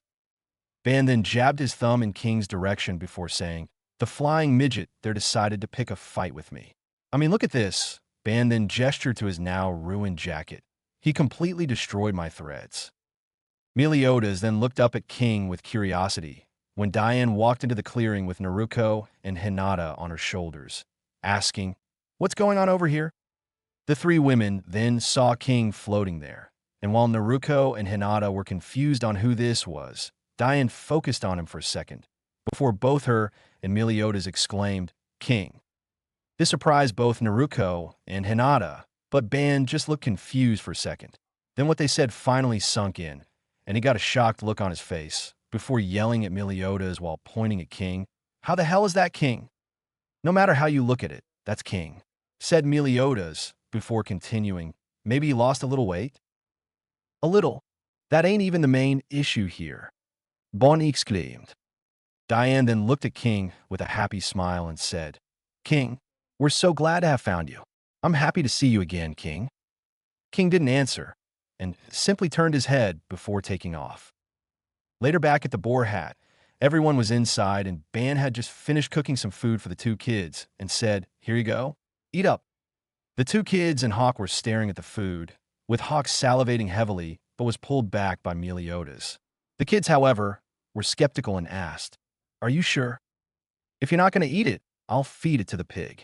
Ban said, getting Hawk to salivate more and begin nodding his head rapidly with excitement. At least until the kids began eating, getting Hawk to fall in the puddle of saliva he made with great despair. However, he lifted his head when a plate was set on the floor for him by Ban, getting Hawk to salivate again and begin quickly eating. The boy asked, are you sure this is okay? We don't have any money. It's fine that you don't have any money, but in exchange, Ban said, getting their attention, tell me where the capital of the dead is. This confused everyone, and Naruto asked, Oni-chan, didn't we already find King? Meliodas then said, she's right, you know, and since we found him, there's no need to go there anymore. There's no way that was King, Ban said. Meliodas then said, he was real. He was fake. The 2 then got into a childish game of repeating real and fake over and over until the boy spoke up and asked, you guys want to go to the capital of the dead too? This got the 2 of them to stop and turn towards the boy, too. The boy nodded and said, that kid asked a few times too. He wants to go to the capital of the dead, no matter what. This shocked everyone, and then Diane asked, King's also trying to get into the capital of the dead? The boy nodded and continued. For the past few days, he's been coming here to figure out how to get to the capital of the dead. Kurinai then asked, if he's been looking how to get there for the past few days, does that mean the capital is a grave in a really remote place? The boy shook his head and said no. It's right around here. This confused everyone, and Tintin asked, "What do you mean?" The boy then said, "The entrance to the capital of the dead is in this village, but you can't get there just because you want to." Everyone was confused on what the boy meant, with Ban even stating that he has no interest in riddles, before Meliodas then rigged a plate of food tied to a stick on a hawk's back, keeping it away from him. The boy then said, "The capital of the dead isn't a grave, it's a place where the people who've passed on live." At this, Meliodas said, "So basically it's the afterlife." Everyone was wondering how you would even reach a place like that. Then Ban asked, "Have you ever been there?" With the boy vehemently saying no, and that it was all just superstition. However, it's because of this rumor that the village got started, since travelers and rich people would come here, before giving up and just settling down here. The boy informed. Sinette then said, "However, there's no possible way to get there." Gaining everyone's attention, she continued, "It's the afterlife, meaning you would have to die, and there is no coming back from the dead." The little girl then said, "A priceless memory shared with the deceased will open the path to the capital." Our next-door neighbor was always saying that. Everyone looked at her in curiosity, while Ban's eyes grew shadowed, with only Kushina taking note of this. The little girl apologized for not knowing anymore, but then Ban began rubbing her head and said, "Thank you. Your information was more than enough to cover the food." After some discussion, it was decided that Kurinai would stay and watch the kids, and with that, everyone began to head back to the village, with Kushina keeping an eye on Ban. As they were walking, Hawk asked, "Hey, why does King want to go to the capital of the dead in the first place?" Meliodas then answered, "Well, I'm sure we'll find out when we get there." Dian then asked, "But why would King run away?" Meanwhile, on the cliff above everyone, a familiar black hound was watching everyone, before retreating into the bushes. It then began barking at King, who was currently clutching his green pillow while shouting, "I'm so stupid. Stupid. Stupid. Stupid. I made it look like I ran away because I saw Diane. Ugh, I couldn't help it though. Especially if she said something like that with a smile like that."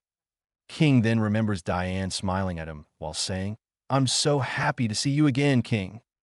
King then began to fly in circles while having a mental breakdown on how cute Diane was, while also freaking out at the possibility that she figured out he likes her. He then grabbed the hound by its mouth and shouted, "What should I do?" King then began remembering how Meliodas hasn't changed one bit, despite it being 10 years, and was wondering how that was even possible. King then began gripping his pillow roughly and said, "You too. Don't be fooled by Ban. That scoundrel." He then increased his grip on the pillow. "Ban, I will never forgive you." However, before King could think any more about that, his attention was caught when the hound began barking, and King asked while floating over, "What is it, Oslo?" The two then looked down to see the entire group was standing in a spot. While King was blushing at seeing Diane, but was greatly surprised to see how small she looked right now, when a few minutes ago, she was huge. King was confused on what was going on, but then he then grew curious on who the other women were, since he had never met them before. Meanwhile, with the group, Diane said, "Looks like the entrance is somewhere around here." Elizabeth then asked, "But isn't that just superstition?" Kushina then said, "Well, not all superstition is just that, superstition. Sometimes there are truths to stories, but they get twisted over time until they eventually become stories." Everyone nodded their heads, and then Hawk asked, "But even if the capital exists, how are we supposed to get there?" Meliodas then joked and suggested, "What if we kill ourselves?" Everyone but Ban then shouted, "Are you stupid?" Naruto then said, "A priceless memory with the deceased will open the path." Anyone got any memories of someone who died? Elizabeth then said how she wants to meet her mother, since she never got to know her when she was little. But then Hawk reminded her that she didn't have any memories with her mother. As everyone was shooting around ideas, Ban stood a little away from the group with shadowed eyes and thought, Elaine. A few seconds later, Hannah felt something and looked down before exclaiming, "Look!" gaining everyone's attention, including the hidden kings, to see that there were flowers all over the ground in full bloom, surprising everyone. As everyone kept looking at the flowers, Kushina looked at Ban and thought, "Just what are you hiding?" After a couple seconds, the flower petals began to get blown by the wind, surrounding everyone in a swirl of petals. When King saw this, he immediately took off and entered the storm of petals. Everyone covered their faces, except for Ban, who just stood there waiting. After a minute, the petals and wind died down, getting everyone to put their arms down and open their eyes. What they all saw took their breath away. When they opened their eyes, they found themselves standing on a giant, green crystal. When they looked around, they saw the green ground covered in large, protruding crystals with the sky looking to be green with lime green clouds. Everyone looked around before Dian asked, "Captain?" Meliodas nodded his head and replied, "Yeah." Meanwhile, a hidden king was thinking, "There's no doubt. This is the capital of the dead. What does this mean? I've tried so many times, but I could never get here." King then looked at everyone and thought the memory of someone among them opened the path to here. Everyone was wondering how they managed to get here. Elizabeth thought it was her desire to see her mother, but then Naruto reminded her that it couldn't be, since Elizabeth didn't have any memories of her mother. Hawk thought it was his leftovers, but that was immediately shot down. Everyone was wondering what could have brought them here, and as they were talking, Kushina was looking at Ban, who was currently just looking around. Suddenly, Ban sensed something and quickly turned his head in the direction to see what looked like a girl with short, blonde hair wearing a white dress. Kushina saw Ban tense and asked, "Ban?" getting everyone to turn their attention towards Ban before he bolted forward at great speed while still looking in the direction. This action shocked everyone, while Diane and Naruto shouted, "Ban/Oinai-chan." Everyone watched as he quickly disappeared from view before something passed them, as they heard someone shout, "Stop." The group looked to see King was the one who shot past them.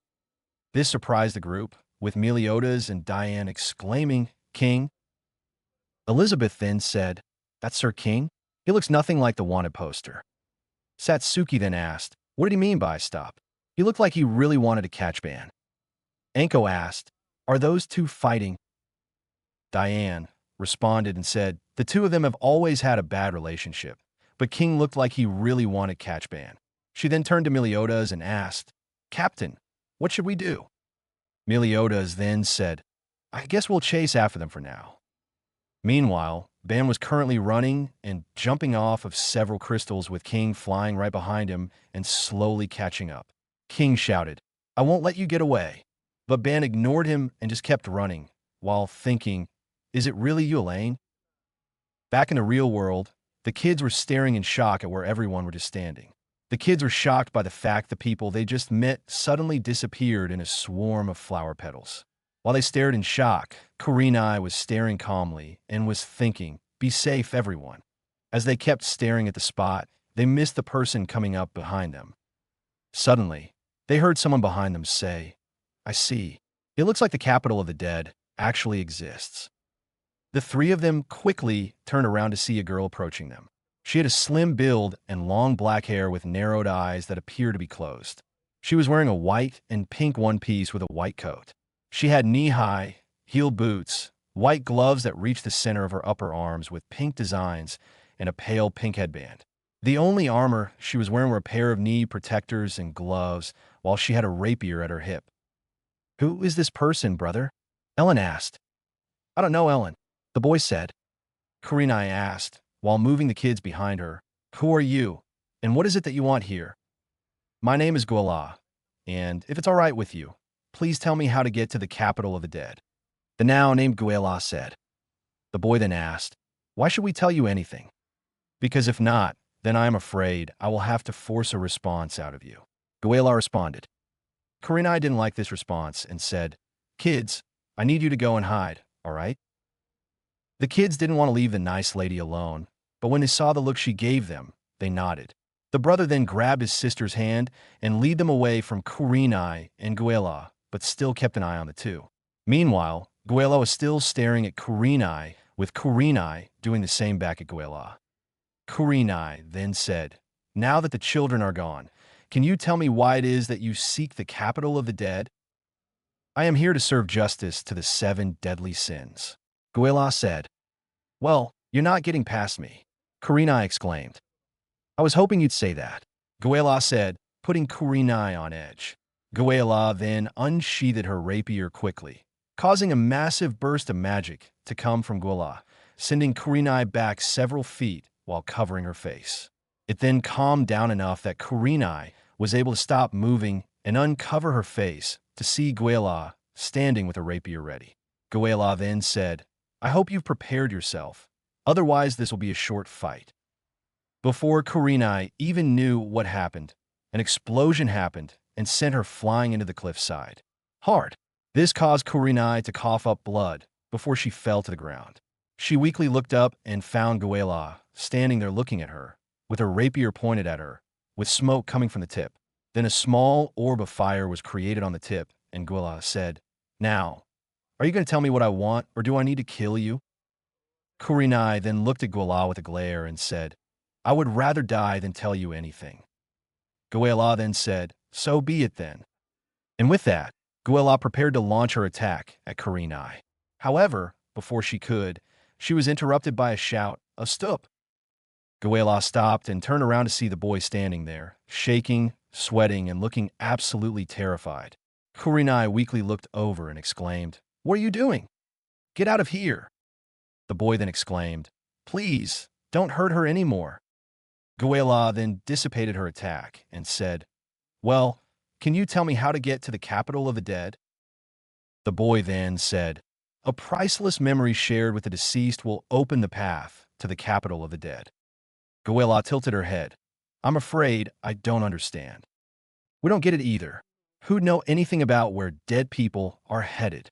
The boy responded, then asked, "Now please, stop hurting the nice lady." "I see," Guila said, sheathing her rapier. "Thank you." They all then watched as she raised her hand in the position to strike. Meanwhile, back in the capital of the dead, the group were currently walking along the big crystal they were standing on while calling out for Ban. The group had mixed emotions about what was going on. Diane, Naruto, and a couple others felt confusion and worry, while Meliodas and Kushina were only curious as to what was going on with Ban. After a couple minutes of calling, Diane complained, "Geez, where did those two go?"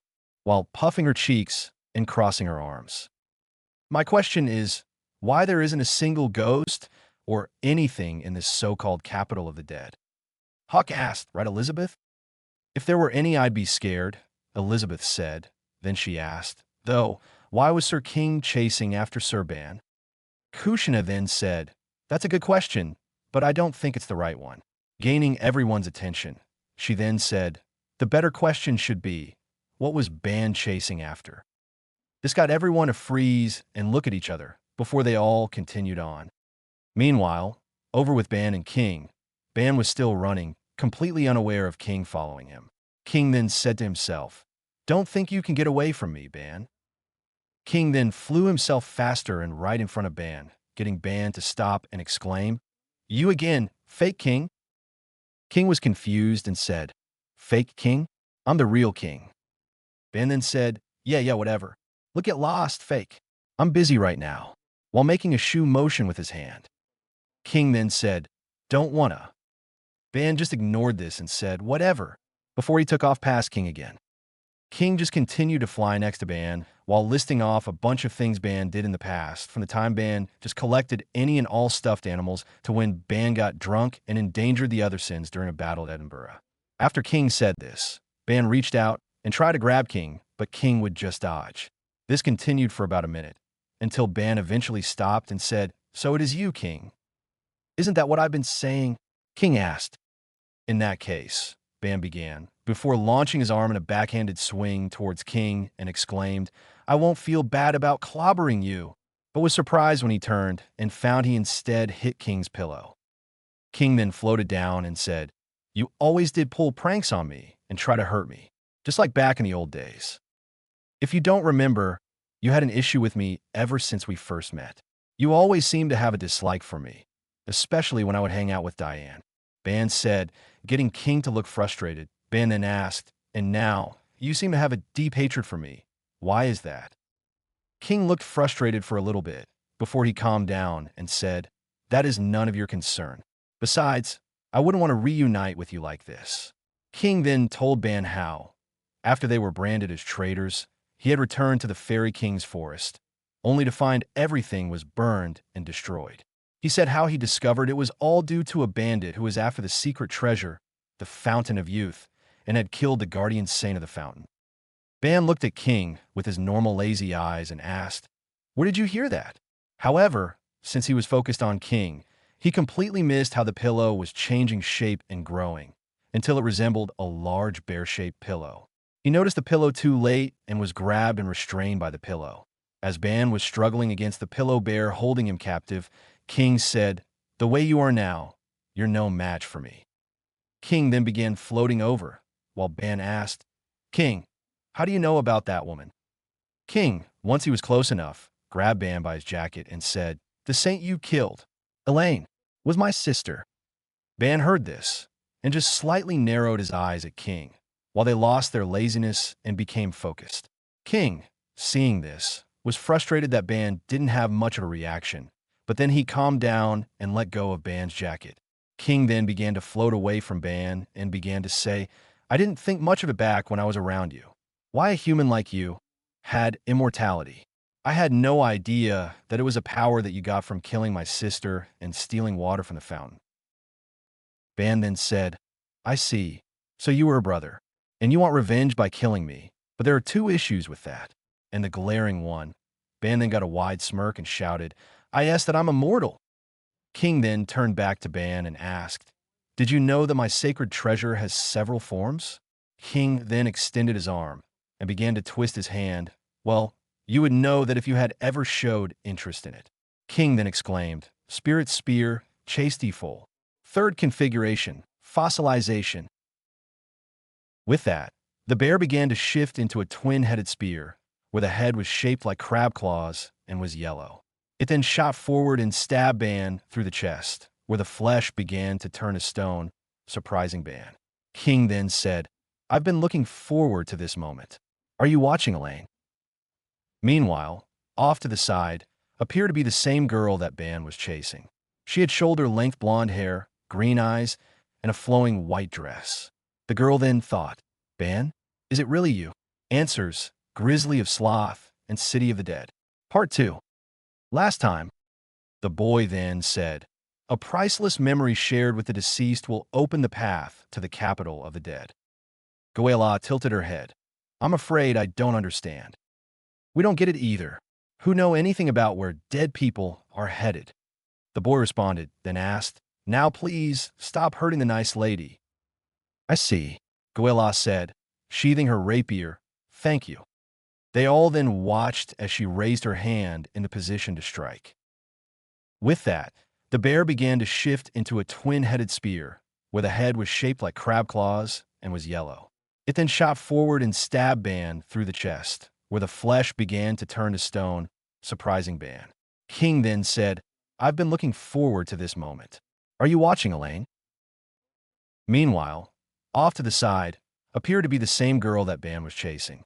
She had shoulder-length blonde hair, gold eyes, and a flowing white dress. The girl then thought, "Ban, is it really you?" Present. Back in the real world, Guila then swung her hand, but then surprised the kids and Kurinai when she jabbed herself in the heart. Back with the group in the capital of the dead, they all suddenly sensed something behind them. Elizabeth saw this reaction in Naruto and asked her, "What's wrong?" Naruto turned, along with everyone else, and began saying, "Elizabeth, I think you should get out of here." Once she turned and saw Guila, she finished with, "Because I've got a bad feeling about this." Diane asked, "Who's that?" Anko then said, "The better question is, where did she come from?" Guila then responded and said, with a flick of her hair, "I got here by dying." Hinata said, "She got here by dying? Does that mean she killed herself?" Killing herself to chase after the sins? "Why would she do that?" asked Hannah.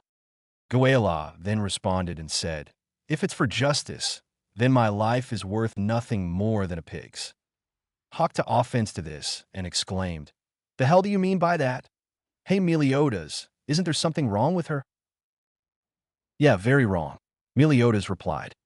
Guila then drew her rapier, and when she did that, she caused a massive shockwave to hit the group, blasting back Hawk and Elizabeth, while the rest were pushed back, but held their ground.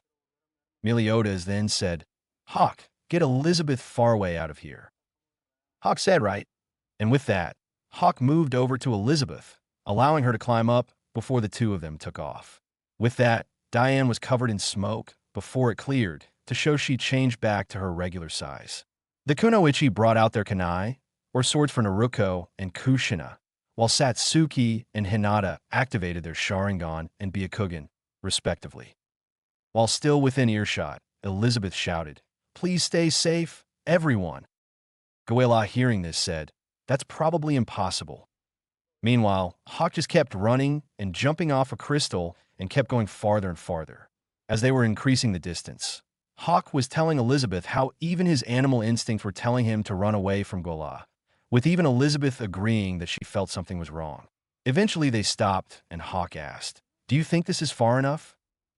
However, they were proven wrong when Meliodas, Kushina, Naruto, and Anko all came crashing into the crystal and the ground around them. Elizabeth asked, Are you all right? Kushina looked at Elizabeth and exclaimed, What are you still doing here? Get further away. Before she, along with the other three, stopped Diane and the others from being impaled by several crystals.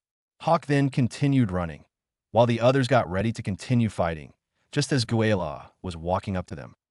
Guila then began describing how Diane is the strongest physically among the 7 deadly sins along with her ability, creation, and how it's an ability available only to giants and allows them to control the earth and iron around them. Guila then said how she had been looking forward to seeing it with her own eyes, getting Diane to ask, So, what's your impression of it? Honestly, I'm disappointed.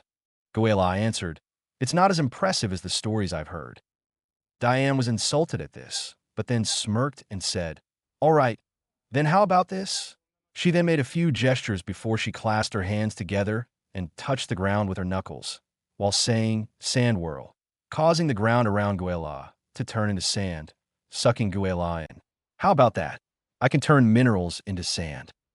Guila then jumped out of the sand, but was met with a piece of a crystal that Diane has thrown at her. Guila just pointed her rapier at the crystal, and when it touched, the crystal exploded, launching the pieces at Diane, knocking her down. Once Guila landed, she then had to dodge a couple of sword strikes from Kushina and Naruto, before also dodging a swipe at her neck from Meliodas. Guila then stopped moving and said, While I may not know all of you and your abilities, she said, to the Kunoichi.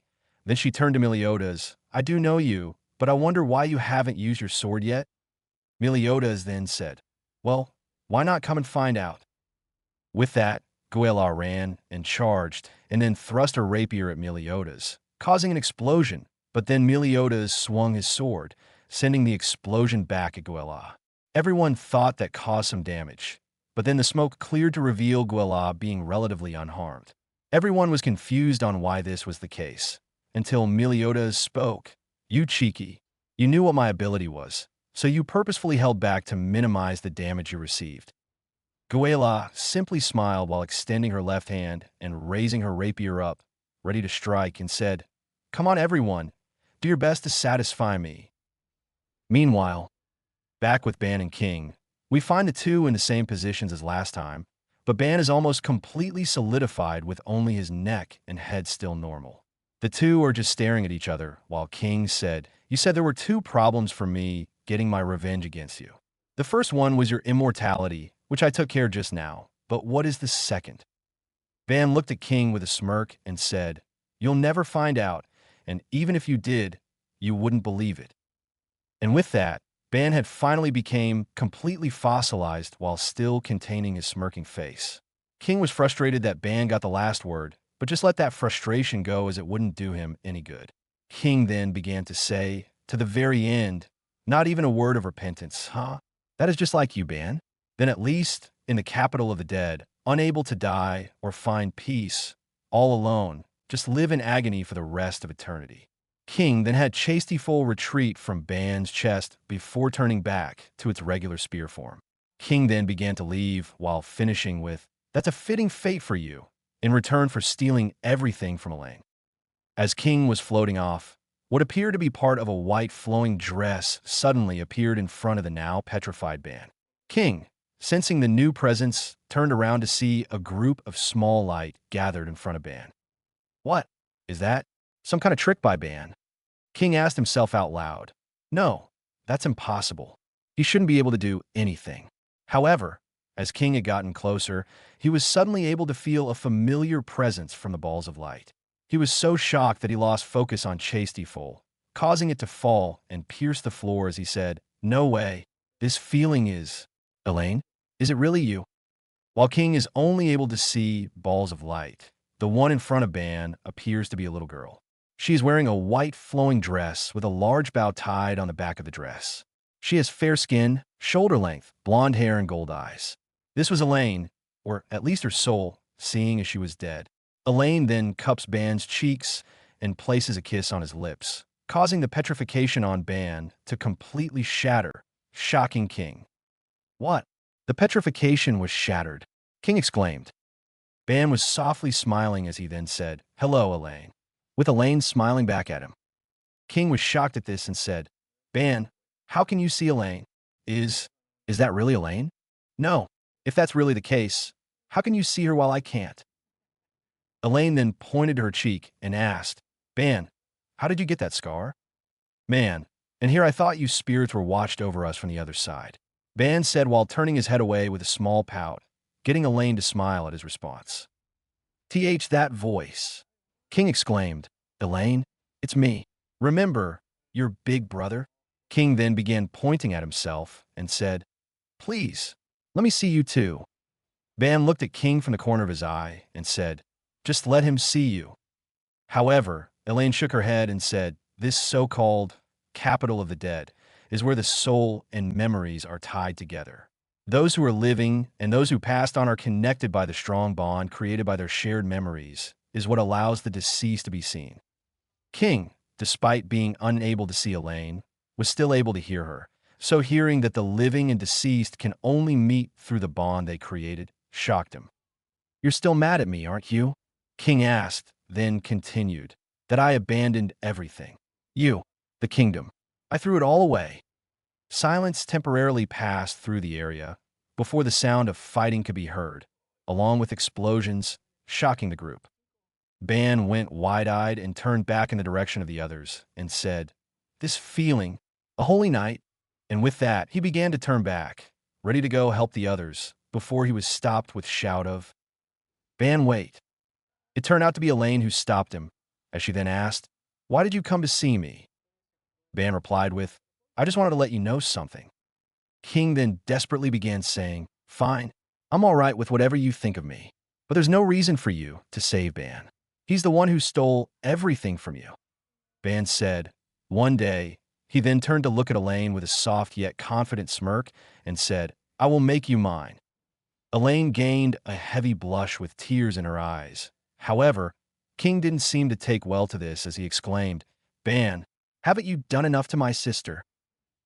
However, King got confused as he wasn't expecting to hear Elaine say, "Thank you, Ban." With that, Ban took off running back towards the others, determined to help, leaving a depressed King behind to deal with his own problems. Back with the others, while Ban and King were dealing with their issues against each other, Diane, Meliodas, and the others were facing off against Guila. As they all charged, Diane poked the ground with her finger, before pointing up, creating two pillars of stone that launched Meliodas and Kushina at Guila. Once the two were close enough to Guila, they began slashing at her with their swords, or piece of a sword in Meliodas' case. Guila was slowly getting pushed back, but she was successfully dodging or blocking each strike. However, the two suddenly backflip, allowing Guila to see Diane before Diane attempts to crush Guila. Diane then sees a bright light before a massive explosion happens, blowing her back into some crystals. The others quickly began to charge as well, but Guila wouldn't have any of that. Guila then pointed her rapier at them before with a ball of fire shot out at them with a shout of "Shot bomb." Upon seeing the attack, the group dodged as it came into contact with the ground before exploding.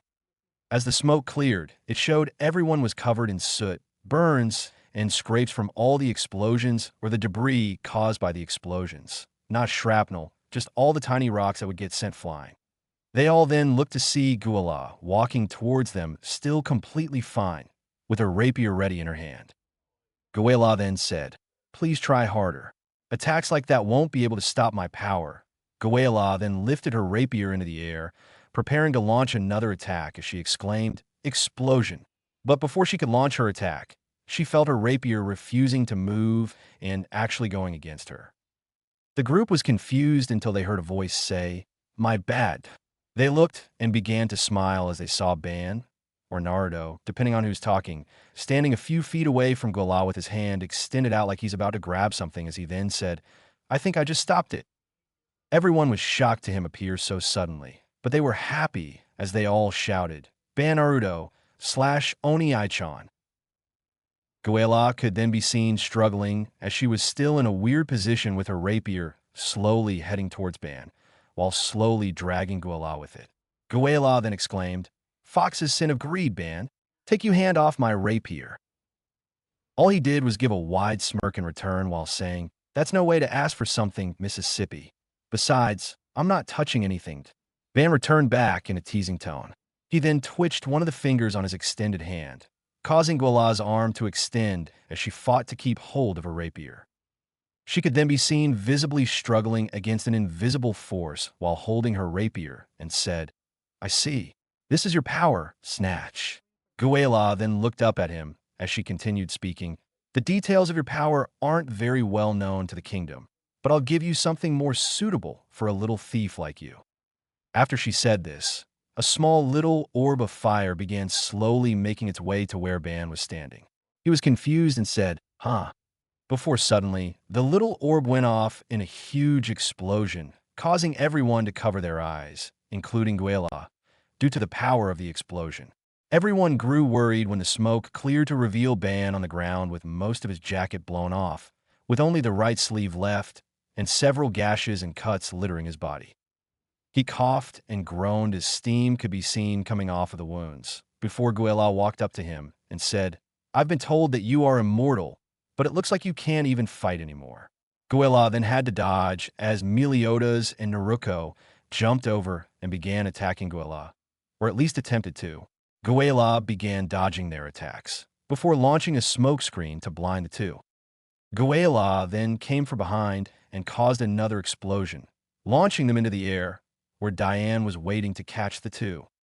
"No matter how many times you try to bounce my attacks back with full counter," Guila began, "as long as I don't allow you to read the nature and timing of my attacks, it's not a problem." Ben had finally finished healing and was rolling his arm as he asked, "Hey, Captain, you alive?" The others were amazed to see him standing back up as if nothing had happened. Guila, on the other hand, said, "Impressive.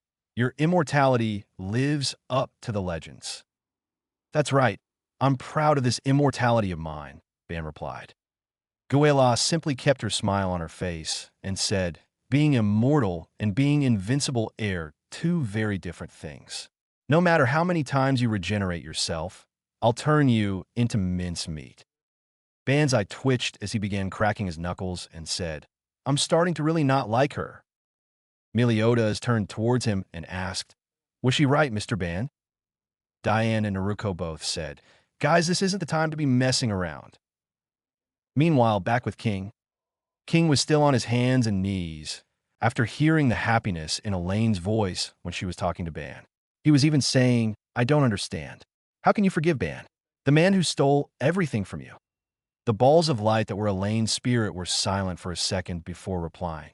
"After you threw away the country away for 700 years, I lived the whole time fighting the loneliness all by myself." This shocked King, as he didn't know his sister had been suffering like that.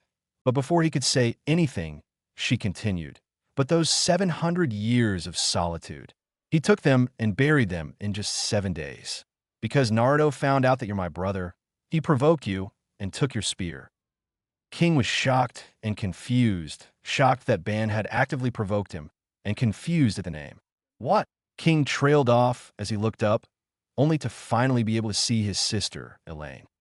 She then said, "He's not the man you think he is." "Elaine, how am I able to see you? And why did you call him Naruto instead of Ban?" King asked, as he wanted to know why he could finally see her. and why she called Ban Naruto.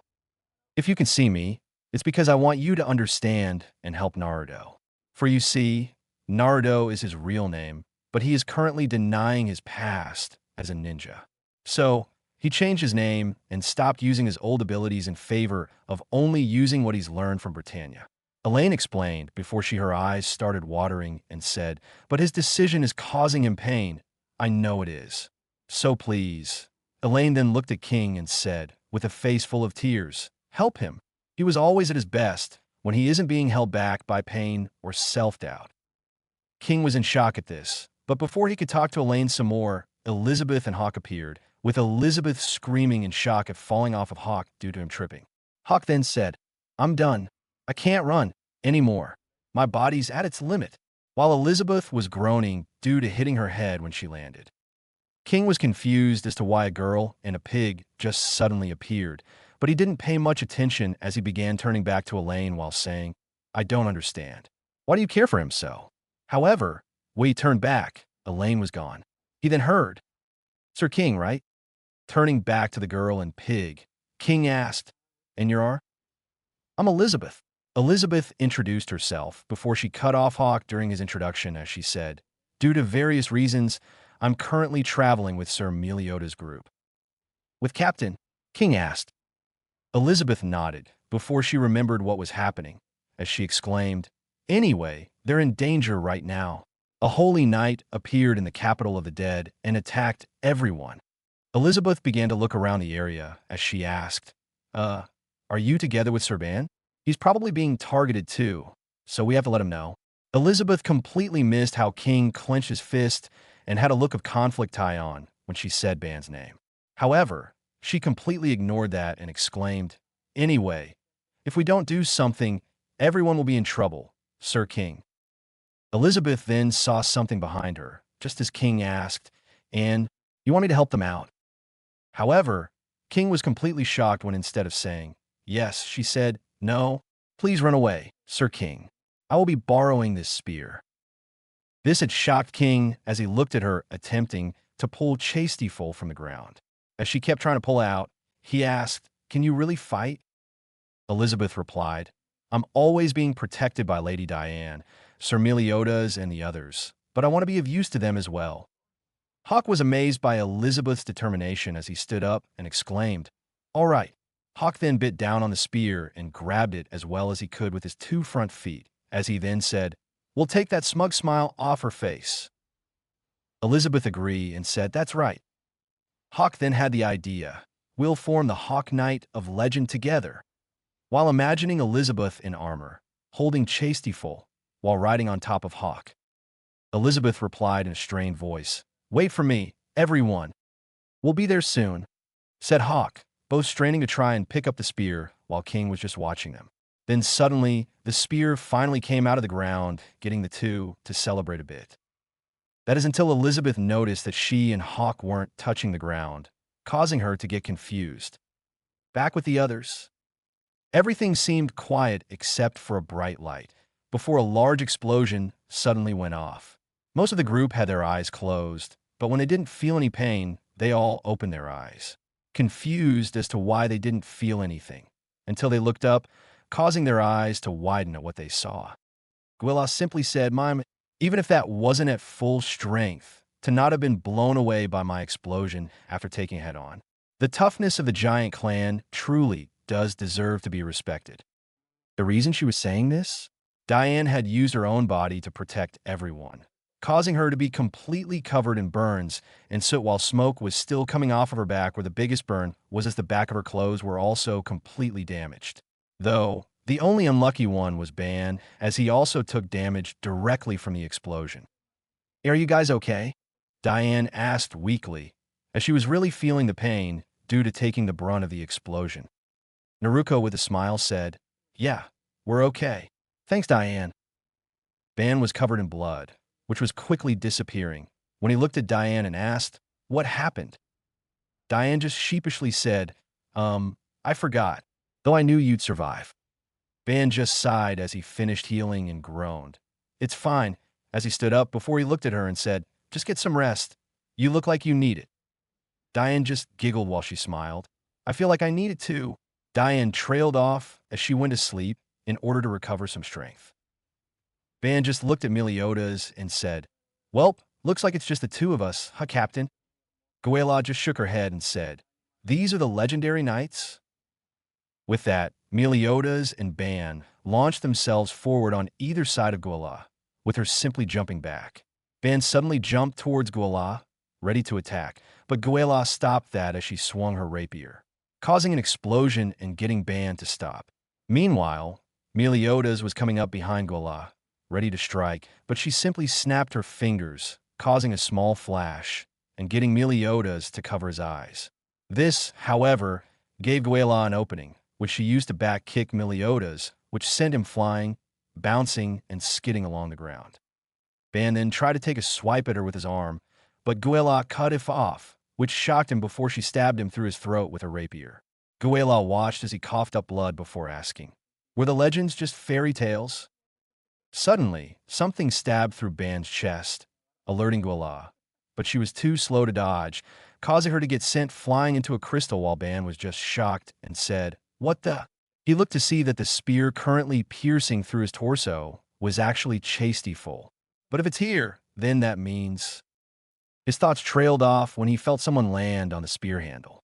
Turning his head, he saw it was King, who then said, "Yo, Ban. Or should I say Naruto?" At that, Naruto's eyes widened before they narrowed, and he asked, "Why are you here, and how did you learn my name?" King simply replied, "Can't you tell? I came to help. As for your name, Elaine told me. Simple as that." "To help, huh? Cough. And why would she tell you my name?" Naruto asked while coughing out some blood mid-sentence. King tilted his head to speak to more Naruto's face as he said, "I'm here for the captain, Diane, and for Elaine's feelings for you. As for why she told me your name, it's because she knows you're suffering and she doesn't want you to suffer anymore." Naruto's eyes widened at that before he sighed and said, "I don't care if I'm suffering, dash." She was crying. Naruto stopped as he heard that while King just continued, "She loves you so much that it hurts, and her having to watch you suffer just makes it hurt even more." Naruto's eyes were shadowed as he asked, "So, what do you want me to do?" King answered, "I personally don't care about you, but..." It was at this point in time that an explosion occurred from the pile of rubble that once buried Guila, showing she was just fine. King then finished, "Elaine wants you to begin accepting your past, because she told me he's a better person when he's not being held back by pain or self-doubt." Naruto was in deep thought, but before he could do anything, Guila said, "Your betrayal was expected, but still too late, Grizzly's sin of sloth, King." "What you're saying is what's unexpected," King replied. "I had no intention of siding with you from the start. It just so happened that the kingdom's goal of defeating the seven deadly sins coincided with my goal of defeating Ban at the moment." Meliodas and Naruto noticed King said Ban instead of his real name. While Meliodas thought this was so that they could use Naruto's real name and not get in trouble, Naruto realized King was putting him in a position where he has to start accepting his past, and while it slightly pissed him off, he understood it was necessary. King then continued, "But things have changed. So sorry, but can you relay that message to Gil Thunder, your boss?" Guila was silent for a second, before her face seemed to darken as she said, "That little boy? My boss." Guila then created several little shot bombs, as she said, "Please save the jokes for sleep talking. It's not funny at all." She finished as she launched all the bombs at the same time. Meliodas began to jump back as he said, "Taking care of all of those will be a handful." However, King wasn't worried as he simply pointed his right hand, sending Chasteful straight out of Naruto's chest before it began spinning at rapid speeds, causing all the shots to explode before they reached the group. As the smoke began to clear, Chasteful began to slow down its spinning, while Guila said, "Splendid. So that's the legendary spirit's spear, Chasteful. I don't know if it's true, but the spear is said to be a holy weapon crafted from the sacred tree, found only in the fairy realm. I hear that its strength is stronger than that of steel and has the mysterious qualities of the sacred tree, and your power that draws out those qualities, disaster. Looks like I might be able to enjoy this. Please come at me 4-on-1. King then replied, "No, It'll be a one-on-one, mostly likely two, depending on what someone decides. At that last part, King looked directly at Naruto, who noticed the look, and while slightly conflicted, he sighed before moving forward. All right, I get it. I'll help out. And while I may not restrain myself as much as I have been, I'm still not ready to fully accept my past. Naruto said as he walked next to King, who nodded in understanding. He then looked back at King and said, though, while I understand what you just did, don't make it a habit. With that, Naruto changed his stance as he now had his body turned to the right, left leg forward, knees bent, while his right arm was at his waist and his left arm was slightly forward and both fists clenched tightly. I don't make any promises, King replied, while Chastiful was spinning above him, as he then said, after all, I care more for my sister and what she wants than I do you. Guila just looked confused as she tilted her head and asked, are you being serious? You want to take me on with someone who I've already beaten? Need I remind you that 3 sins were barely able to keep up with me? What difference will you in a sin I've already proved to be superior over Ma Dash? Before Guila could finish what she was saying, an incredible amount of force suddenly slammed into her side before she went flying through one of the big crystals, causing it to collapse. Everyone was shocked by this before they heard, I never really cared before when people underestimated. They looked to see Naruto was standing where Guila once was while he was cracking his knuckles before he said, but now, I absolutely hate it. Guila stood back up, showing she was covered in scratches as she was in disbelief at being caught off guard like that as she thought. I misread it. Guila looked back at Ban as she then thought. Up until a minute ago, I was proving to be superior to him, but suddenly his strength and speed seemed to have shot up. What is happening? Before Guila could think anymore, a gust of wind suddenly shot by her, as Chastiful launched next to her, cutting a few strands of hair, as well as her cheek. King, with his hand pointing towards her, said, it might be a good idea to try dodging. Meanwhile, Elaine was back where she and King had talked as she was saying, I already know that you'll grant my wish. The both of you are stronger when wielding your powers for others rather than yourselves. King suddenly sent Chastiful shooting down from above Guila towards her, but she leaned out of the way, but was then sent flying by Naruto, who appeared in front of her before sending a right hook to her stomach, getting Guila to also cough up blood from the amount of strength behind his punch. Not just for me, but for your friends who need the both of you. Guila slammed into a crystal, cratering into the side, but she didn't get much of a chance to breathe as she suddenly had to begin dodging Chastiful when it suddenly began chasing after her in an attempt to impale her. She then caused an explosion which sent Chastiful back to King, but Guila was then blindsided by an uppercut from Naruto, sending her up into the air. However, instead of crashing back into the crystal she was heading towards, Guila flipped in midair, correcting her path so that she simply landed on the crystal as she thought, this power, this speed, this man is on a completely different level from the others. And how did Ban suddenly get stronger than me? I know the both of you are kinder than anyone else. You both kept blaming yourselves for either my death or the destruction of the Fairy King's forest. Guila raised her rapier high into the air, preparing a large fireball with an exclamation of brilliant dictation. I know the both of you have immeasurable power. The fireball grew in size, getting everyone, including the now awake Diane, to worry. King didn't look worried, and neither did Naruto, as they simply watched what Guila was planning. In the past, the human kingdom was at peace with the forest of the fairies ruled by the Fairy King. Not only was it a sign of friendship, but it was also an agreement not to interfere with each other's kingdoms. Suddenly, the fireball Guila was charging began firing a storm of fireballs that caused powerful explosions upon impact. King calmly called Chastiful to his side before saying, Spirit Spear, Chastiful, 5th configuration, increase. With that, Chastiful then suddenly began to spin at such a fast pace it created a little tornado of wind.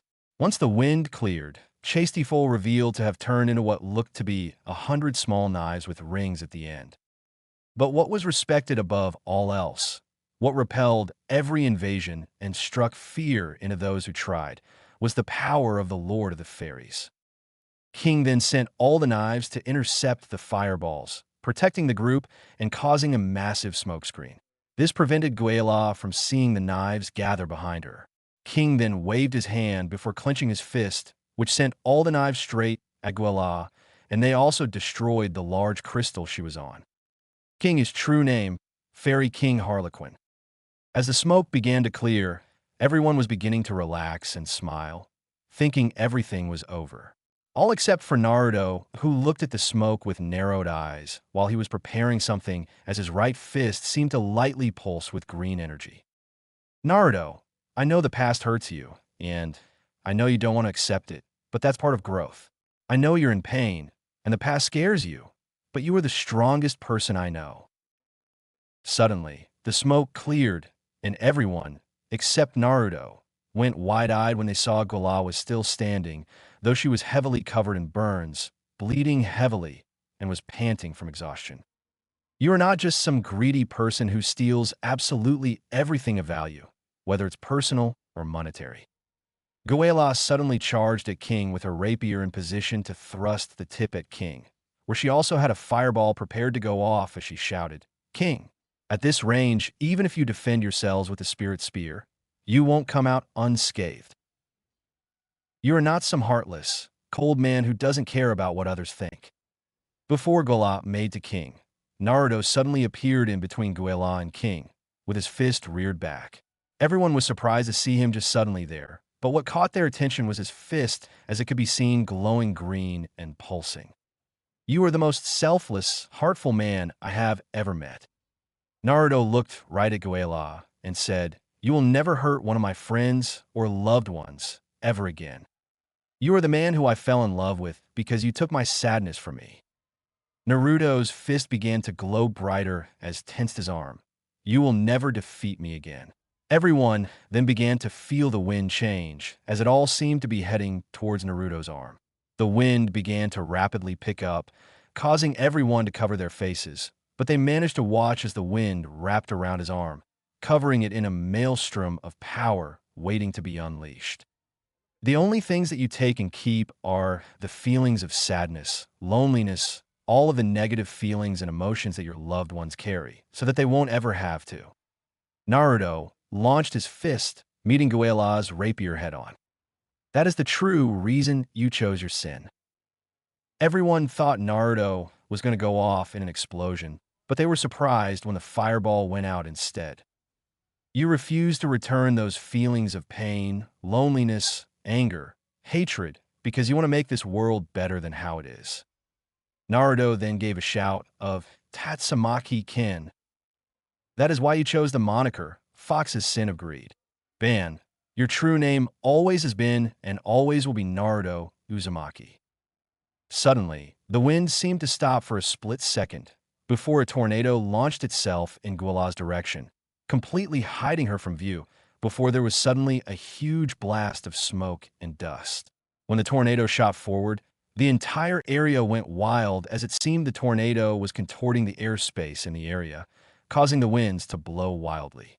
Rocks crashed into each other. Shards of crystals went flying everywhere.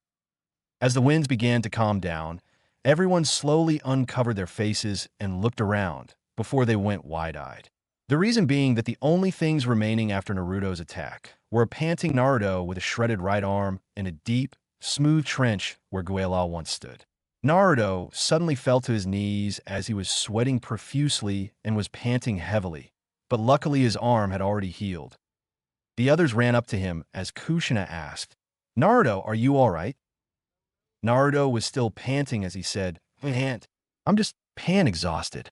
I just haven't used an attack like that in a while." Everyone was glad that it was just exhaustion, but Dian asked, "What happened to Guila?" Her presence seems to have just disappeared. Elaine then appeared next to Naruto as she said, "She probably returned to the real world from the impact of your attack just now. Unlike all of you, it looks like she came here with just her soul instead of her physical body. Her soul must have been wounded after that attack." Everyone then suddenly hears, "Pagu." Everyone turned to Hawk as Elizabeth asked, "What happened, Hawk?" My ear's gone," Hawk shouted, getting everyone to notice Hawk was indeed missing an ear. "Kaya, that's disgusting," Elizabeth screamed. "What's going on?" Diane shouted as she looked to see she was slowly disappearing as well. This world has begun to reject you. The living who do not belong in this world, said Elaine, before she turned to Naruto and said, I'm glad I was able to see you again, Naruto. He gave her a calm smile and said, I'll see you later, Elaine. King watched as Elaine gave Naruto a kiss before he turned away. However, just before he fully disappeared, King heard Elaine say, Thank you, brother, for protecting and bringing Naruto back. King went wide-eyed at that, as he quickly turned back while saying Elai dash. But before he could say any more, everyone found themselves back in the real world. Looks like we're back, Hannah said. Anko nodded her head, saying yeah, before she noticed an unconscious Kurinai on the ground covered in burns, getting Anko to run over as she exclaimed, Kurinai! Everyone turned before going wide-eyed to see Kurinai was heavily injured, before they all rushed over with Tenten, said, Kurinai, wake up! Kurinai slowly began to open her eyes as Tenten then asked, Are you all right? What happened? I am fine, just a few burns from that holy night over there, Kurinai informed while weakly pointing in a direction. Everyone turned and were shocked to see Guila's body, standing there with her hand jabbing where her heart is, getting everyone except Naruto, Meliodas, Diane, and King to exclaim, Holy Night Guila! Naruto then said, I see. She came to the capital by leaving herself half dead. King nodded his head in confirmation as he said, Seems so, as not even a holy knight would want to die without some way to come back. Hawk then exclaimed, Doesn't that mean she could wake up at any moment? Meliodas nodded and said, Well, yeah, but we just have to make sure she can't follow us immediately after she wakes up. He then turned to Naruto and said, Want to help me out, Ban? Naruto simply gave a wide smirk as he said, Sure thing, Captain. A few minutes later, the group was ready to get back on the road, when Elizabeth remembered, Wait, what about Ellen and her brother? Everyone went wide-eyed as they began looking around the area, while Naruto said, Geez, where did they go? You don't think Guila? King asked, not wanting to finish the sentence for fear of being confirmed. Everyone stopped, however, when they heard, I'm glad, misters. Everyone turned as Naruto said, Oh, there you are. The brother then said, You were able to see the person you wanted to see. The sister then finished, and shared you memories and feelings, right? That was when everyone noticed the two were glowing and slowly becoming transparent. As Hinata said, Those bodies. Naruto began, Are you? The brother then said, We'll rest in peace until we have to lead other people like you to the capital. The sister then said, Your cooking was really delicious, mister. They both then said, Thank you, before disappearing, with Naruto having a small smile on his face, and said, Thanks to you too. Later on, the group had made some progress and decided to set up camp in order to eat. Diane was in her human size and was sitting with Naruto, who was still only wearing the right sleeve of his now completely destroyed jacket. King was checking on Diane, making sure she was okay, with Diane saying she was fine. Naruto then placed a lot of salt on the fish King was going to eat and was waiting for the show. The Kunoichi were checking on Kurinai, who turned out to not be as injured as she thought, and simply had some burns, which weren't too bad, thankfully. The group was then laughing when King was chasing after Naruto, while constantly spitting out pieces of fish as he had finally taken a bite out of the extremely salty fish. Naruto was simply smiling as he kept running, before he actually began running when King began to send Chastiful in its spear form after him. After everything calmed down, by the way, began King. What is Elizabeth's relationship to the captain? Meliodas joked around and said that they were lovers and loved touching each other, getting Elizabeth to freak out. But Meliodas then stopped as he said, She's a princess from the kingdom. She's looking for the 7 deadly sins so that we can save the kingdom from the holy knights. King was shocked as he exclaimed, Pri princess. Why didn't you tell me that earlier, Captain? I would have presented myself better. Naruto was confused, along with all the Kunoichi, as he asked Meliodas while drinking, The hell does he mean, presented myself better? Elizabeth was saying, Please, Sir King, you don't have to dash. She stopped as in a puff of smoke, King was replaced by a fat man with fat lips wearing regal clothing, getting Naruto to spit out his drink, while the kunoichi who were eating or drinking did the same, as they were all shocked by the sudden change. Meliodas, however, simply said, "Whoa, his clothes changed." "That's not the point," exclaimed Naruto. The now transformed king said, "I am the grisly sin of sloth, king of the 7 deadly sins." He then bowed as he said, "Pleased to make your acquaintance." He then seemed to move closer as he said, "Please forgive the rudeness of my conduct back at the capital of the dead." Elizabeth had stayed silent the entire time as she didn't know what to say in this situation. Luckily, Naruto and Meliodas came over, with Meliodas pushing King away by his face while Naruto pulled him away from behind, while Meliodas said, "Elizabeth won't get mad about that." Naruto then finished, "He's right, she's really patient and kind." Elizabeth blushed as she didn't expect to get complimented like that, but she shyly said, Please, you can relax." King stopped as he said, I see. If that's the case." In another puff of smoke, King was back to normal as he said, "Phew, it's been a while. My shoulders are stiff." "Oh, his clothes changed back," said Meliodas, the main point completely going over his head once again. "Do you even have eyes, Captain?" exclaimed Naruto, as he grabbed Meliodas and was opening his eyelids as if he were searching for eyeballs. Meanwhile, "Awaken, my disciple," a voice said to an unconscious Guila who was tied to a tree, before she woke up with a gasp and said, "This is—" She then looked up to see a knight who was wearing a full set of copper-colored armor. The knight was also wearing a purple, high-collar cloak, and their helmet was unique as it seemed to sport horns and also sported a sky-blue crest. "Lord Hellbram," Guila exclaimed when she looked up. "You failed, Guila," Hellbram informed her, shocking Guila, before he continued, "Perhaps it was too soon for you to face the 7 deadly sins." Guila was confused by his sudden silence. "Is there something wrong?" Your face." Currently, Guila's face was covered in makeup, giving her a pair of fake eyes, lipstick, blush, and then there were the words "Love Me" with a heart written / drawn on her cheek, while on her other there were chibi images of Meliodas and Naruto, both giving peace signs with cheeky grins. Guila immediately began wiping off the makeup as she said, "This is humiliating." Hellbram agreed as he said, "Yes, but it's not so bad." Back with the group. "Sir King, Sir Ban, you two really are powerful. You defeated an enemy who 3 people were struggling to fight," Elizabeth said to King, before she turned to Naruto and said, "And you seem to just suddenly get so much stronger, Sir Ban."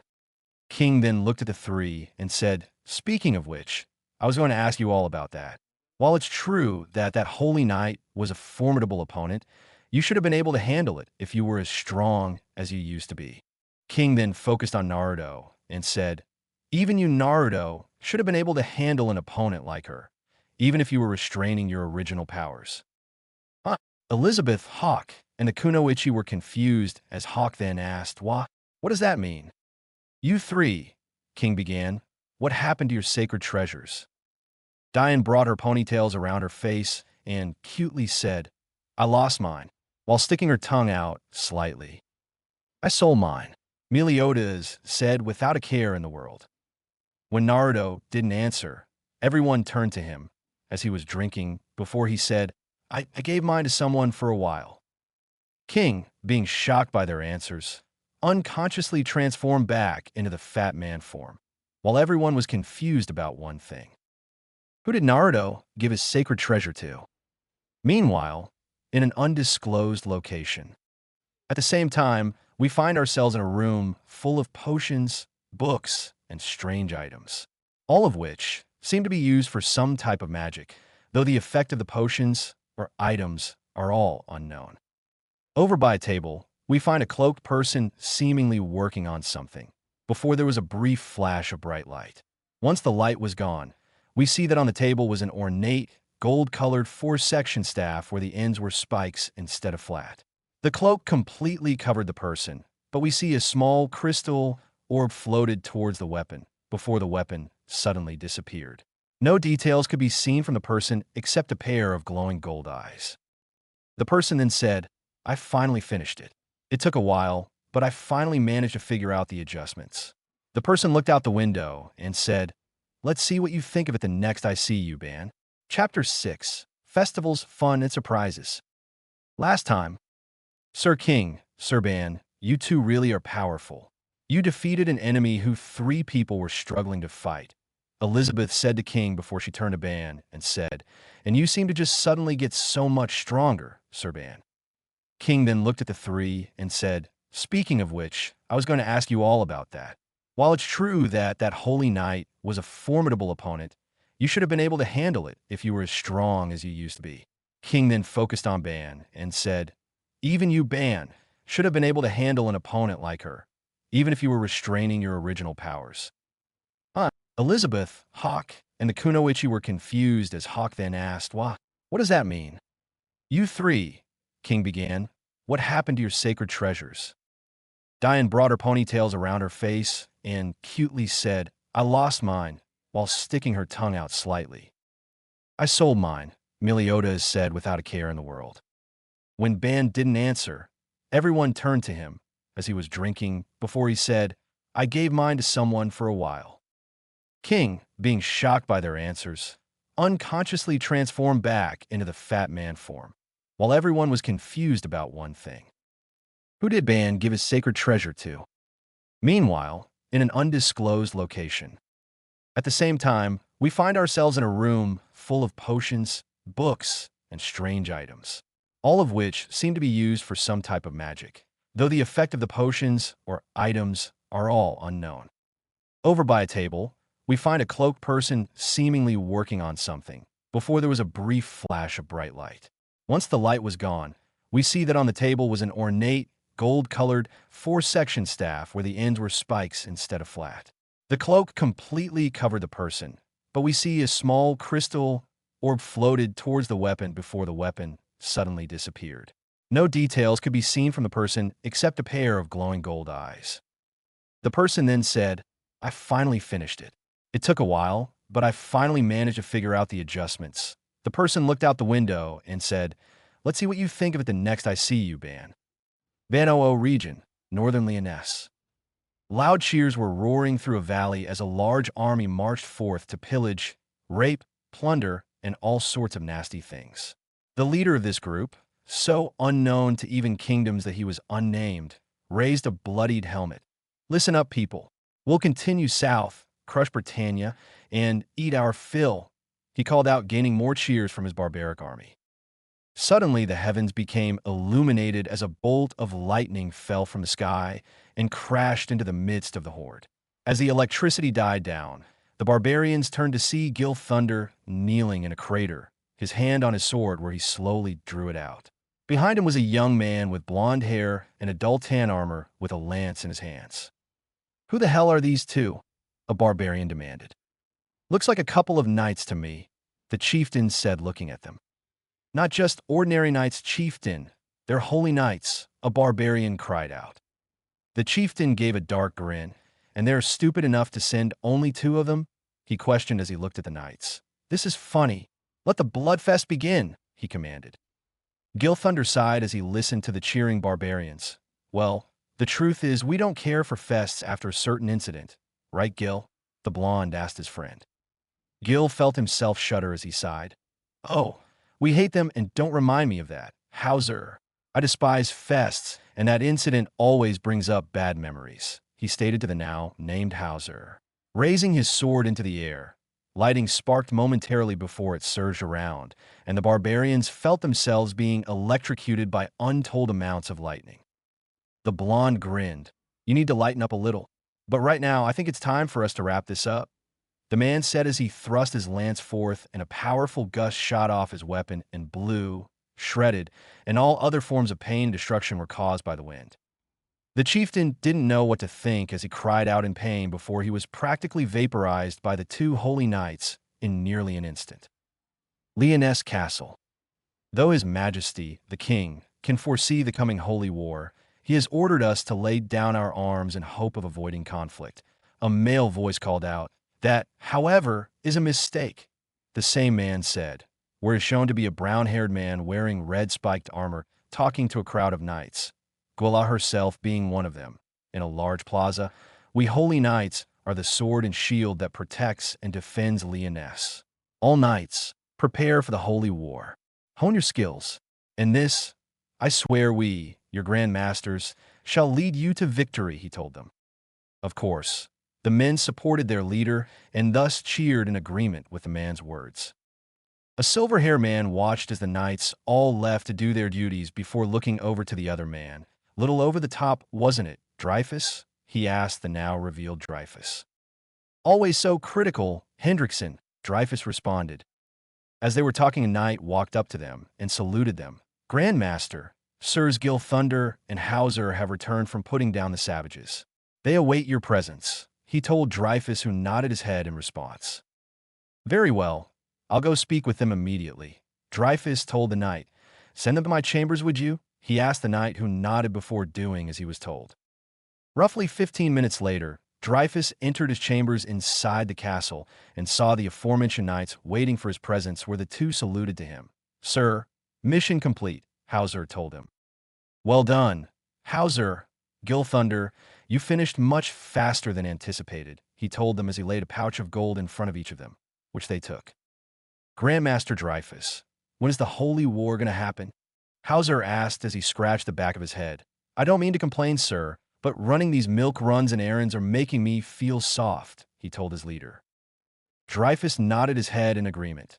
Yes, when indeed, he asked himself. Hauser shook his head. You don't know?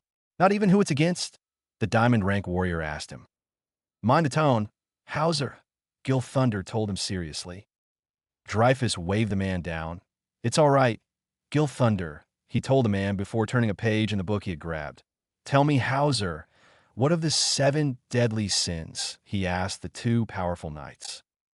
Gil Thunder stepped up. Sir, King has betrayed the realm, and the sins are gathered 4 strong now, he told Dreyfus.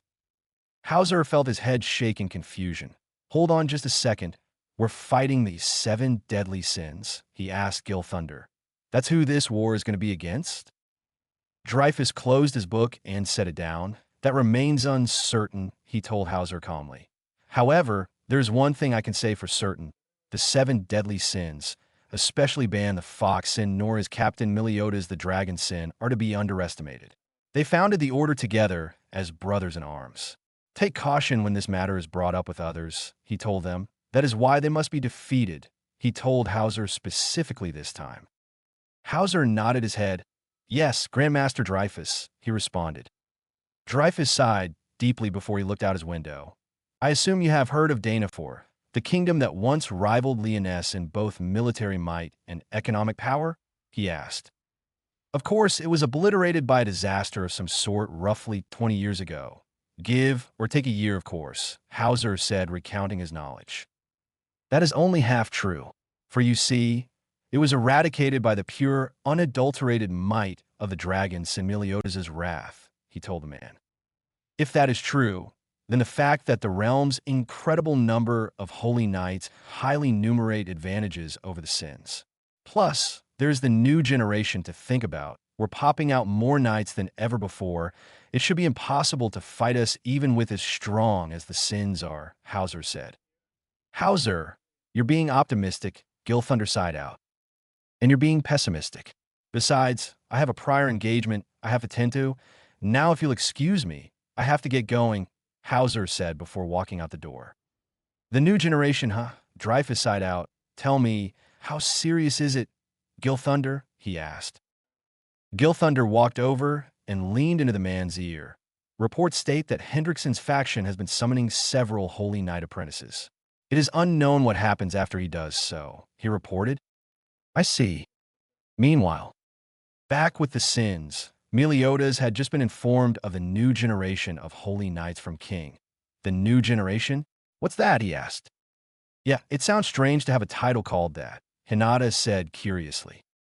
Probably a reason for them to be called that, but I assume you already know the reason, right, King? Hannah asked the fairy, who nodded.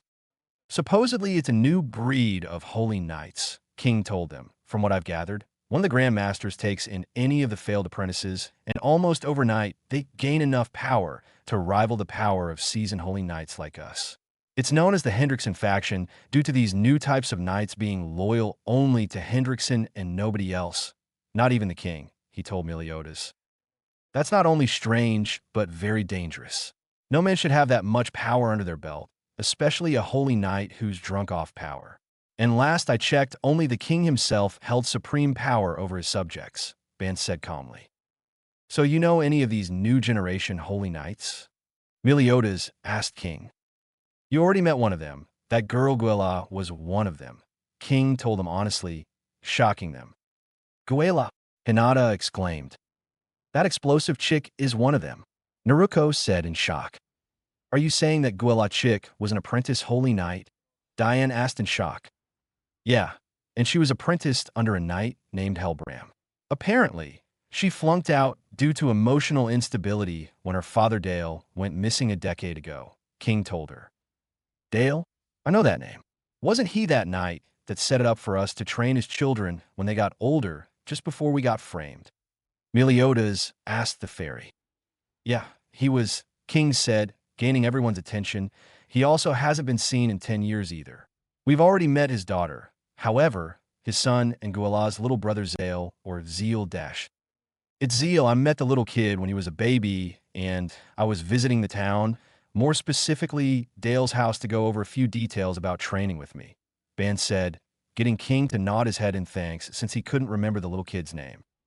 Anyway, he doesn't even remember Dale and is hoping to train enough to finally go out and look for him. He's only 10 right now, though, but he's smart for a kid his age, King told them. Huh, go figure, Ban said quietly. Anyway, we're getting off track here, King exclaimed before turning to Meliodas. You took the most lethal sacred treasures in the kingdom of Lyonesse, bestowed upon you by King Bartra himself, and sold it, he asked Meliodas in a shrill voice. Meliodas had a smirk on his face. I needed seed money for the tavern, he said, holding up a hand while making the motion for money with his fingers. You said you handed it to someone for safekeeping. Who exactly did you give it to? King demanded from the Foxen. None of your fucking business, the Foxen snapped while everyone snickered at his response. Diane had tears brimming in her eyes. Am I a bad girl? She asked nervously as she covered her face with her pigtails. King blushed a bit. WWL if it got misplaced. It's not your fault, King said, chuckling at her nervously. Naruto and the others shook their heads. He was going easy on her cause. He had a huge crush on her. Though, he probably wouldn't react very well if he found out about Diane and Ban being together. Kushina cleared her throat. I don't understand why you're getting upset, King. They did pretty well for being barehanded, she told the fairy. King looked at the redhead. Listen, lady, King told her. Lady? I'll let you know I am a member of the noble Uzumaki clan. Kushina huffed. Never stopped you from acting like one of the guys before, Ban said as he popped open a bottle of booze to drink. This earned him a look of betrayal from Kushina as she gawked at him, but also snickered at some of the other girls who knew Kushina. Like you want to talk, Ban? You're pretty bad when it comes to manners, Diane stated. I find his outlook on life to be cute, Hinata whispered out. Very well then, Lady Uzumaki, King said in an exasperated tone, ignoring the girls, showing he didn't care and gaining a tick mark from Kushina. Let's say that this lake represents all the magical power used by one of the sins, he said, motioning to the lake nearby them. How much water could you scoop out with just your hands? He asked, and he knew the answer. Not much, as human hands were small. Our hands? Frieza asked him. King nodded. That's right. No matter how much magic power you have, you're still limited by them, he told the knight. But if you have a weapon, more specifically a sacred treasure, you could draw out almost unlimited amounts of magic power, he said as he raised up a good portion of the lake with a motion of his hand. Oh wow, it's like the power of the second Hokage, Anko said in awe. Incredible, such a vast amount of water, Elizabeth said in awe. Ban chuckled. Sacred treasures are awesome, he said smiling. Hawk gasped. It all makes sense, he exclaimed before rounding on Meliodas. Why hell would you give yours up? He demanded as he shook the dragonson around. In any case, we need to locate and retrieve your sacred treasures, King told his fellow sins. But where would we even begin, Sir King? Sinette curiously asked the fairy. I only say that because knowing them, he said, pointing to Ban and his captain, they might not be serious about saving the realm from total anarchy. Well, to be fair, Ban began, gaining King's attention. It's not that I don't care about saving the realm for destruction, but so long as it doesn't affect me or the ones I care for, then I'm fine. Besides, I couldn't use my sacred treasure properly anyways, due to it not being able to match me in terms of my output and power. After all, you already know that I'm plenty strong on my own without my sacred treasure. Ben demonstrated this by then looking at the lake and then lifting a finger to point up. What followed next scared the hell out of King, as he witnessed almost the entire lake lift out of its hole in the ground and into the air. Suddenly, they saw lightning bolts begin to bounce around at rapid speeds inside the giant sphere of water, making it almost look like a light bulb. King and the Kunoichi were all shocked, or in King's case, about to fucking pass out, as they knew Ban was stronger than normal, as they all remembered during the fight against Guila, when he said something about restraining himself. But this was ridiculous. As Ban lowered the lake back into place, but not before completely soaking King for his disrespect toward his mother. Elizabeth walked up to the King of Fairies and asked, "Excuse me, Sir King, but may I ask you something?" She received a nod from the fairy as he wrung out his jacket. "Before you joined us, were you working with somebody from inside the castle?" "More or less," was the response he gave to her as he was now pouring water out of his shoes. "Well, do you know what happened to them?" "I'm worried about my father and my sisters terribly," she asked him. "That's right. She mentioned she had siblings," Kurinai said to herself. "I remember those too. One of them even asked me to marry her when she was younger. Kinda weird if you ask me." Ban sighed out before rubbing his chin. "Or was that someone else?" he asked himself. "You had a little girl ask you to marry them?" Enko snorted. "It was a long time ago, and I highly doubt she was serious. All I know is the girl had lavender or blue hair." He asked himself once again, rubbing his chin in thought before he shook his head. "But anyway, all I know is that some child asked me to marry them," he said, crossing his arms. "She even had a bouquet in her hand that she presented to me." "Ah, that sounds so sweet," Frieza cooed in adoration. "Say that when a brat is doing it to you." "I was weirded out by that situation." Ban shuddered as he tried to remember who it was, but to no avail. He really couldn't remember. Was he that uncaring for his surroundings 10 years ago? Who cared? King shook his head and ignored the immortal before he looked to Elizabeth. "I'm afraid not," he told her. "Sorry about that," he said apologetically. "I see," the silver-haired beauty muttered. Later that night, King felt his eye twitch. "Please tell me you're joking," he asked as he looked at his captain. "Why am I in this room? And with him, of all people?" he asked, pointing to Ban, who was in bed relaxing, drunk off his ass, with a bottle of alcohol in his hand. "'Cause there's nowhere else to put you."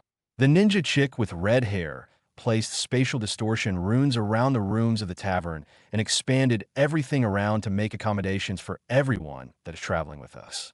They took a room for themselves. Meliodas was given an extra-large closet that now has a bed for itself, which he is tied down to so the ladies can sleep peacefully at night. Hawk told him honestly, Princess Elizabeth, Diane, that Weird Fang chick, and Sinette have the third bedroom, and the only place left is a storage compartment, which Meliodas had expanded by nearly 100 times the original size, so he can get more beer. That way he can go longer without having to restock on ale. Hawk told him, besides, it's a bunk bed, nothing bad about those. "I'd rather sleep outside. At least I won't have to hear his snoring," King huffed. With that, he went to sleep in the fresh air. However, he wasn't expecting for the immortal to reach up sleepily and grab him by the hood. "Snuggle up, Captain Hawk," Ben said to him as he pulled the fairy into bed. "Why don't you relax and take a nap?" he said to the struggling fairy. "Hey, stop that, let me go," King cried out. "You reek of booze. Let go right now," he told Ben. Hawk smiled as best he could. "And mission swap out is complete," he said to himself. Meanwhile, Diane in her small form, now wearing a very nice nightgown lent to her by one of the ninjas, looked at Elizabeth as she held her earring. "It's very beautiful. Where did you get it?" the shrunk giant asked her curiously. "My sister Margaret gave it to me when I was around 15. Elizabeth smiled in memory. She's very kind and incredibly thoughtful when it comes to others, she told the serpent Sin. You said you had two sisters, right? What's the other one like? I've only ever heard people talk about them, but never actually met them. Frieza asked her as she leaned on her elbow in her bed, looking at Elizabeth curiously. Veronica is a major tomboy, Elizabeth said, smiling. I remember always hearing my father scold her for always playing with swords and running through mud, but it never stopped even when he pleaded for her to act like a lady, she told the knight. She sighed softly. I remember that Gil Thunder was always with us too. He was always so sweet and kind to us even when we were little, she said in nostalgia. Diane smiled at the princess. Don't worry, Elizabeth. We'll rescue your dad and siblings and anyone else that needs saving, she told her. You can count on us, she said happily. Lady Diane, Elizabeth smiled at her.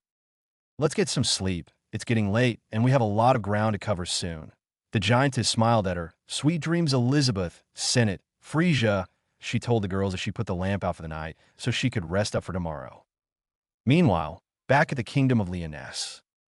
While almost everyone in the kingdom was now resting and turning in for the night, we find ourselves deep underground, under what appears to be a large and fancy building. Hidden under the building were a long set of stairs that went down deeper and deeper until it opened into a large opening. Inside, there was the sound of resounding metallic footsteps as people were walking. Where are you taking us? Exclaimed a voice, clearly that of a male. However, nobody answered, as instead, another male voice said, All right, it's fine now. There was a reply of, Yes, sir, with the voice being that of a woman.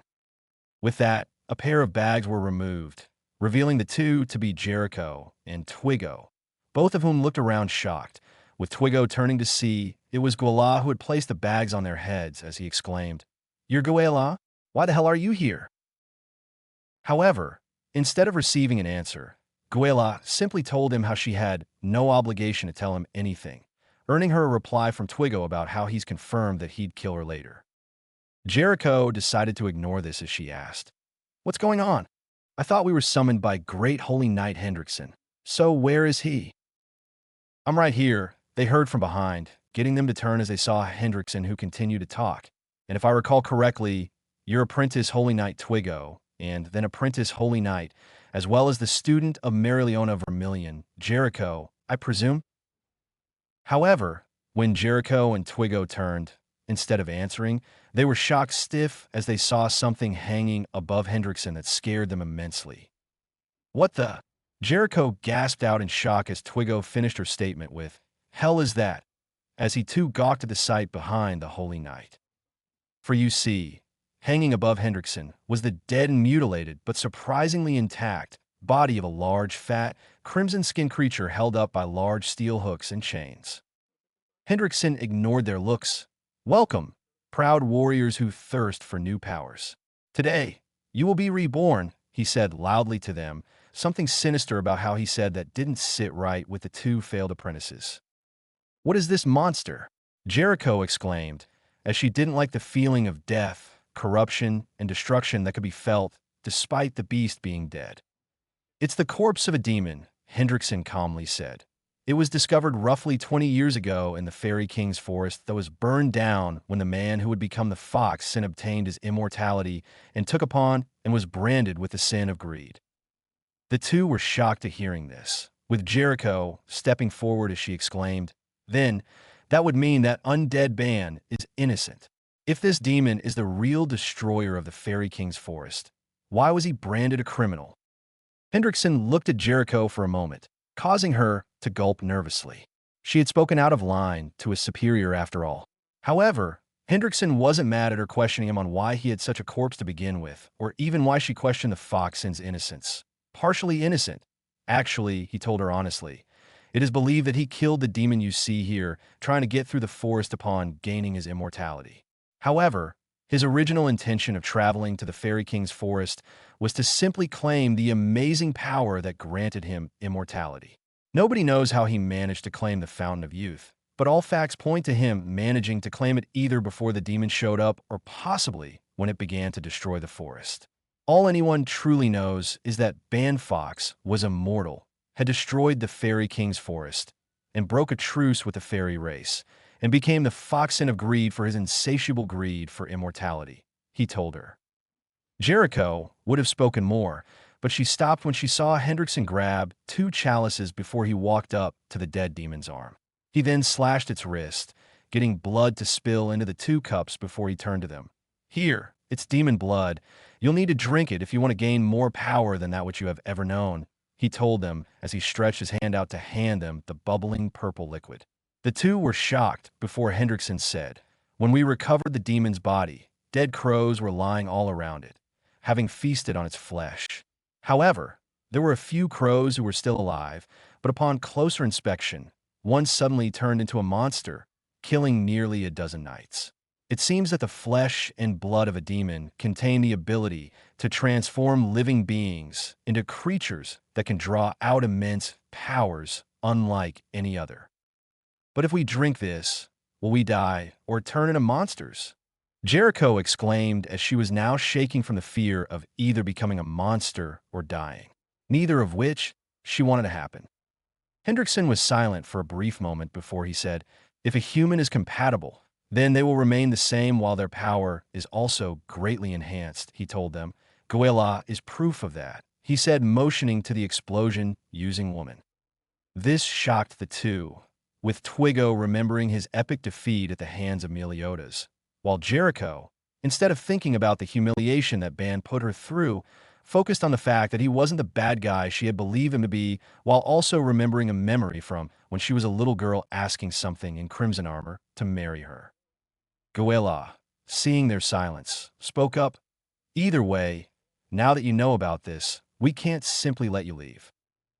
Twiggo instantly took his cup and drank it all in one go, but Jericho didn't grab hers, causing Hendrickson to gain a look of disappointment, before he nodded his head to Guila, who saw this before she punched Jericho in the stomach, getting her to gasp before Hendrickson forcefully had her drink the blood. Immediately, Twiggo and Jericho screamed in pain before they began coughing up blood. Jericho fell to the floor, spasming and seizing before falling silent, while Twiggo stood strong but hunched over in pain. After a minute, Twiggo began to weakly speak. What is this? This strange feeling welling up inside of me? So much power is CC coursing through me. He grunted out, conclusion, I have acquired the power of explosions. He exclaimed as his body trembled more. Hendrickson then commented on how at least one was compatible, with the other Holy Knight agreeing. However, they both frowned, though it couldn't be seen on the masked knight, as Twiggo's body began expanding more and more before he exploded in a shower of blood and guts. Of course, they felt themselves grimacing from Twiggo's death, but then again it happened before when others died. Jericho's hand suddenly gripped the floor with enough strength to cause grooves in the ground, as she gasped for air and began to lift herself up as blood dripped from her mouth. However, her eyes were no longer their amber color, as they were now purplish-black, a side effect from drinking the demon blood. Guila then bent down and lifted Jericho's head by her chin and said, "Welcome to our side, Jericho," she said sweetly to her. Meanwhile, Hendrickson looked on with an impassive and suspicious look. With our heroes. It had been a couple of days since the group had located King and had visited the necropolis. Currently, they had decided to let Hawk's mom take a break so they could get some ground time for themselves. Ban had cooked a meal worthy of a king for the traveling group, which Hawk immediately praised as being better than Meliodas' cooking, and now they were all outside. Dian cringed as she smelled something foul. Turning her head, she gagged as she got a whiff of her hair. "I smell terrible after going through that mountain pass," she said to herself.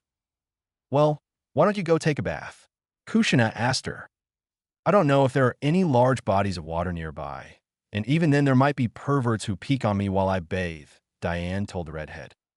"I think all of us could use a bath. To be honest, while I don't mind the tub that the tavern has, I like a fresh body of water myself from time to time," Frieza said, smiling. "That sounds truly wonderful," Hinata smiled happily. "It's small, but I saw a small spring nearby," Ban said with a yawn. "Really, where?" Naruto asked excitedly. "Just through those trees over there.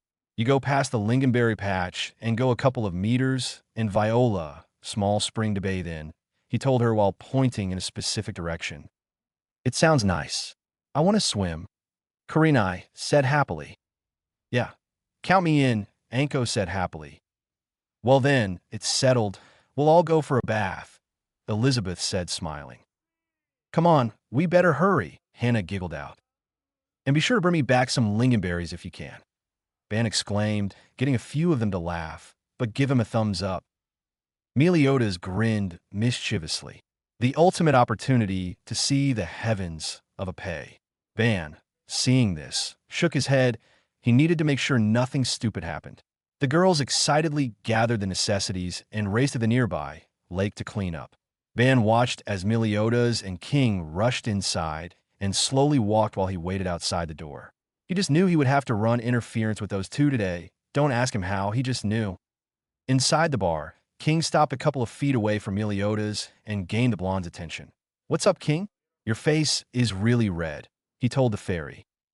As the door closed, Ban stood right outside and peeked while watching as King bowed onto the ground. Please, tell me, Captain, he pleaded. I wanna, he stuttered out. I want to be a man without shame like the captain, he stated loudly. Meliodas let out a oh-ho sound before he nodded his head. All right, he told King with a hum. But before that, he told King and smashed his fist into the fairy, causing him to stumble over a table.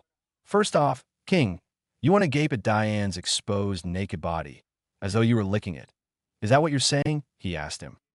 The image of a naked Diane, covered only by some large ferns, played through the fairy's mind, causing him to have blood flow out of his nose as he peeked around the toppled table. It's the way you say it that would invite a misunderstanding is troubling me. Besides, there are those other women we need to take caution with as well, he told the captain. One of those very girls happened to be Ban's own sister, while another was his mother. Both King and Meliodas, despite his shamelessness, weren't stupid, and suddenly, they had the image of Ban appear in their minds, though he was glaring at them evilly, causing them to shudder.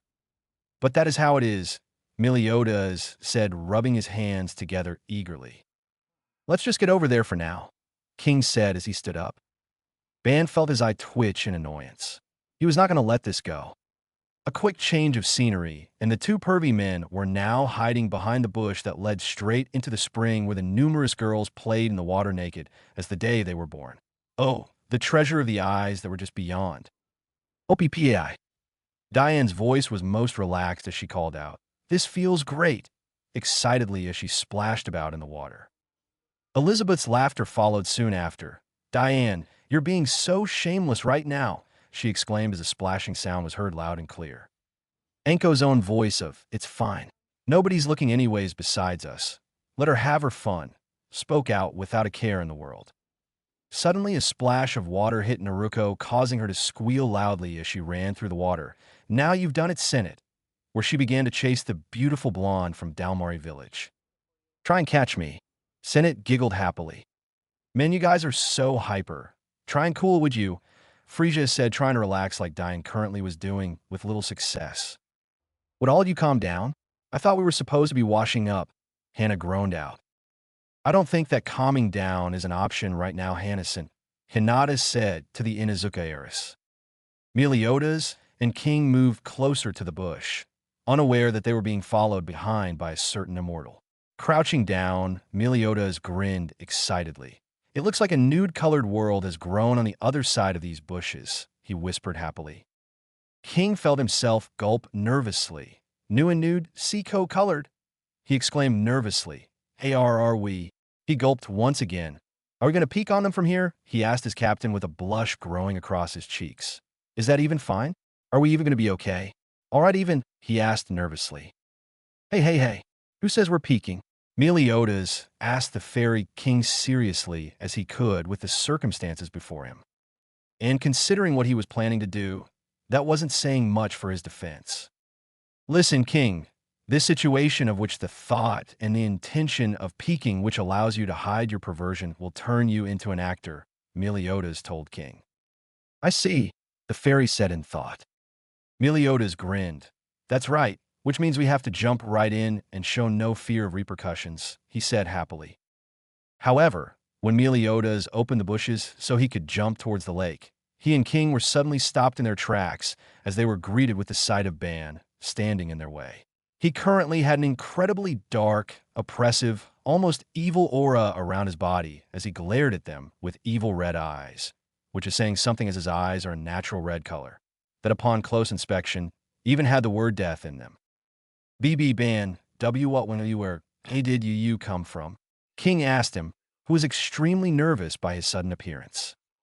I overheard your little conversation, and have been following you two since you started your little adventure from inside the tavern, Ban answered before looking to Meliodas. And I'm trying to figure out why you two think I would let you go through with this idiotic plan that would result in severe harm to the two of you, with the source being the very goal from which you're heading. Especially when my mother and sister are a part of the group that is currently bathing, he told the two perverts as he pointed at the two of them. Now, Ben, we know you say it like that, but be honest with us, we both know you wanted to see some of them naked too, didn't you? Meliodas asked with a cheeky grin on his face as he nudged him in the ribs suggestively. However, he didn't respond as Ban's evil aura suddenly grew immensely, and King was close to passing out from fear, while Meliodas now realized he might have overstepped. Meanwhile, the girls were all enjoying themselves in the water when they heard a shout of Tatsumaki Kin, before a powerful gale flowed through the trees as two stars shined across the horizon with winks of light. What was that? Kushina asked as she washed Naruto's back. I don't know, but whatever it was seemed extremely close, Kurinai said, sinking into the water. Do you think it could be a pervert trying to peek on us? Sinette said, dropping down to hide her naked flesh from sight. Maybe Ban caught the pervs before sending them flying off, Diane guessed with a grin, as she could tell that was Ban's move, and she was excited to think about what happened.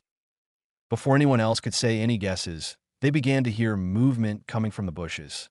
Kushina and Naruto prepared hand signs in case it was a perv so that they could perform a water jutsu to attack the person, while Kurinai prepped for a genjutsu, and Anko prepped to summon some snakes meant for paralyzing a person. However, they were surprised to see that it was Ban, though he was walking backwards and then stopped just as he reached the edge of the spring. He raised his hand and then said, "Sorry for disturbing you, ladies. I had to deal with a little pest problem that brought itself to my attention, but don't worry. It's been properly dealt with." "Thanks, Ban," Diane replied before she had an excited grin spread across her face that was only matched by Anko, who figured what Diane was thinking and fully supported it. "As a reward, how about you come and join us in and relax with a bath?" They saw Ban shake his head just enough for them to see his decision, but not enough for him to peek from the corners of his eyes. "I don't think so, Diane. You've always been the clingy type, and I can only imagine the type of mischief you'd cause if we were naked together. The same goes for you too, Anko. Don't think I can't feel the mischief rolling off you in waves. Plus, my mother and sister are here with you, and that wouldn't exactly be appropriate if I were to see them naked," he responded calmly. At his response, Diane and Anko moaned out in displeasure, since they would have loved to see him naked, or in Diane's case, seen him naked again, since she remembers the times when they traveled together, just the two of them, and how she would peek in on him when he would bathe, getting a good look at his naked body. Kushina and Naruto both blushed at the thought of Ban bathing with them, and both muttered, "I wouldn't mind if he saw me naked." Both thought nobody could hear them. However, Hinata, Anko, and Tintin heard the mother-daughter duo. Hannah blushed heavily at the thought, since she's still a virgin and had been saving herself for Ban. So the thought of the sexual, or was it visual, the taboo was hot to her. Hinata had thoughts that were so impure a priest couldn't have been able to save her from them. Anko, upon hearing this, began to grin pervertedly, while she silently giggled since she now had something to use to try and get her way with Ban. Finally, Tintin just turned deep red, but she also began to bleed from her nose because she had to admit that the thought of Ban, his mother, and his sister all getting together in a more than familial sense certainly got her motor running a bit. "Anyway, I'm not going to join you in the bath, so I'll be leaving now, and I'll see you all later. For now, I'm going to go try and find some animals for dinner later tonight." With that, Ban began walking away, but not before finishing with, "And please don't forget my lingonberries. I plan to make a cake with those." As Ban was walking away, he suddenly heard Diane talk in a loud voice. "Oh well, I guess we can continue to enjoy our alcohol while taking our baths." It was at this point that Ban would swear for years to come that he blacked out for a second, but the next time he came to was when he was in the air before landing in a dark area that was incredibly soft. Moving around, Ban tried to find his way out, with his hands moving around to try and get a handhold before his right hand found something. Lightly gripping it, he was about to pull himself out, but suddenly froze when he heard a moan. He swiftly lifted his head out, but lost his grip, causing him to fall forward, getting him to yelp, but then something forced itself into his mouth. Why did it taste so sweet to him? Suddenly, he heard, "Oh, Ben, I didn't know you were this forceful." He froze, as his eyes moved up, too afraid to move his body, before he found himself looking up into Diane's eyes, signifying she was back to her normal size. It was then he realized his position on her breasts, as well as the same moment he realized that the object in his mouth was, in fact, Diane's nipple. Ban was then launched back as he had a massive nosebleed, where he crashed into a tree so forcefully he got embedded into it like a nail in a wall, where his body hung limply, blood steadily flowing from his nose like a river from the other side where his head emerged from. The girls all began laughing, though Diane had a blush, along with Hinata, Tintin, and Elizabeth, as the scene was a lot more than what their innocent hearts could handle. Diane, however, had never been more thankful that the spring was at least large enough to cover her from her hips down, because feeling Ban's hand grip her nipple and then her other one in his mouth had her practically gushing her feminine nectar out in rivers. When Ban came to, he found himself on a bed and a cloth on his forehead. He was unable to get sick, so why had this been put on him? Reaching up and removing the damp cloth, he sat up with a yawn. Man, that had been one hell of a dream. Sure as hell hoped that it was a dream at least. It would have been embarrassing if it was real. Oh, Elaine would have shredded him to pieces if she had seen something so perverse. Climbing out of the bed, he walked down to the bar of the mobile tavern and saw the group there. "Hey, you guys out back quickly? You get my berries?" he asked them. Diane, who was now back to her human size, blushed as she saw the immortal walk over to them. "Well, yeah, they're over by the stove," she told him. Ban felt a brow raise. "What's wrong with you? Your face is incredibly red right now. You sick or something?" he asked her as he connected his forehead with hers to see if she was all right. "I am fine. Go make that cake you wanted to make," she said, pushing him away furiously, trying to control herself in front of him. Ban looked at her curiously before he shrugged. "All right, if you say so," he told her before he walked over to the stove and began to rummage around for ingredients he needed to make a lingonberry cake. Swirling around the kitchen, the girls watched in amazement as tendrils of water coalesced together and began to reach around the area and grab things before bringing him his things to make the cake, showing Ban's immense control over water. Taking a bowl from one of the tendrils, he placed it on the counter before he stood with his arms crossed as he watched the ingredients mix together into a sweet, tasty batter. Seeing it reach the consistency he wanted, he took a prepared pan and poured it all in while scraping what he could before tossing it into the oven. With the bowl still in his hand, he walked over to the girls. "Here, have a taste of the batter and tell me what you think," he said, dropping it onto the table. King grumbled as he watched the girls all cry out in excitement as they quickly devoured the heavenly batter in excitement. He had heard of what happened at that spring he tried to go to with the captain who wanted to swim with them. How had Ban been able to grope upon the heavenly symbol of Diane's breasts and not be pummeled into the next 1,000 years for it? It wasn't fair, damn it. Ban, seeing King's discontent and frustration, sighed deeply as he allowed the girls to keep the bowl before he simply left the bar, King following after him. A scowl etched onto his face as he did so. Leaning against a tree, Ban yawned as he watched King hover in the air next to him. "What's up, King?" he asked. "You know very well what's up," King yelled at Ban, who simply sighed in boredom at having to deal with King. "I'm afraid I don't, since I'm pretty sure I just woke up from a nap after I stopped you and the captain for peeking in on the girls," Ban replied lazily. King was growing even more frustrated as he then exclaimed, "So you mean to tell me that you don't remember groping or suckling Diane? Something I wish I could do." Upon hearing this, Ban snapped awake, as the memories of what happened came rushing back, getting Ban to blush, something that didn't sit well with King. But he shook it off as he then looked King in the eye with a glare. "What exactly is your problem? Because as far as Diane and I are concerned, You have no say in what happens between the two of us. On top of that, if we did decide to do anything sexual, then it shouldn't be an issue if we were to begin dating. So explain to me how my accident with Diane is any of your concern." He growled out, leaking some killing intent that was aimed specifically at King so that no one inside could sense it. King lost a bit of his bravado when he got hit by Ban's killing intent, but then his anger came back as he practically screamed, "Because I love her. I've loved her since I first met her, when I lost my memory after an attack on my people. I promised that I would always love her and would never leave her alone." "Then where were you?" Bon demanded. Hearing the question, King was shocked as he suddenly had nothing to say, but it wouldn't have mattered as Ban continued his current assault. "Where were you when she needed comforting after her nightmares? Where were you when she was hurt and needed help? Where were you when she needed someone to stand up and defend her? Where were you when it all mattered most?" As Ban had been asking these questions, he had begun stalking towards King, while also leaking more and more killing intent until he was directly in front of the floating fairy with him, no longer able to hold back his killing intent, causing the area around them to begin storming. However, the two were unaware that they were being watched at this moment. For you see, the others at the bar felt the sudden release of the massive amount of killing intent, with only Meliodas and Diane knowing who it was. Both looked at each other with a worried expression before they rushed outside, with the Kunoichi following close behind. They had just managed to get to the area where Ban and King were when they all heard Ban shout, "Where were you when it all mattered most?" When the entire area was suddenly blasted with a massive gust of wind that started swirling around like a tornado.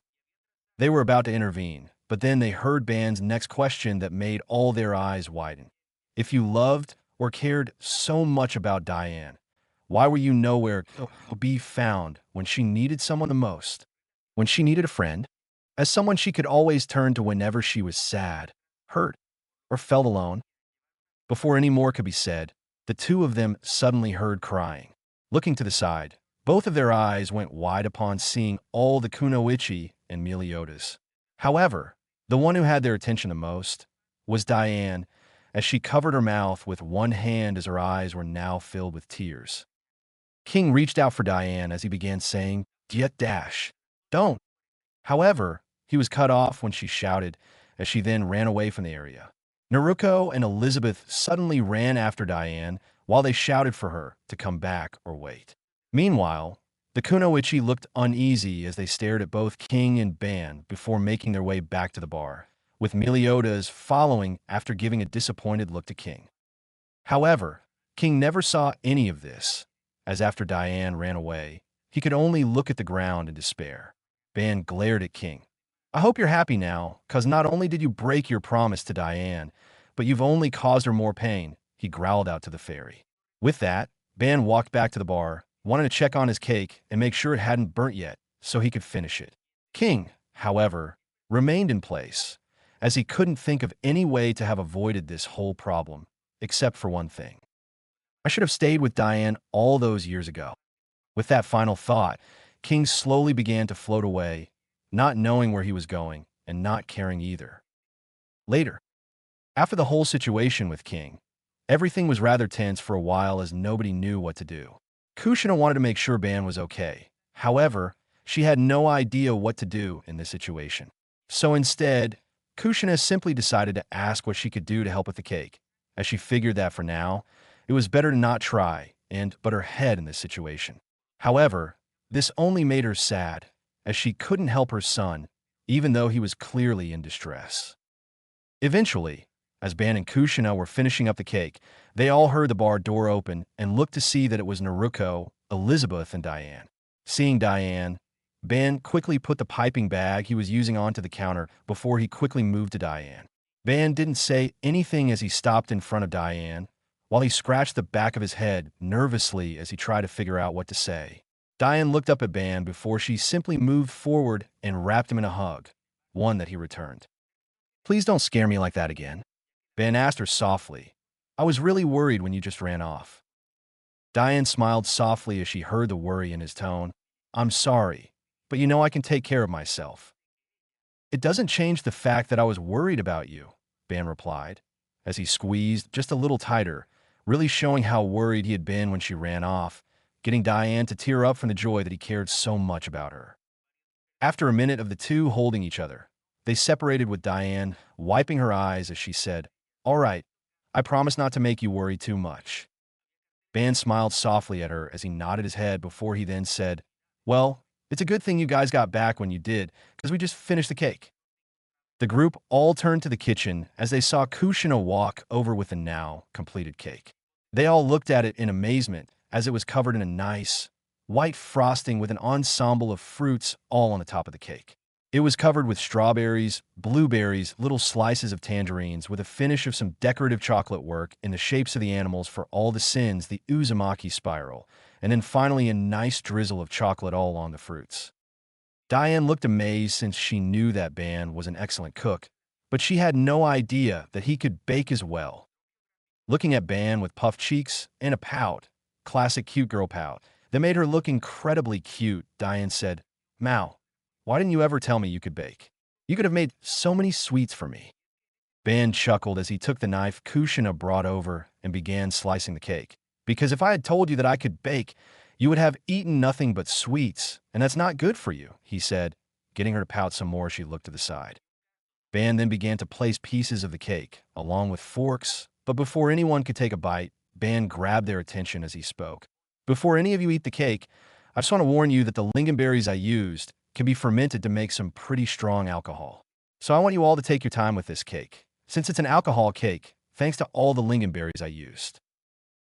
Everyone nodded at this, the kunoichi planning to take their time, since they don't know how strong alcohol made from lingonberries is, while the ones native to Britannia knew how strong, so they knew how to pace themselves. Or in Meliodas' case, not have a care in the world. With that, everyone took a piece of their slice before they ate it, which caused an explosion of flavors to erupt in everyone's taste buds. They had no idea that Ban was able to bake something that tasted so sweet and succulent. Suddenly, they all felt the alcohol hit in one go, as the cake seemed to melt in their mouths, turning into alcohol, almost making it so they could drink the cake. From here, everyone enjoyed the tasty dessert that Ban had prepared for them, with Anko going head first in her cake as she began to rapidly eat the tasty, stupor-inducing treat. At one point, she had even challenged Meliodas to see who could eat more slices before passing out. Unfortunately, Meliodas won. They all began to have fun and even forgot about the tension from earlier. However, as they ate more of the cake, they all began to feel as they got drunker and drunker. Later in the night, everyone was now drunk to a nice point, where they felt relaxed, but not to the point that they'd feel sick in the morning. Though, the same couldn't be said for Anko, as she had eaten way too much during her challenge with Meliodas, so she was sleeping peacefully under a table with a bottle in her hand and swirls in her eyes. Everyone was now enjoying themselves as they were snacking on little bits of food and relaxing, all of them having healthy blushes on their faces. They had been trading stories about their lives, such as Naruto talking about her time in the academy and her rivalry with Satsuki. Kurinai talking about her failed love life and how the last guy she tried dating before arriving in Britannia cheated on her. Tintin talked about her team, how one used to essentially be Fate's little bitch, as she described, while the other two, she was sure were homos. Nothing against Guy or Lee, but come on, calm down the testosterone and spandex. Eventually, it all rounded back to Naruto, who asked a question that got everyone to sober up a bit and even got Anko to wake up. "Oni Ai-chan, how come you said you're now over 40 years old, but you don't look to be over 20? The kunoichi all turned to Ban, who didn't have as much of a blush, since he has a higher tolerance to alcohol than the rest. Seeing all the looks, Ban sighed as he asked, "What did you want to know?" Naruto then asked, "Well, a few days after we found you, you mentioned to Diane how you were used to being called Ban because that's what they've called you for 16 years. However, we know that you've only been banished for 4 and that you should only look a little older than me. So how come you still look so young if it's been as long as you've said?" Ban sighed as he scratched the back of his head before he cleared his throat and sat up a bit in his chair. "Well, as you know, I told you about how I was sent back in time by someone who appeared to me sometime after I originally arrived and was turned back into a baby. However, there's a part of my story that, while is out there, has never been properly told. The Kunoichi had no idea what he was talking about. However, both Diane and Meliodas knew exactly what he was talking about. As Diane sorrowfully said, "The crimes that gave us our sin." All the Kunoichi's eyes widened as they realized what Ban was talking about now. And they knew that what he was going to tell them was going to be one of the most personal things he could ever reveal to them, and so they all silently agreed that they weren't going to interrupt him.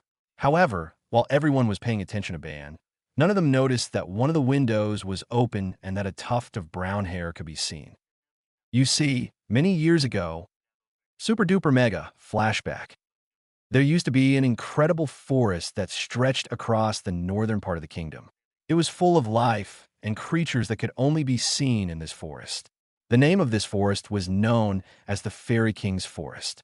And it would be here that I would learn that life was more wonderful than anything I could imagine. The forest was vast, filled with tall trees that were all full of life from various creatures. A forest so massive you could take Leoness and the nearest 5 kingdoms and combine them, and they would still be swallowed whole by it. Within this forest, life of all kinds filled it perfectly in a harmonic balance. In the center of this forest, there appeared to be a towering tree with a pink canopy of leaves, solitary in number, but beautiful nonetheless in the midst of this forest. It was not only massive, but it was something that would allow you to see all the surrounding lands from the top. However, in the forest below, a fair distance away from the tree, we see something swiftly moving through the branches of the trees. The object stopped on a branch, revealing itself to be Ban. He was currently wearing an open yellow jacket with green cuffs, collar, hem, and green sections where the ties would be, so he could close the jacket if he wanted to while he had a gold-colored leather brace on his left arm. Around his waist was a purple sash while he wore matching yellow pants with a green section around the back half of his waist. To finish, he had a matching gold-colored leather leg armor while he wore brown shoes with a purple bag with a pink bottom hanging over his shoulder. He also had his hair cut shorter than his present self, and he didn't have a scar. Currently, he was crouched on a branch to a tree while he looked over the forest with a wide smile. "Oh, I finally made it," Ban said excitedly as he hung in the tree as he gazed across the forest. However, he suddenly frowned when he looked down and saw an incredibly large group of bandits and thugs down below, and they had set up camp. He saw all of them holding weapons of different types from swords to hammers to daggers. Also, they could destroy and burn the forest. He even saw that they had carts with them, and thanks to his sensitive sense of smell, he could tell that the carts were all full of explosives and poison. Placing his bag on the branch, but not before taking out his 3-section staff, Ban then silently leaped down and grabbed an occasional branch to slow his fall and to be as silent as possible.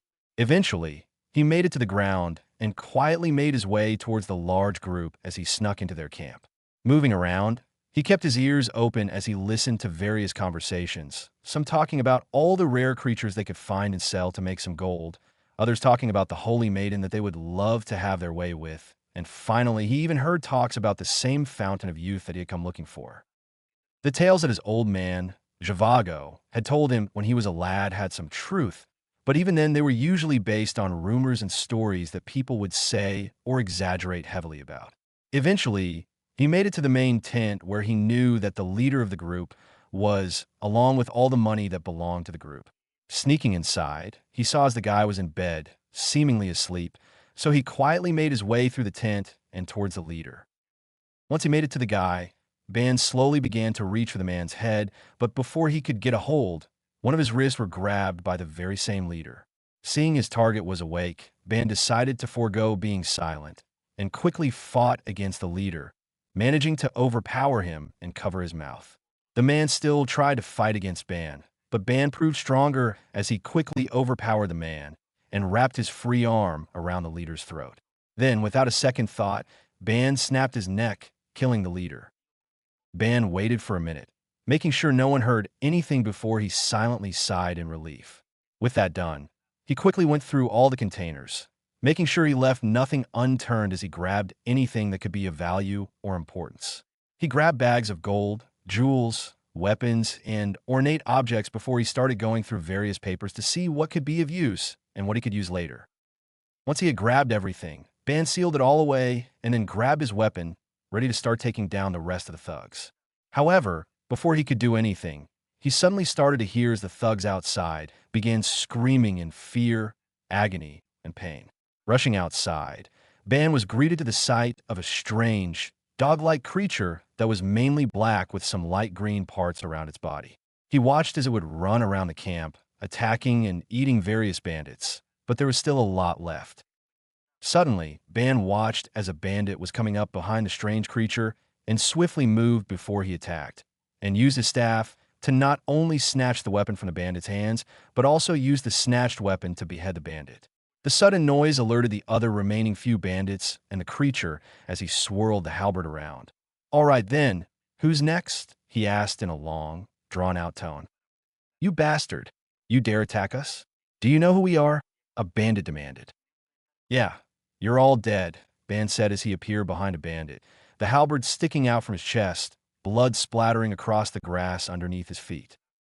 Watching as the man fell to the ground, Ban steps to the side and avoids another bandit slashing at him from behind, and draws out his own weapon, a 3-section staff that he quickly rolls and spins around, blocking the next couple slashes. "I could use a bit of help here, bud," Ban said to the Black Hound.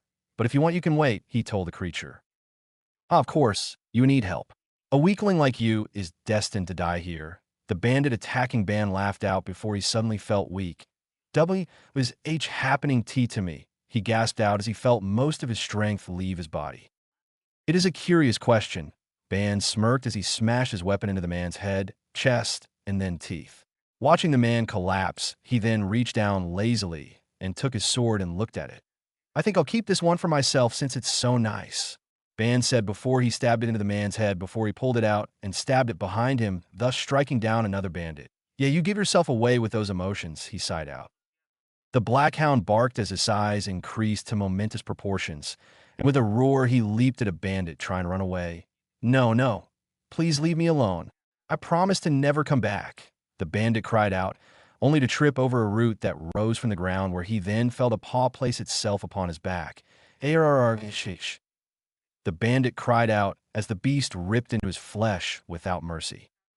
"Die, beast, your pelt will bring me some serious cash. The fur of a black hound is a rare find, and an even better reward," another cried out, charging the creature, only to stop suddenly as something fell off. "What the?" he questioned, looking down, and saw something sticking out of him.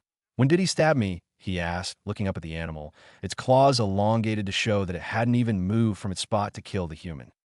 Pulling out the sword from the last remaining bandit, Ban sighed. "Not even as strong as the bandits from home.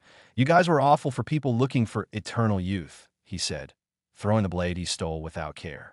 As he turned around, he saw the snarling visage of the Black Hound looking at him. He smiled softly. "I understand. We all came to your home without permission, didn't we?" he said softly, walking up to the animal with a calm look. "I'm sorry for not asking earlier, but can I enter your home?" he asked the animal. This seemed to calm the creature down a lot, because it quickly shrank down in size where it began to bark happily. At least to Ban it sounded happy, with its tail wagging at him. "You know, I would assume that you're pretty lonely out here with nobody to play with you," Ban said, reaching into his bag. "Let's see if I have anything to alleviate that for a bit," he muttered out before he began to pull out quite the trove of stuff. "No, not that. Too pointy, and it's heavy so it wouldn't work. Too soft, it'd be ripped apart. That's tomorrow's lunch. There we are," he said, smiling as he pulled out a large rubber ball. "Let's play some fetch, shall we?" he asked the hound, who barked happily at the suggestion. And with that, Ban tossed the ball across the forest, the Black Hound happily chasing the toy. Meanwhile, while Ban enjoyed playing with the Black Hound, there was another in the forest who had sensed the fight but did not pay much attention to when everything was said and done. In the center of the forest, atop the giant tree, there was a young-looking woman, girlish in fact, and behind her was a small cup with water that glowed pink pouring out of it and into a small pond of similar liquid. She was floating in the air and was wearing a white dress with a ribbon tied around the back. She had gold eyes and shoulder-length blonde hair. This was Elaine, sister to Harlequin the Fairy King, many years ago when she was alive and known by another name. The holy maiden who guards the fountain of youth. Elaine sighed as she thought back to when her brother left her alone to watch over the forest in his place. How he had only asked her to watch over the forest for a little while, but it had now been well over 700 years since he had left. She was at her wits' end by now, and she was close to losing hope of her brother ever returning to take his place. She loved her brother. There would be no question about that. However, as of late, she had now begun questioning her love for him and whether he deserved it or not. He had promised her that he wouldn't take long, but she should have remembered that not all promises are meant to be kept. She looked across the forest as she felt a presence for the first time in a long time. A human had entered the forest. But it was strange. The forest kept those with ill will out and ensured that the forest survived for the return of its king. Regardless, the human would die and ensure that the forest lived on by becoming its nourishment. However, seeing that the presence wasn't fading, she decided to let Oslo deal with the human that intruded upon her home with the intent to try to rob it of the fountain that gave the forest life. And with that, she returned to her duty as guardian of the fountain. Swallow a drop, you add 10 years to your life. A voice sang down below, causing Elaine's eye to widen in surprise. How long had it been since she had spoken with a person besides Oslo? The voice continued to sing along. Sip it up, you add 100 to your life, drink it all up, and you'll live forever. The voice sang as a purple satchel was thrown up over the top of the ledge before a hand grasped the top and pulled up the rest of the body to show a young man with silver hair and red eyes. And finally, it ends here, he said as he gazed around and gave a light laugh at reaching the top. He had been the first human to have ever done so in history. He's alone. How unusual, Elaine thought to herself as she watched the human stand up to full height. He was incredibly tall for a human, easily 6'4", give or take an inch. Ban sighed as he cracked his neck and looked ahead, ignoring Elaine's presence for the time being. So that's the treasure guarded by the holy saint, the fountain of youth? He asked himself as he looked at it. Elaine shook her head mentally. It seems everyone's aim is the same, she thought to herself as she looked at Ban. Even as hundreds of years go by, humans haven't progressed, she thought once again while Ban looked around in curiosity. Wait, this fountain, does it still exist? No, not anymore. I guess you could say that I'm the result of the fountain.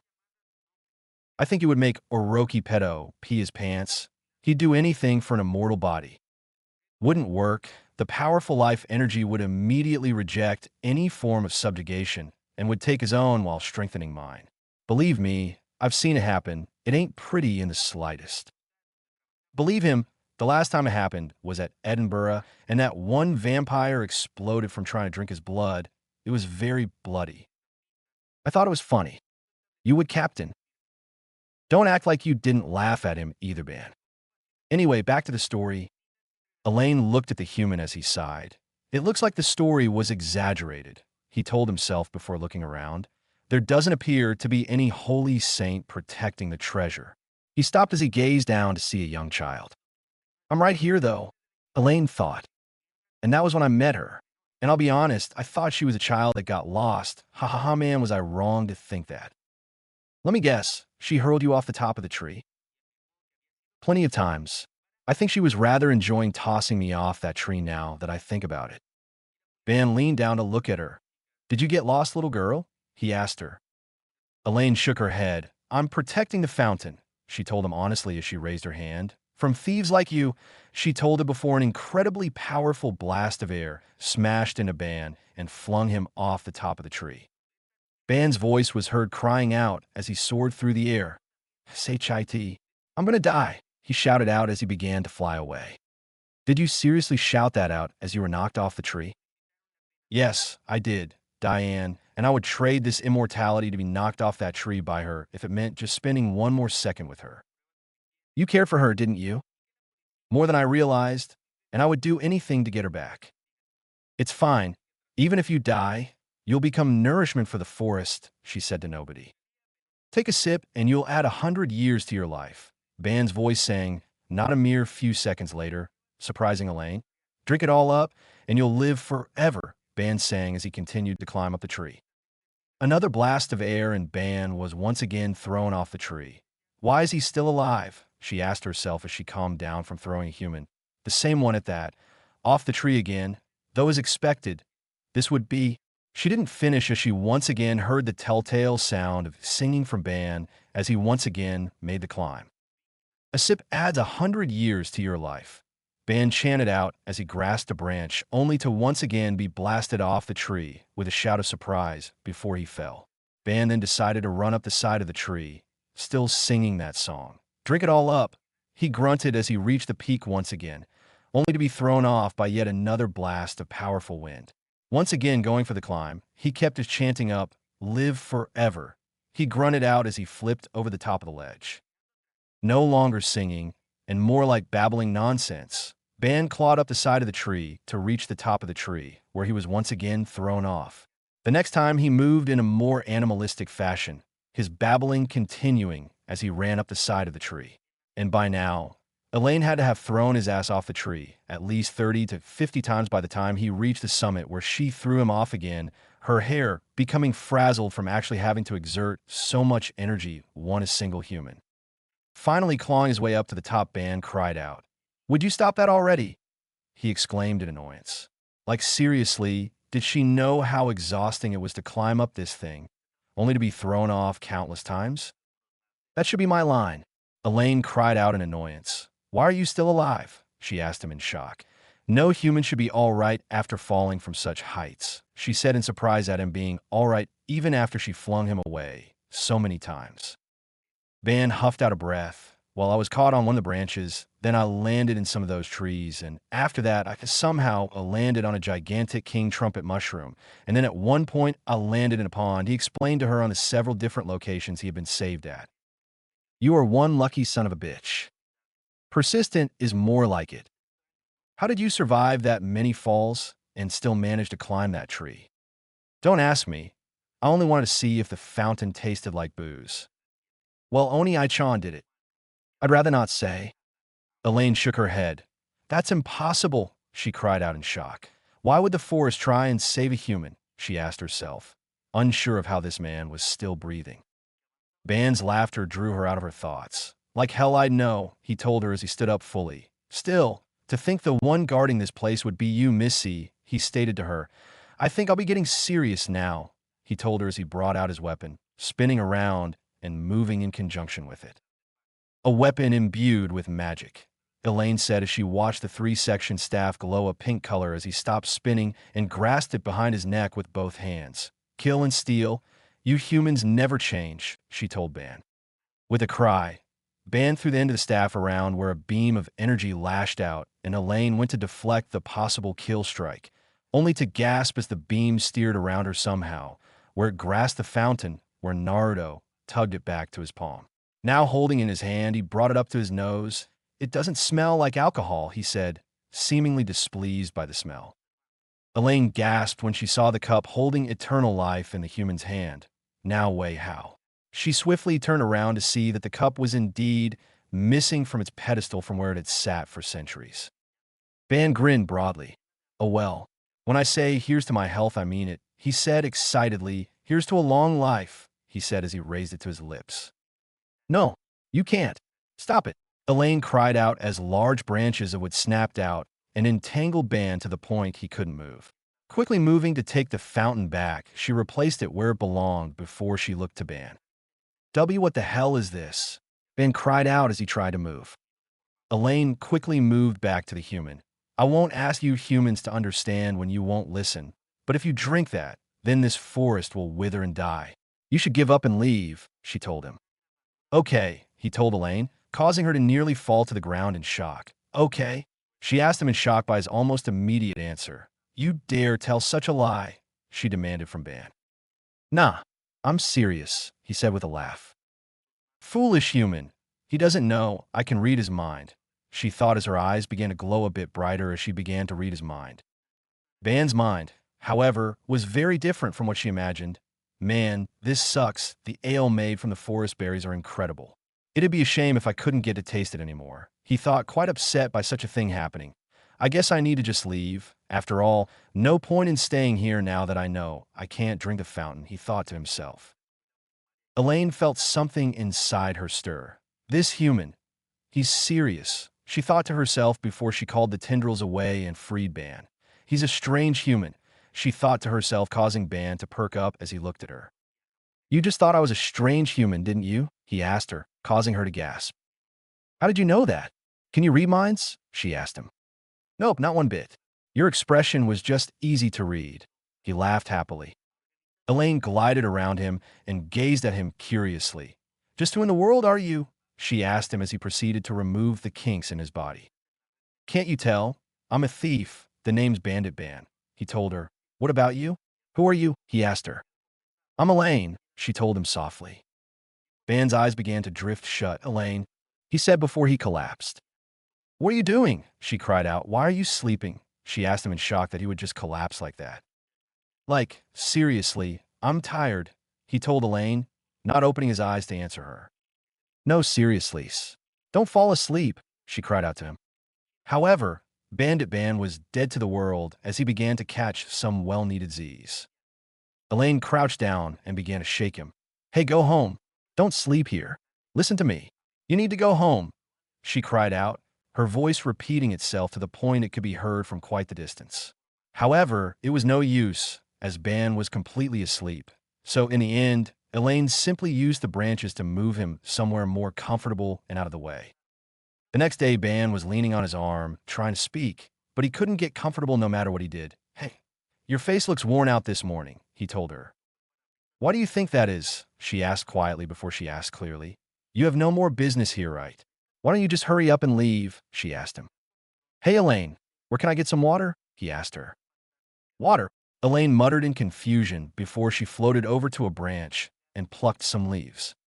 Floating back to Ban, she handed him a leaf, getting Ban to sigh as he said, Hey, I said I was thirsty, and ho dash.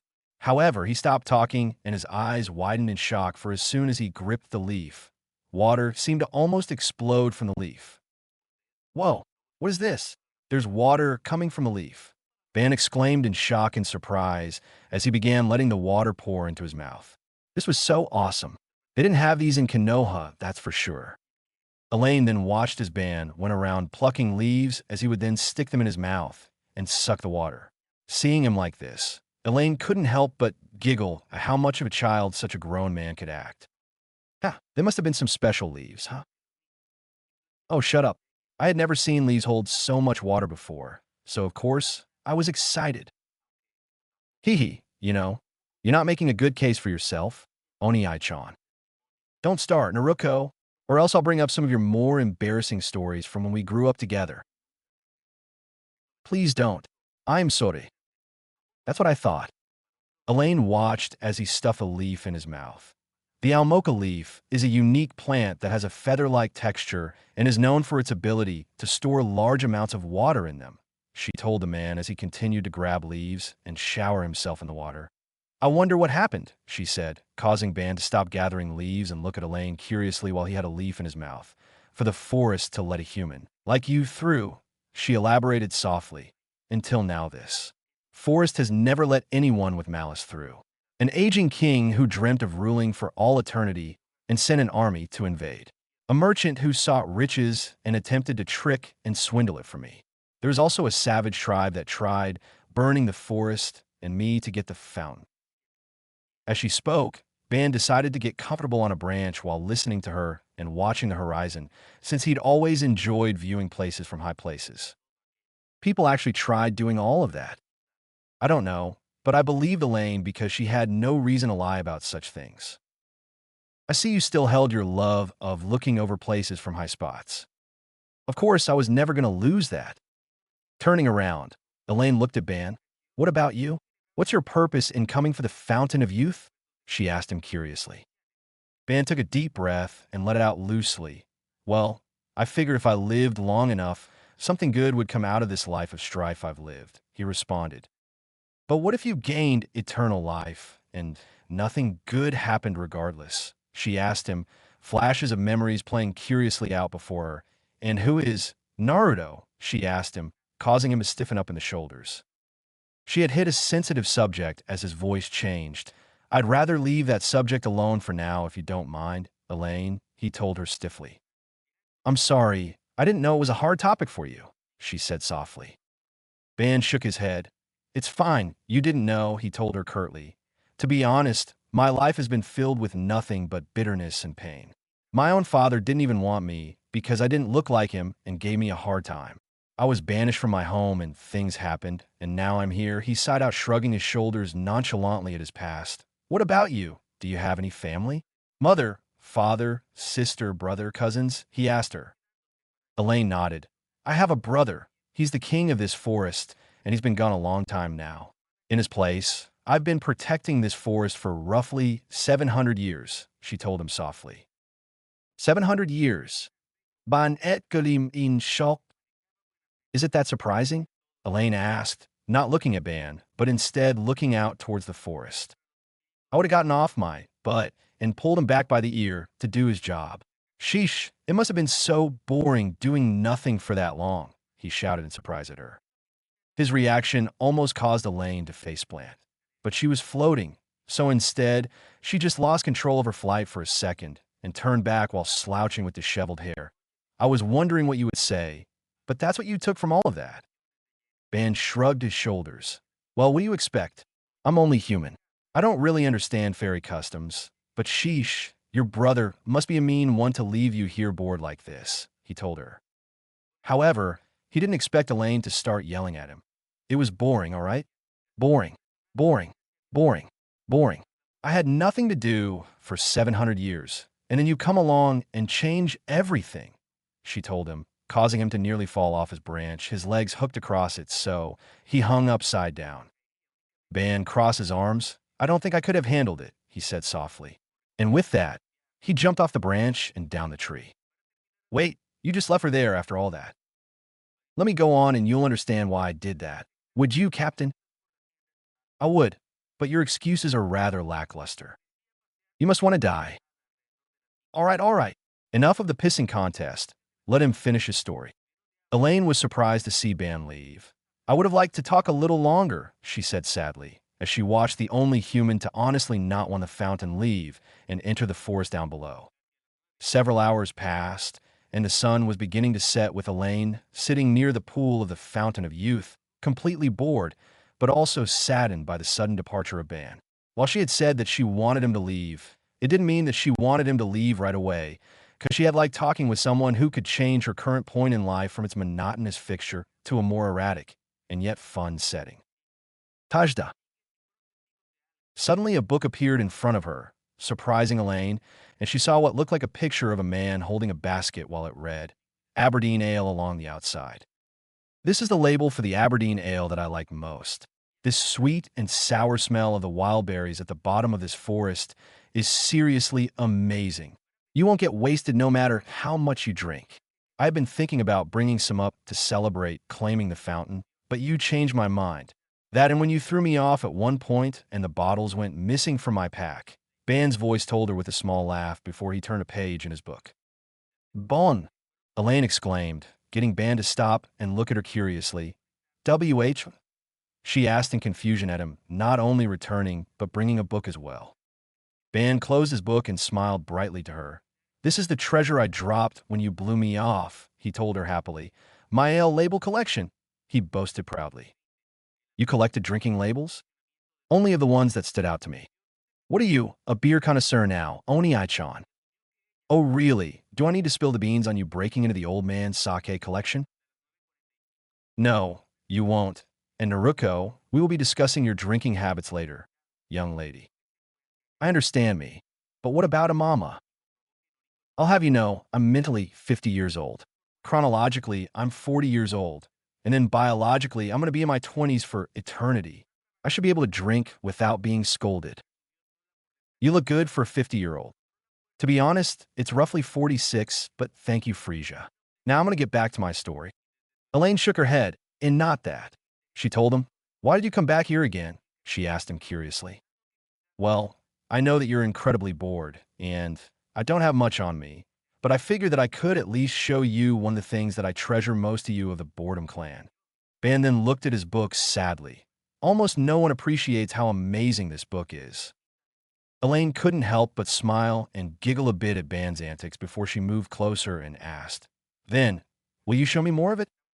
This brought a wide grin to Ban's face as he quickly went to the beginning of the book and exclaimed, All right, now we're talking. Elaine looked at Ban with a smile and thought about how he's such a strange human. As the two continued talking, with Ban telling her about his various adventures outside the forest, the towns he's visited, and the mischief he's caused. Elaine found herself enjoying this time that they spent together. However, wanting to preserve some of the time they had together, Ban decided to try and have fun with the vines of the holy tree, Elaine waving her arms back and forth, blowing gusts of wind as he held on tightly, while laughing as the vine swayed back and forth. "Is doing this really fun?" she asked him curiously as she released another burst of wind towards him, his vine following the blasts of air as she continued her movements. "It's the best," he called out excitedly as he leapt off the vine, causing Elaine to stop her wind blasts and land before her, grinning happily at her. Raising a hand, Ban grinned in excitement. "Now it's my turn to show you something fun," he told her happily as he clenched his hand into a fist, and Elaine suddenly gasped in surprise as her dress fluttered up from an unseen breeze. "You have learned well, my student." "I know. Praise me some more, Captain." "Ha ha ha ha. You stole her panties. You perv. You're as bad as Meliodas." "Hawk-chan, don't be mean to Ban-sama. Please, that was nothing. You never did that to me.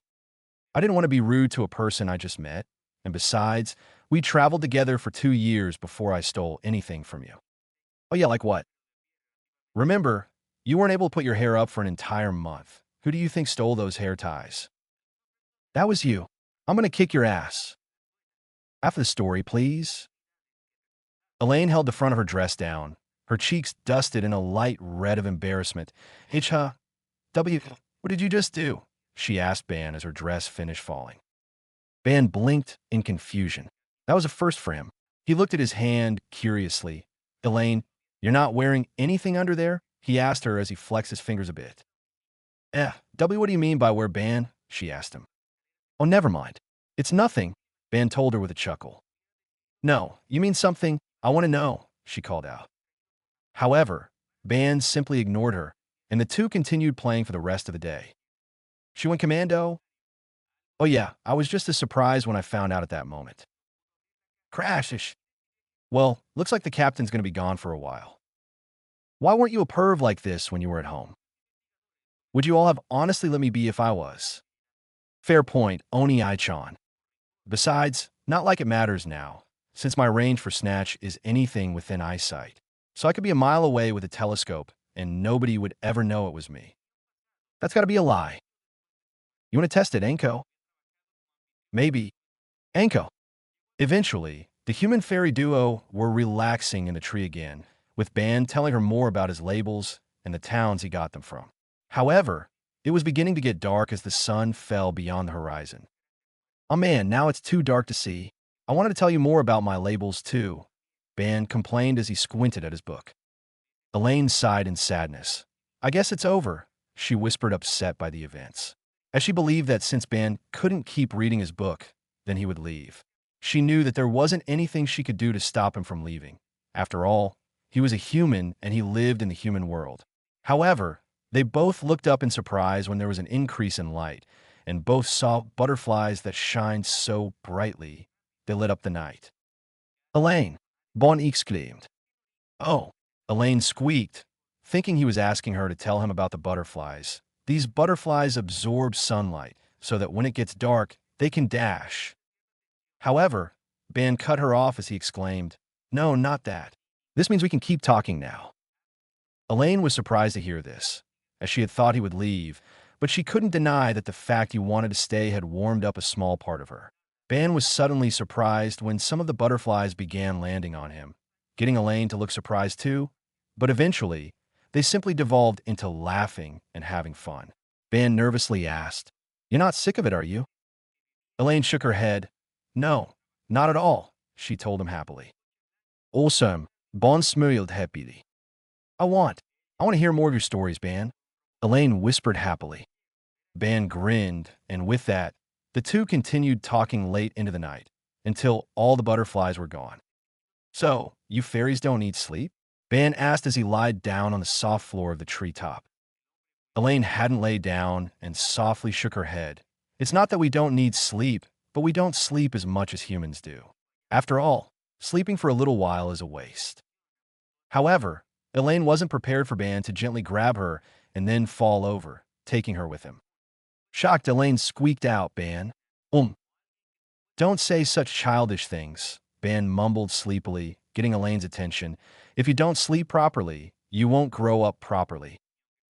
Elaine was about to try and get herself out of Ban's arms. However, upon hearing his words, she suddenly saw a memory flash. Come on now. If you don't sleep properly, there's no way you'll grow up, Elaine heard a man say, as she watched an older man tuck in what looked to be a younger Ban. This must be Zhivago, Elaine thought, remembering Ban telling her a bit about Zhivago and how he was the one who helped take care of Ban as a kid. If his stories were true, he had seen the man as a true fatherly figure in his life, and one of the only men he had ever respected. Elaine smiled and thought that was it, and she would return to the present. But then she heard a woman saying, "Come on, you need to get you sleep." Elaine was suddenly in a different location. Looking around, she noticed that it looked like an actual house. She turned and saw a young, almost teenage-looking Ban in a bed. But what surprised her was the woman sitting on the edge of the bed. She was beautiful for a human, and she had long, crimson-red hair, and when the woman turned, Elaine saw where Ban got his eyes from, as the woman had amethyst-colored eyes. "But Mom, I'm not tired," young Ban said, as he looked at his mother with half-lidded eyes. The woman smiled and said, "I know, but you need your sleep. After all, you want to grow up big and strong, so you can protect your sister and me, right?" Ban nodded his head and said, "Okay, I'll go to sleep. Good night, Mom." "Good night, honey," the woman replied as she gently ran her hand through Ban's hair and kissed his forehead before she left. With that, the scene ended and Elaine was back in the present, now sleeping soundly with Ban's arm wrapped around her, her head laying on his other arm as he cuddled against her unconsciously. The next morning, Elaine woke up with a stretch and looked behind her to see if Ban was still asleep. However, much to her shock, he wasn't there. Had he woke up and left without saying goodbye to her? However, when she looked around a bit more, she noticed that he had left his label collection book. So if he had left, she was sure he would have taken it with him. If that was so, then where was he? On the floor of the forest, Ban was walking around looking for food, but to no avail.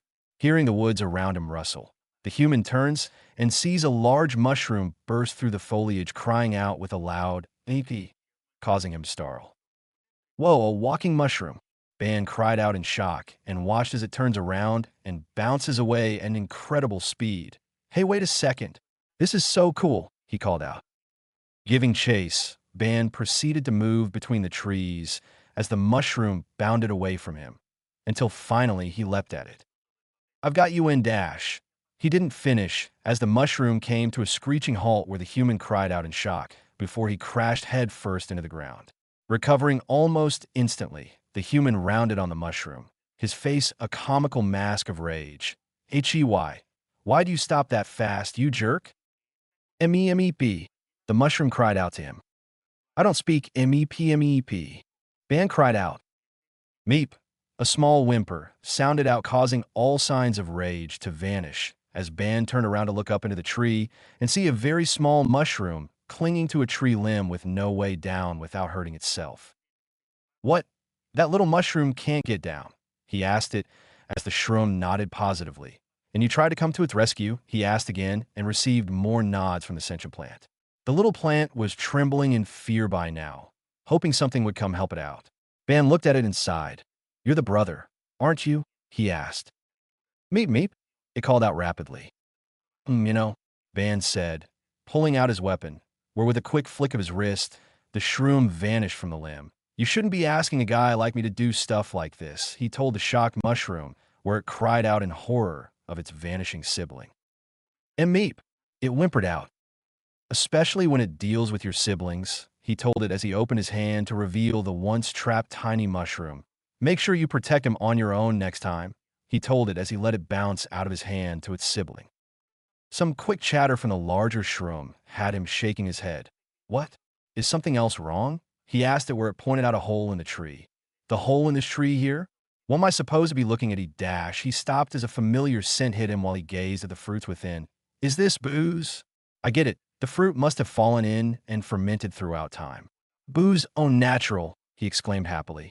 Quickly grabbing some and sealing away the rest, he raced up the holy tree with excitement written on his face, I've got to show Elaine, he called out as he reached the top. Oh, Elaine, he shouted out, drawing her attention. Ban, where were you? She asked him. Nowhere important. Here, try this, he said excitedly as he handed her a fruit.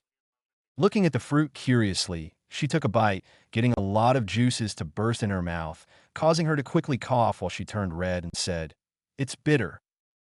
I know. That's what alcohol tastes like. Ban laughed out as he bit into his own fruit and began to suck the liquid out. It was bitter, but it also tasted extremely sweet. It was a near perfect blend of Vanya ale and Aberdeen ale as well. What are you laughing at? Elaine slurred out, the alcohol in the fruit quickly taking effect since she had no experience with alcohol of any kind. She slowly began to float into the air, though a little unstable since she was now drunk, making people wait for so long after leaving them behind. Wherever you're going, at least tell me that much, she exclaimed as she pointed at him, with a cute blush on her cheeks that were a little puffed out. Was this her first time drinking, or did you do something to the booze? First time drinking. Spoiling booze like that never sat right with me, and I would try to kill myself if I ever did. It was rather funny how she commanded me to say where I was going when she was drunk.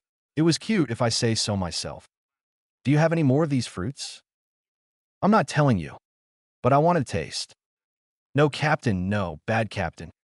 Ban laughed a bit more. It's fine, isn't it? He asked her. You've been waiting 700 years after all, he said as he swallowed more booze. What's so funny about making me wait? She slurred out as Ban laughed some more. Seeing this, she took another munch of fruit and once again coughed. It's bitter, which just made Ban laugh harder. In the end, she ended up joining him in his laughter. The laughter of the both of them would be heard through the forest for a good bit of time. And just like that, the ridiculous days had passed by. The next morning, the sound of splashing water woke Elaine as Ban splashed it across his face, his back now facing her. Turning around, he noticed the fairy looking at him in a scandalized manner. Want to take a dip together? He asked her as he turned fully, where she squeaked out in embarrassment and turned around to hide her red cheeks. Ban, what are you doing? She asked him. Taking a bath. I don't want to smell terrible. Now, do I? He asked her. Besides, I'm not drinking the fountain, he told her honestly, which was also true. Gee, get out and put some clothes on, would you? She told him. That night, as they laid under the stars, a thought hit Ban, and he turned to Elaine. You said your brother was king of the fairies, right? He asked her. Yes, he's the fairy king. Why do you ask? She asked in return. Well, it's funny, seeing as he's the king of fairies. Wouldn't that make you a princess or something? Ban asked curiously. Or something. Elaine giggled out. He's the sort of brother who acts tough instead of being honest and acting like a crybaby, she told him. He sounds totally different from you, Ben said honestly. Elaine sat up and looked at him. What do you mean by that? She asked him. However, he had already fallen asleep. And just like in the blink of an eye, 7 days had passed by without them even knowing it. Elaine sat on the ground, flipping through the pages of the label collection. Ben hadn't heard a word from her so far, and he was getting concerned. Hey, you're not getting bored now after 7 days, are you? He asked her curiously. Elaine shook her head at him as she faced him. That's not it, she exclaimed in shock. She smiled as she turned to the book. I was just thinking that even though I don't drink, I feel like I'm learning this in vain, she told Ben honestly. Ben gave a chuckle. I guess that's true, he told her with a smile. What Elaine said next surprised him, though. But this is really fun, she said to him with a smile. When I hear your stories, it's as if I'm on a journey with you, Ban, she said as she rubbed a finger across the grass as she looked back to the labels. Ban sighed as he stood up, gaining her attention, where she called out to him. Don't worry, I'm only going to go grab a bite to eat, he said to her before he leapt off the tree. After watching Ban jump off the tree, Elaine once more started looking through Ban's book of labels, unaware of the looming danger heading directly for the sacred tree of the fairy realm. She flipped the page and sighed at how much was left. Only half of it is left, she said softly. Sitting up, she smiled softly. I wish Ban came not to steal the fountain of youth, but me instead, she told herself, not noticing Ban standing behind her. I can do that if you want, he told her as he tossed the berry into his mouth, causing her to cry out in both shock and embarrassment, her cheeks aflame in embarrassment. She turned around to look at him. Why, you said you're going to go look for food? she cried out to him. I found some cowberries over on the branch, he told her honestly. And with that, he threw the last of the berries into his mouth and stalked towards her. All right then, let's do this, he said to her as he wiggled his fingers around as if he were about to take something. Don't make a fool of me, she cried out. She stopped and looked at her curiously. No way. I'm serious here, he told the fairy. Seeing she didn't understand, he elaborated. Well, you see, I don't get along with humans that much, and it's not for a lack of trying. Besides, you really pay attention to my stories and anything I have to say, he told her kindly. Elaine turned away with red cheeks. We can't. I am happy, though. She stuttered out. You know I'm needed here. If I'm not, then the forest will wither and die, she sighed out. Then just leave that to me, he told her. What do you mean? She asked him. You said this forest is better off with your brother, right? Well, I'll go and find him, and I'll bring him back to you so we can leave together, he told her. If I do that, you'll be free. Without warning, Elaine leaped into his arms and engulfed him in a hug. She was happy, so very, very happy. Those words were unlike anything she had heard before. However, this happy moment was ripped away by a strange, guttural laugh as something large fell down upon the tree from above. Crashing onto the top of the tree, dust and debris filled the air as Ban and Elaine looked upon it in both horror and shock as it opened its maw and unleashed a blast of flames so powerful it was expelled miles past the tree and down into the forest below it. The air filled with smoke, the land breathed fire, and everything began to wither away. Bon! Elaine cried out to him. Ban sat up with a cough before he clutched his arm. Ouch! What was that? He asked before coughing some more. Bon! Hang in there, she said in worry. Ban nodded his head before he heard the strange laughter again. What is? He trailed off. He couldn't describe what he was feeling now. It's from the demon clan, Elaine explained to him quietly. That's a demon? He asked her, and Elaine nodded her head. This demon appears to be a large, obese creature with an ugly clown-like face. It possesses sharp black claws and yellow teeth that grow in rows, along with two ridged horns protruding from the top of its head. There are veins on its neck that are prominent and can be easily seen. It seems to have sagging skin and a long crimson tongue. Yes, but it was said that the goddess clans sealed them away 3,000 years ago in the Holy War. They haven't been seen since, she told Ban. Elaine, the fountain of youth, he said in worry. Don't worry, I have it here, she told him as a vine brought the sacred water over, showing it to be safe and sound like she said. Ban nodded his head. All right, take it and run, he ordered her. We need to leave together, she told him desperately. The demon has yet to take notice of us, she told Ban. Ban drew his weapon and raised a finger to his lips. Shahi told her. That's why I'm going to take it out with one hit, he said confidently. A roar of flame erupted out of the demon's mouth, and Ban could only wince from the intensity of the heat. And seeing it not notice him and rather on its task of destroying the forest, Ban attacked. Ban suddenly charged his 3-section staff, getting the pink to slowly turn into an almost reddish color, before it rapidly whipped out and struck the demon in 3 places and ripped 3 hearts out in a single go. It had 3 hearts. If you ripped out its hearts, how come you're an immortal? Yeah, that doesn't make sense, Ban. I thought it was said and done, but I was wrong, and I didn't know until it was too late. Oh no. Yes, when I ripped those hearts out, it turned on us and struck. See, one blow, he told Elaine calmly as the demon's hearts landed in his hand and on the ground, still beating blood as they would in the body. However, instead of falling like he had thought it would, it simply stood still for a moment before turning to face him, confusing Ban to no end as to why it would still be alive. Novan, a demon has more here, dash. She wasn't able to finish as the demon lashed out and struck the both of them, splitting Ban from shoulder to gut and gouging a hole into Elaine's body. Both fatal wounds neither would survive. Both of them fell to the ground moments later, coughing up blood from their injuries. Elaine held the water out to him. Ban, she called out to him weakly as she crawled towards him. The water, please drink it. She gently begged him as she nudged the water towards him some more, their strength waning more and more by the moment. And with that she let it go so he could grab it. However, He pushed it back towards Elaine as he took it. He couldn't even speak. He was so weak right now. Drink all the water in this cup, he told her, knowing she was reading his mind at that moment. He smiled softly at her. You need to live, he urged her, only for Elaine to shake her head at him. Tears streamed down her cheeks as she heard this, but Ban simply nodded his head. I'll be fine. His mind whispered out to her. Besides, I don't have the strength to drink it anymore, he silently told her. And with that, Elaine took the water from him gently. Ban felt his eyes begin to close as he watched her take the water into her mouth. It's fine this way, he thought to himself while he felt his body slowly repairing itself, much slower than he knew it normally would. However, he was proud of his decision. He had no regrets whatsoever. Gulp. Ban's eyes shot open as he felt liquid falling down his throat and looked to see that it was Elaine, forcing the fountain of youth's water down his throat. He tried to tell her to stop, but he couldn't as she continued forcing the liquid down his throat. He felt his body changing in a way, and yet it still felt the same.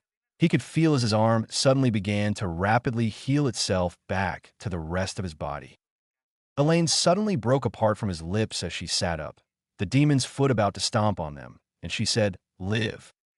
Suddenly, the demon's foot smashed into the ground, kicking up a large cloud of dust.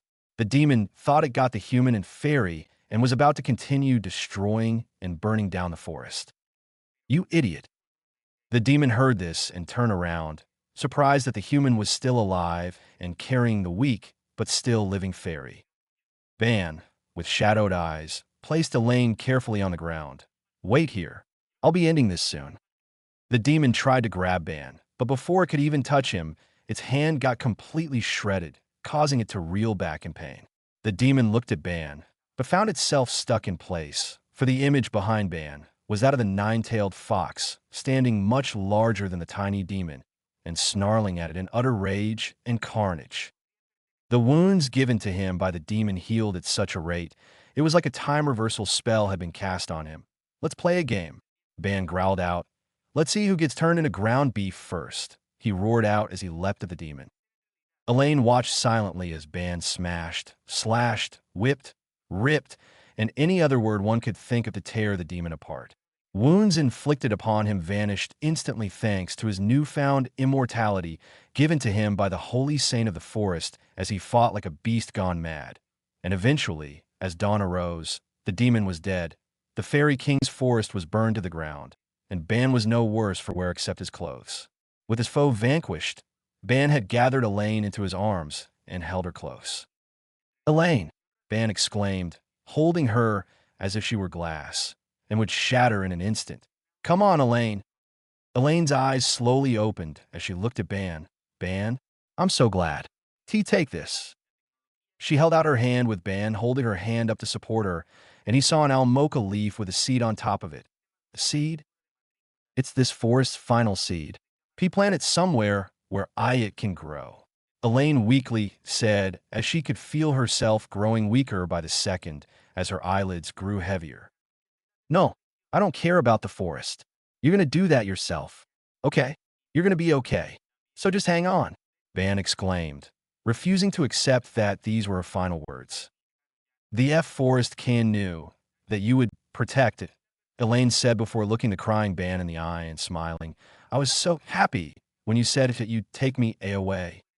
Elaine, Ban whimpered out. Touching his face, Elaine asked, let me hear it one more time. Ban smiled, though it was still full of pain and sadness. All right, I swear one day that I'll dash. However, before Ban could finish, he felt as Elaine's hand fell to her side, signaling that she had passed on and getting Ban to say, at least let me finish, damn it, as he began to cry.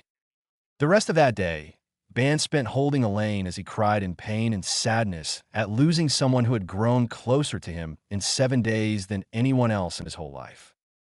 Super duper mega flashback end. Coming back to the present, all the women had tears in their eyes as they knew that this must have been a painful and personal story to Ban. Meliodas himself couldn't help but frown, knowing that if he had been in Ban's position, it's very likely that he would have gone mad a long time ago. Weeks after this, I was arrested and told that I would be sentenced to death, with none of the knights knowing that I would never die. Even told them to get the name of their criminal right and change my name from Bandit Ban to Undead Ban, and told them to remember the name before they proceeded to go through more than 30 executions following for the next 4 years before I got bored and escaped. Remembering my promise to Elaine, I walked the whole of Britannia, searching for a place to plant the seed. Not eating, sleeping, drinking, or anything to support my health, since I knew the effects of the fountain would take care of that for me. Eventually, I found a spot and planted the seed, though I had to pour my own blood when I forgot the water where it poured out until the wound healed, and this got the tree to grow immediately. Soon after, I met Diane and had a series of adventures with her before we were recruited into the Sins. Had a lot of fun back in those days, Ban said, informing everyone of how his life had been shortly after Elaine's death. Now, every 2 years, I go back to that very spot, and I nourish the forest with my blood, ensuring that it continues to grow while I look after and take care of the fairies that now live there. I would even escape from base prison on occasion in order to keep my promise and make sure the forest grew, because I always kept my promises and made sure that none of them were empty. So that's why we had to chase you down every couple years. Guess it makes sense why you left every couple years for no reason to us. Frieza sighed to herself. Hearing this, the brown-haired fairy outside twitched, but nothing was said, and with that, Ban left to go to his room, now feeling depressed and drained from revealing the true story behind his crime. Well, what can we do after that? Kurinai asked, as she had no idea how to respond to such a large amount of personal and extremely painful information being dumped on all of them. I don't know. I don't know what to do, Kushina said as she began to cry with Naruto holding her. This is my own son, and I have no idea what to do. Let's just give him some room for now. It's probably all we can do, Elizabeth said softly. Yeah, letting him tell such a story to us needs time to settle, Hawk whimpered out saddened. Diane, however, wasn't going to let her friend sulk and brood his night away when he was usually a smiling and happy-go-lucky person whenever she saw him. And with that, she got up and rushed up the stairs after him. The girls tried calling to her, but on Meliodas' urging, they let her be. She probably knew how to cheer the immortal up better than any of them ever could. Ban's room. The immortal was standing at the window, open to the world, and watched as the wind rustled the trees as it blew on by in the now-setting sun. His countenance of how he became the sin of greed had taken so long he hadn't noticed the time pass by as fast as it did. But then again, time was irrelevant to him now that he was eternal. The sound of someone knocking on his door caused him to sigh. Not now, you guys. I just want to be left alone. I'll be out in the morning to cook you guys breakfast. I promise, he swore to them. However, when the knocker persisted to continue annoying him, he growled and walked over to the door and nearly ripped it off its hinges as he opened it. What? He roared out angrily, only to soften his features when he saw it was Diane and nobody else. Oh, it's you, Diane, he sighed out. What do you need? He asked her. May I come in? She asked him softly. There's something I want to talk to you about if you don't mind, she said politely, ignoring that he had yelled at her. Ban shrugged. Never stopped you before, so I don't see why not, he told her as he stepped aside. He watched as she walked over to the window, shut it, and then locked it. She then walked over to the door and took his hand off it and then closed it with a click before engaging the lock. Activate the silencing room, please, Ban. What I want to talk to you about is, it means a lot to me, she told him softly. Ban sighed again before he put a hand to the wall, and a surge of energy later, the room had been secured. What did you want to talk about? He asked her.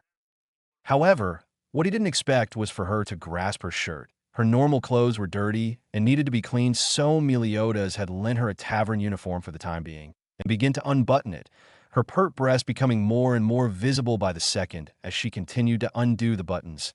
And when she finished, the only thing preserving them from his sight was the fact she held her shirt closed. I haven't ever done something like this, so please be gentle with me, would you? She asked him. Diane, you don't have to sleep with me to cheer me up. You're not like that, and I refuse to treat you as nothing more than something for my own satisfaction. I've known you for years, and I never once thought about treating you as such, and I don't plan to start now, he told her honestly. Diane shook her head. It's not like that, she told him. I know that I'll never be able to replace Elaine in your heart, but I just want the chance to try and help you recover a bit of the smile I know you have deep inside of you, she said, tears brimming in her eyes. I've loved you for so long now, and I haven't been able to show you just how much I've loved you. You, my best friend, and the only person to see me as a regular girl and not a strangely dressed giant or monster or even the serpent sin of envy, she said as her tears began to fall. You saw me and still see me as Diane, your best friend. And I want to help repay this love you planted inside my heart by returning it to you in the only way I know for sure I can give it to you, she said as she let her top fall from her shoulders. Diane, you know that if we do this, we'll never be able to go back to how we used to be, right? He asked her calmly, though he was nervous about what was happening here honestly. I wouldn't care regardless, the Sin told him as she unzipped her skirt. I want this, and I know that this will also help take Elaine and what happened back then off your mind, even if for only a moment, she said as she let her skirt fall to the ground and stepped out of them, leaving her in just her pink panties and black, thigh-high stockings. Besides, I want this, just let me have this, even if it's for one night. She pleaded softly with him as she placed a hand to his cheek. After that, you don't ever have to look at me like a woman or anything else ever again, she whispered to him as she rubbed his skin. Ban leaned into her touch. I could never see you as anything else but a woman, Diane, he whispered to her as he took his apron off his shoulders and then let it fall to the floor. And if this is something you truly want, then I won't deny you the one thing that we both need right now, he said as he unzipped his pants and pushed them down, leaving him in only a pair of black and red boxers. And what we both need right now is each other, he told her as he placed his hands on her hips and pulled her close. And you have me now, and forever if you still want me after this, he said as he leaned down and planted his lips upon her own. Lemon alert. If you're not 18 or older, then skip to the next bold heading. However, if you don't care and continue reading, then that is on you, as I have placed my warning. The two continue to kiss, with both of them deepening the kiss by allowing the other entrance to their mouths, their tongues mixing with one another as they tried to dominate the other in a frenzy of soft twirls and twists.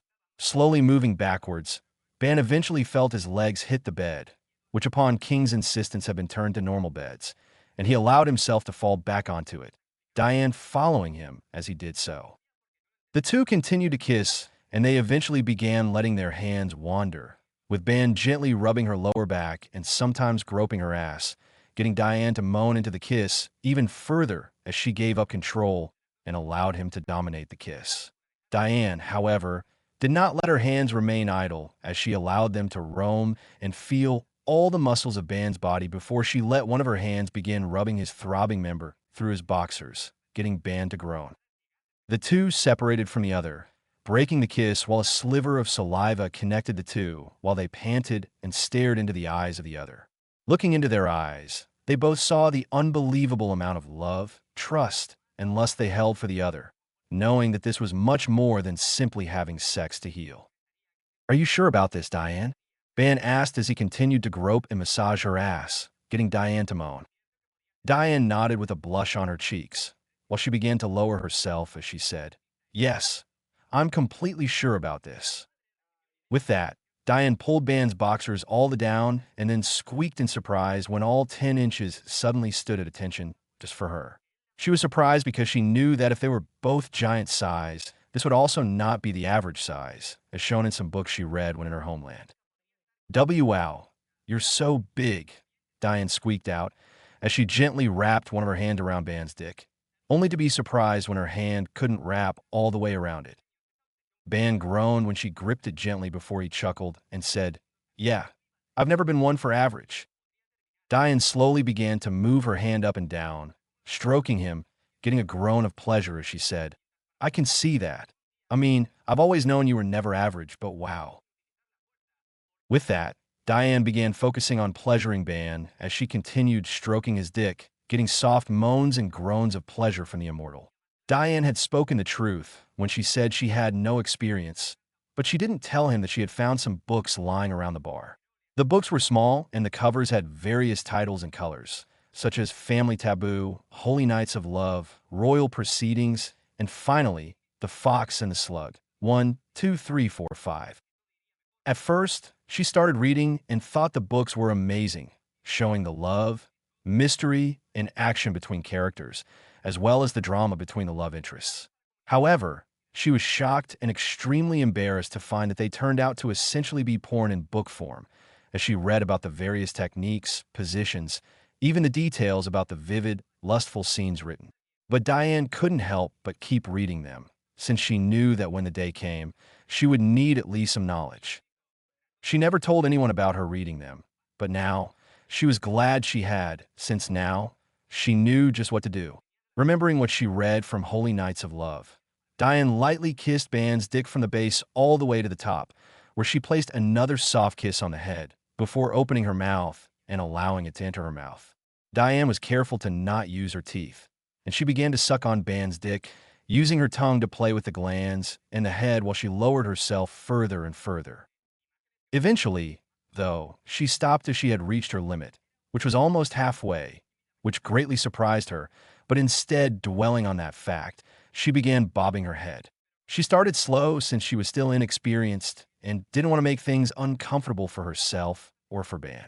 While she bobbed her head, she made sure that the half she couldn't reach wasn't left alone as she continued stroking it with her hand. Ban groaned and moaned as he said, "I thought you were inexperienced." Pulling herself off with a pop, Diane continued stroking Ban as she said, This is my first time. I only know what I'm doing thanks to some books I found." Ban, though it took some effort to hold in another moan, looked at her and asked, "Books?" Diane nodded. "Yeah, I found them in the bar under the counter, though I don't know who they are by, since they didn't have an author name," she said, never stopping her strokes as she would lick his dick every now and then. Ban was about to answer, but instead, he moaned loudly when Diane not only took his dick back inside her mouth, but also wrapped the rest of his dick in her breasts, which were D-cup in size when she's in her human size, and began to move them in tandem while she continued sucking him off. Ban quickly felt his release fast approaching and said, "Diane, I'm going to come," and he would have thought she would slow down, but was instead surprised when she began to move faster. Not being able to hold it any longer, Ban grabbed Diane's head and shouted, "I'm coming." Diane figured Ban was going to grab and hold her head since she read that the guys would do that in the books, but what caught off guard was the sheer amount that he released. Diane felt as her mouth filled in a near instant with cum, which she swallowed, but was then bombarded with another following immediately after. Unable to keep up with the amount, Diane pulled off Ban's dick, causing the last few spurts of cum to land on her face and breasts while she still had a mouthful. Ban had just finished coming when he looked at Diane, and his dick hardened instantly again. However, he saw that Diane was holding some of his load in her mouth, unsure what to do with it, and he said, "You don't have to swallow it. You can spit it out if you want to." However, he was surprised when he saw Diane seem to be moving it around her mouth, tasting it, before he saw her tilt her head back as her throat seemed to expand and move, showing she was swallowing his load. He watched as Diane proceeded to clean herself off with her hands, scooping up bits of cum from her tits onto her fingers before licking it up and swallowing those as well. Ban frowned a bit, though, as he saw Diane finish cleaning herself and said, "You didn't have to do that, you know." Diane shook her head as she smiled at him. "It's not that I had to, but I wanted to, since it was actually okay in taste. Kind of salty and bitter, but also sweet. Must be from all the alcohol you drink," Diane jokes, getting the both of them to start laughing. "Well," Ban started, before holding Diane close when she moved towards him, "since you satisfied me, it's my turn to return the favor." Diane was about to reject the offer, but was silenced, and instead moaned loudly when he began kissing and sucking a weak spot on her neck, leaving a mark. He then began to do this down her neck, her collarbone, and even down her chest. However, he did stop for a minute, in order to nibble and suck on Diane's nipples, getting Diane to moan loudly as she began to arch her back, lifting her hips in an attempt to get some relief for the now hot feeling that was gathering in her core. Ban placed gentle kisses down the valley of her breasts, down her flat, toned stomach, and even kissed and massaged down her thighs, completely bypassing her core and getting a moan of displeasure from Diane. She knew Ban was teasing her, as she had read plenty of times how the guys would tease the girl because they wanted to give them more pleasure, but she just couldn't wait. "Ban," Diane moaned out, getting Ban to look at her as he continued kissing her inner thighs, moving subtly closer to her panty-covered core that he suddenly began to gently massage. "Stop teasing me." Ban smirked a bit as he replied, "Sorry, but you're just so cute. I can't help but tease you a bit." Ban watched as Diane puffed her cheeks out with a pout, though her red face made it all the cuter as she covered her face a bit. "You know I never liked it when you teased me. But this time, you'll feel a lot better," Ban replied. And with that, he gently grabbed the waistband to her pink panties, getting Diane to peek over her hands to look at Ban as he removed her panties, with her juices slightly creating bridges from them to her pussy as she had been soaking them the entire time she was sucking them off. "Well now," Ban said as he gently spread her legs open after tossing her panties aside, getting a good look at her dripping lower lips. "I knew you were incredibly cute, but to also have such a cute and pretty pussy is astonishing." Diane felt as her face was now practically on fire from his compliments as she said, "Don't say that. It's embarrassing to know about myself like that." Ban chuckled at Diane, though both were blushing a lot, with Diane grumbling in embarrassment. However, her grumbling quickly turned to moans of pleasure when she felt as Ban gave a long, slow, and passionate lick to her pussy, also causing her to arch her back. Diane looked down as she watched Ban start eating her out, slowly licking her pussy and making sure to flick his tongue towards her swollen clit, causing her more pleasure as she instinctively grabbed his head and held him in place. That feels so good," Diane moaned out as she felt Ban continue to lick her pussy, as well as the juices she was releasing. Ban stopped for a second as he used his thumbs to spread her pussy lips, getting a better look while Diane began to protest. "No, don't spread TCKKK." However, she suddenly squealed when Ban shoved his tongue as far inside her as possible, getting a better taste of Diane's sweet juices, while Diane began to thrash around in pleasure. She moved her hands from his hair and immediately gripped the bedsheets while her head thrashed from side to side, unable to take the tremendous and glorious amount of pleasure she was experiencing. "Bebon, ime jigona chichichon." Diane squeaked out, unable to hold her voice back or keep it down. Ban stopped for a minute as he moved up to Diane's ear, giving her a moment to catch her breath as he huskily whispered, "Don't hold back. Come as hard and as much as you want." With that, he was immediately back in front of his favorite treat and shoved his tongue back inside her, while he also shoved 2 fingers inside and sucked on her clit at the same time. Diane couldn't take it as she threw her head back with her back arched as she shouted, "Coming!" As she came down from her orgasmic high, Diane noticed Ban sitting next to her as he licked his fingers. It took her a second to register why he was doing so, but then she remembered what he was just doing and couldn't help the blush that made its appearance across her cheeks. "That was dirty," she moaned out to him, causing the man to snicker at her words. "Yeah, but you have to admit that it felt incredible," he said in response to her declaration. Diane felt her cheeks heat up more at his words and watched as he continued to clean his fingers off to show her he was still eating her in a fashion. After he was done, and his hand was clean, Ban moved on top of Diane as he looked at her with loving eyes, and she returned the look before the two kissed again. With Ban leaning on his elbows so as to not put all his weight on her, the two continued kissing, with Diane also wrapping her arms around his neck. Breaking the kiss, Ban asked, "Are you ready for the main event?" Diane smiled with a blush, as her hair had also fallen out of their pigtails and was now spread out, painting a picture of beauty in Ban's eyes as she nodded. "Yeah, I'm ready." Ban nodded his head as he moved and adjusted himself so that he was on his knees, her legs wrapped around his waist as he stood in between her legs while grabbing his dick and moving it towards her pussy. Placing it at the entrance, both of them shivered while Ban held himself there as he leaned back over Diane. "Last chance, Diane," Ban stated. "If you have any second thoughts, now's the time. Because after this, I won't ever let you go." Diane couldn't help but smile at his caring and also possessive nature as she wrapped her arms around his neck. "Make me yours," she whispered in a lustful tone before she licked his ear and nibbled it.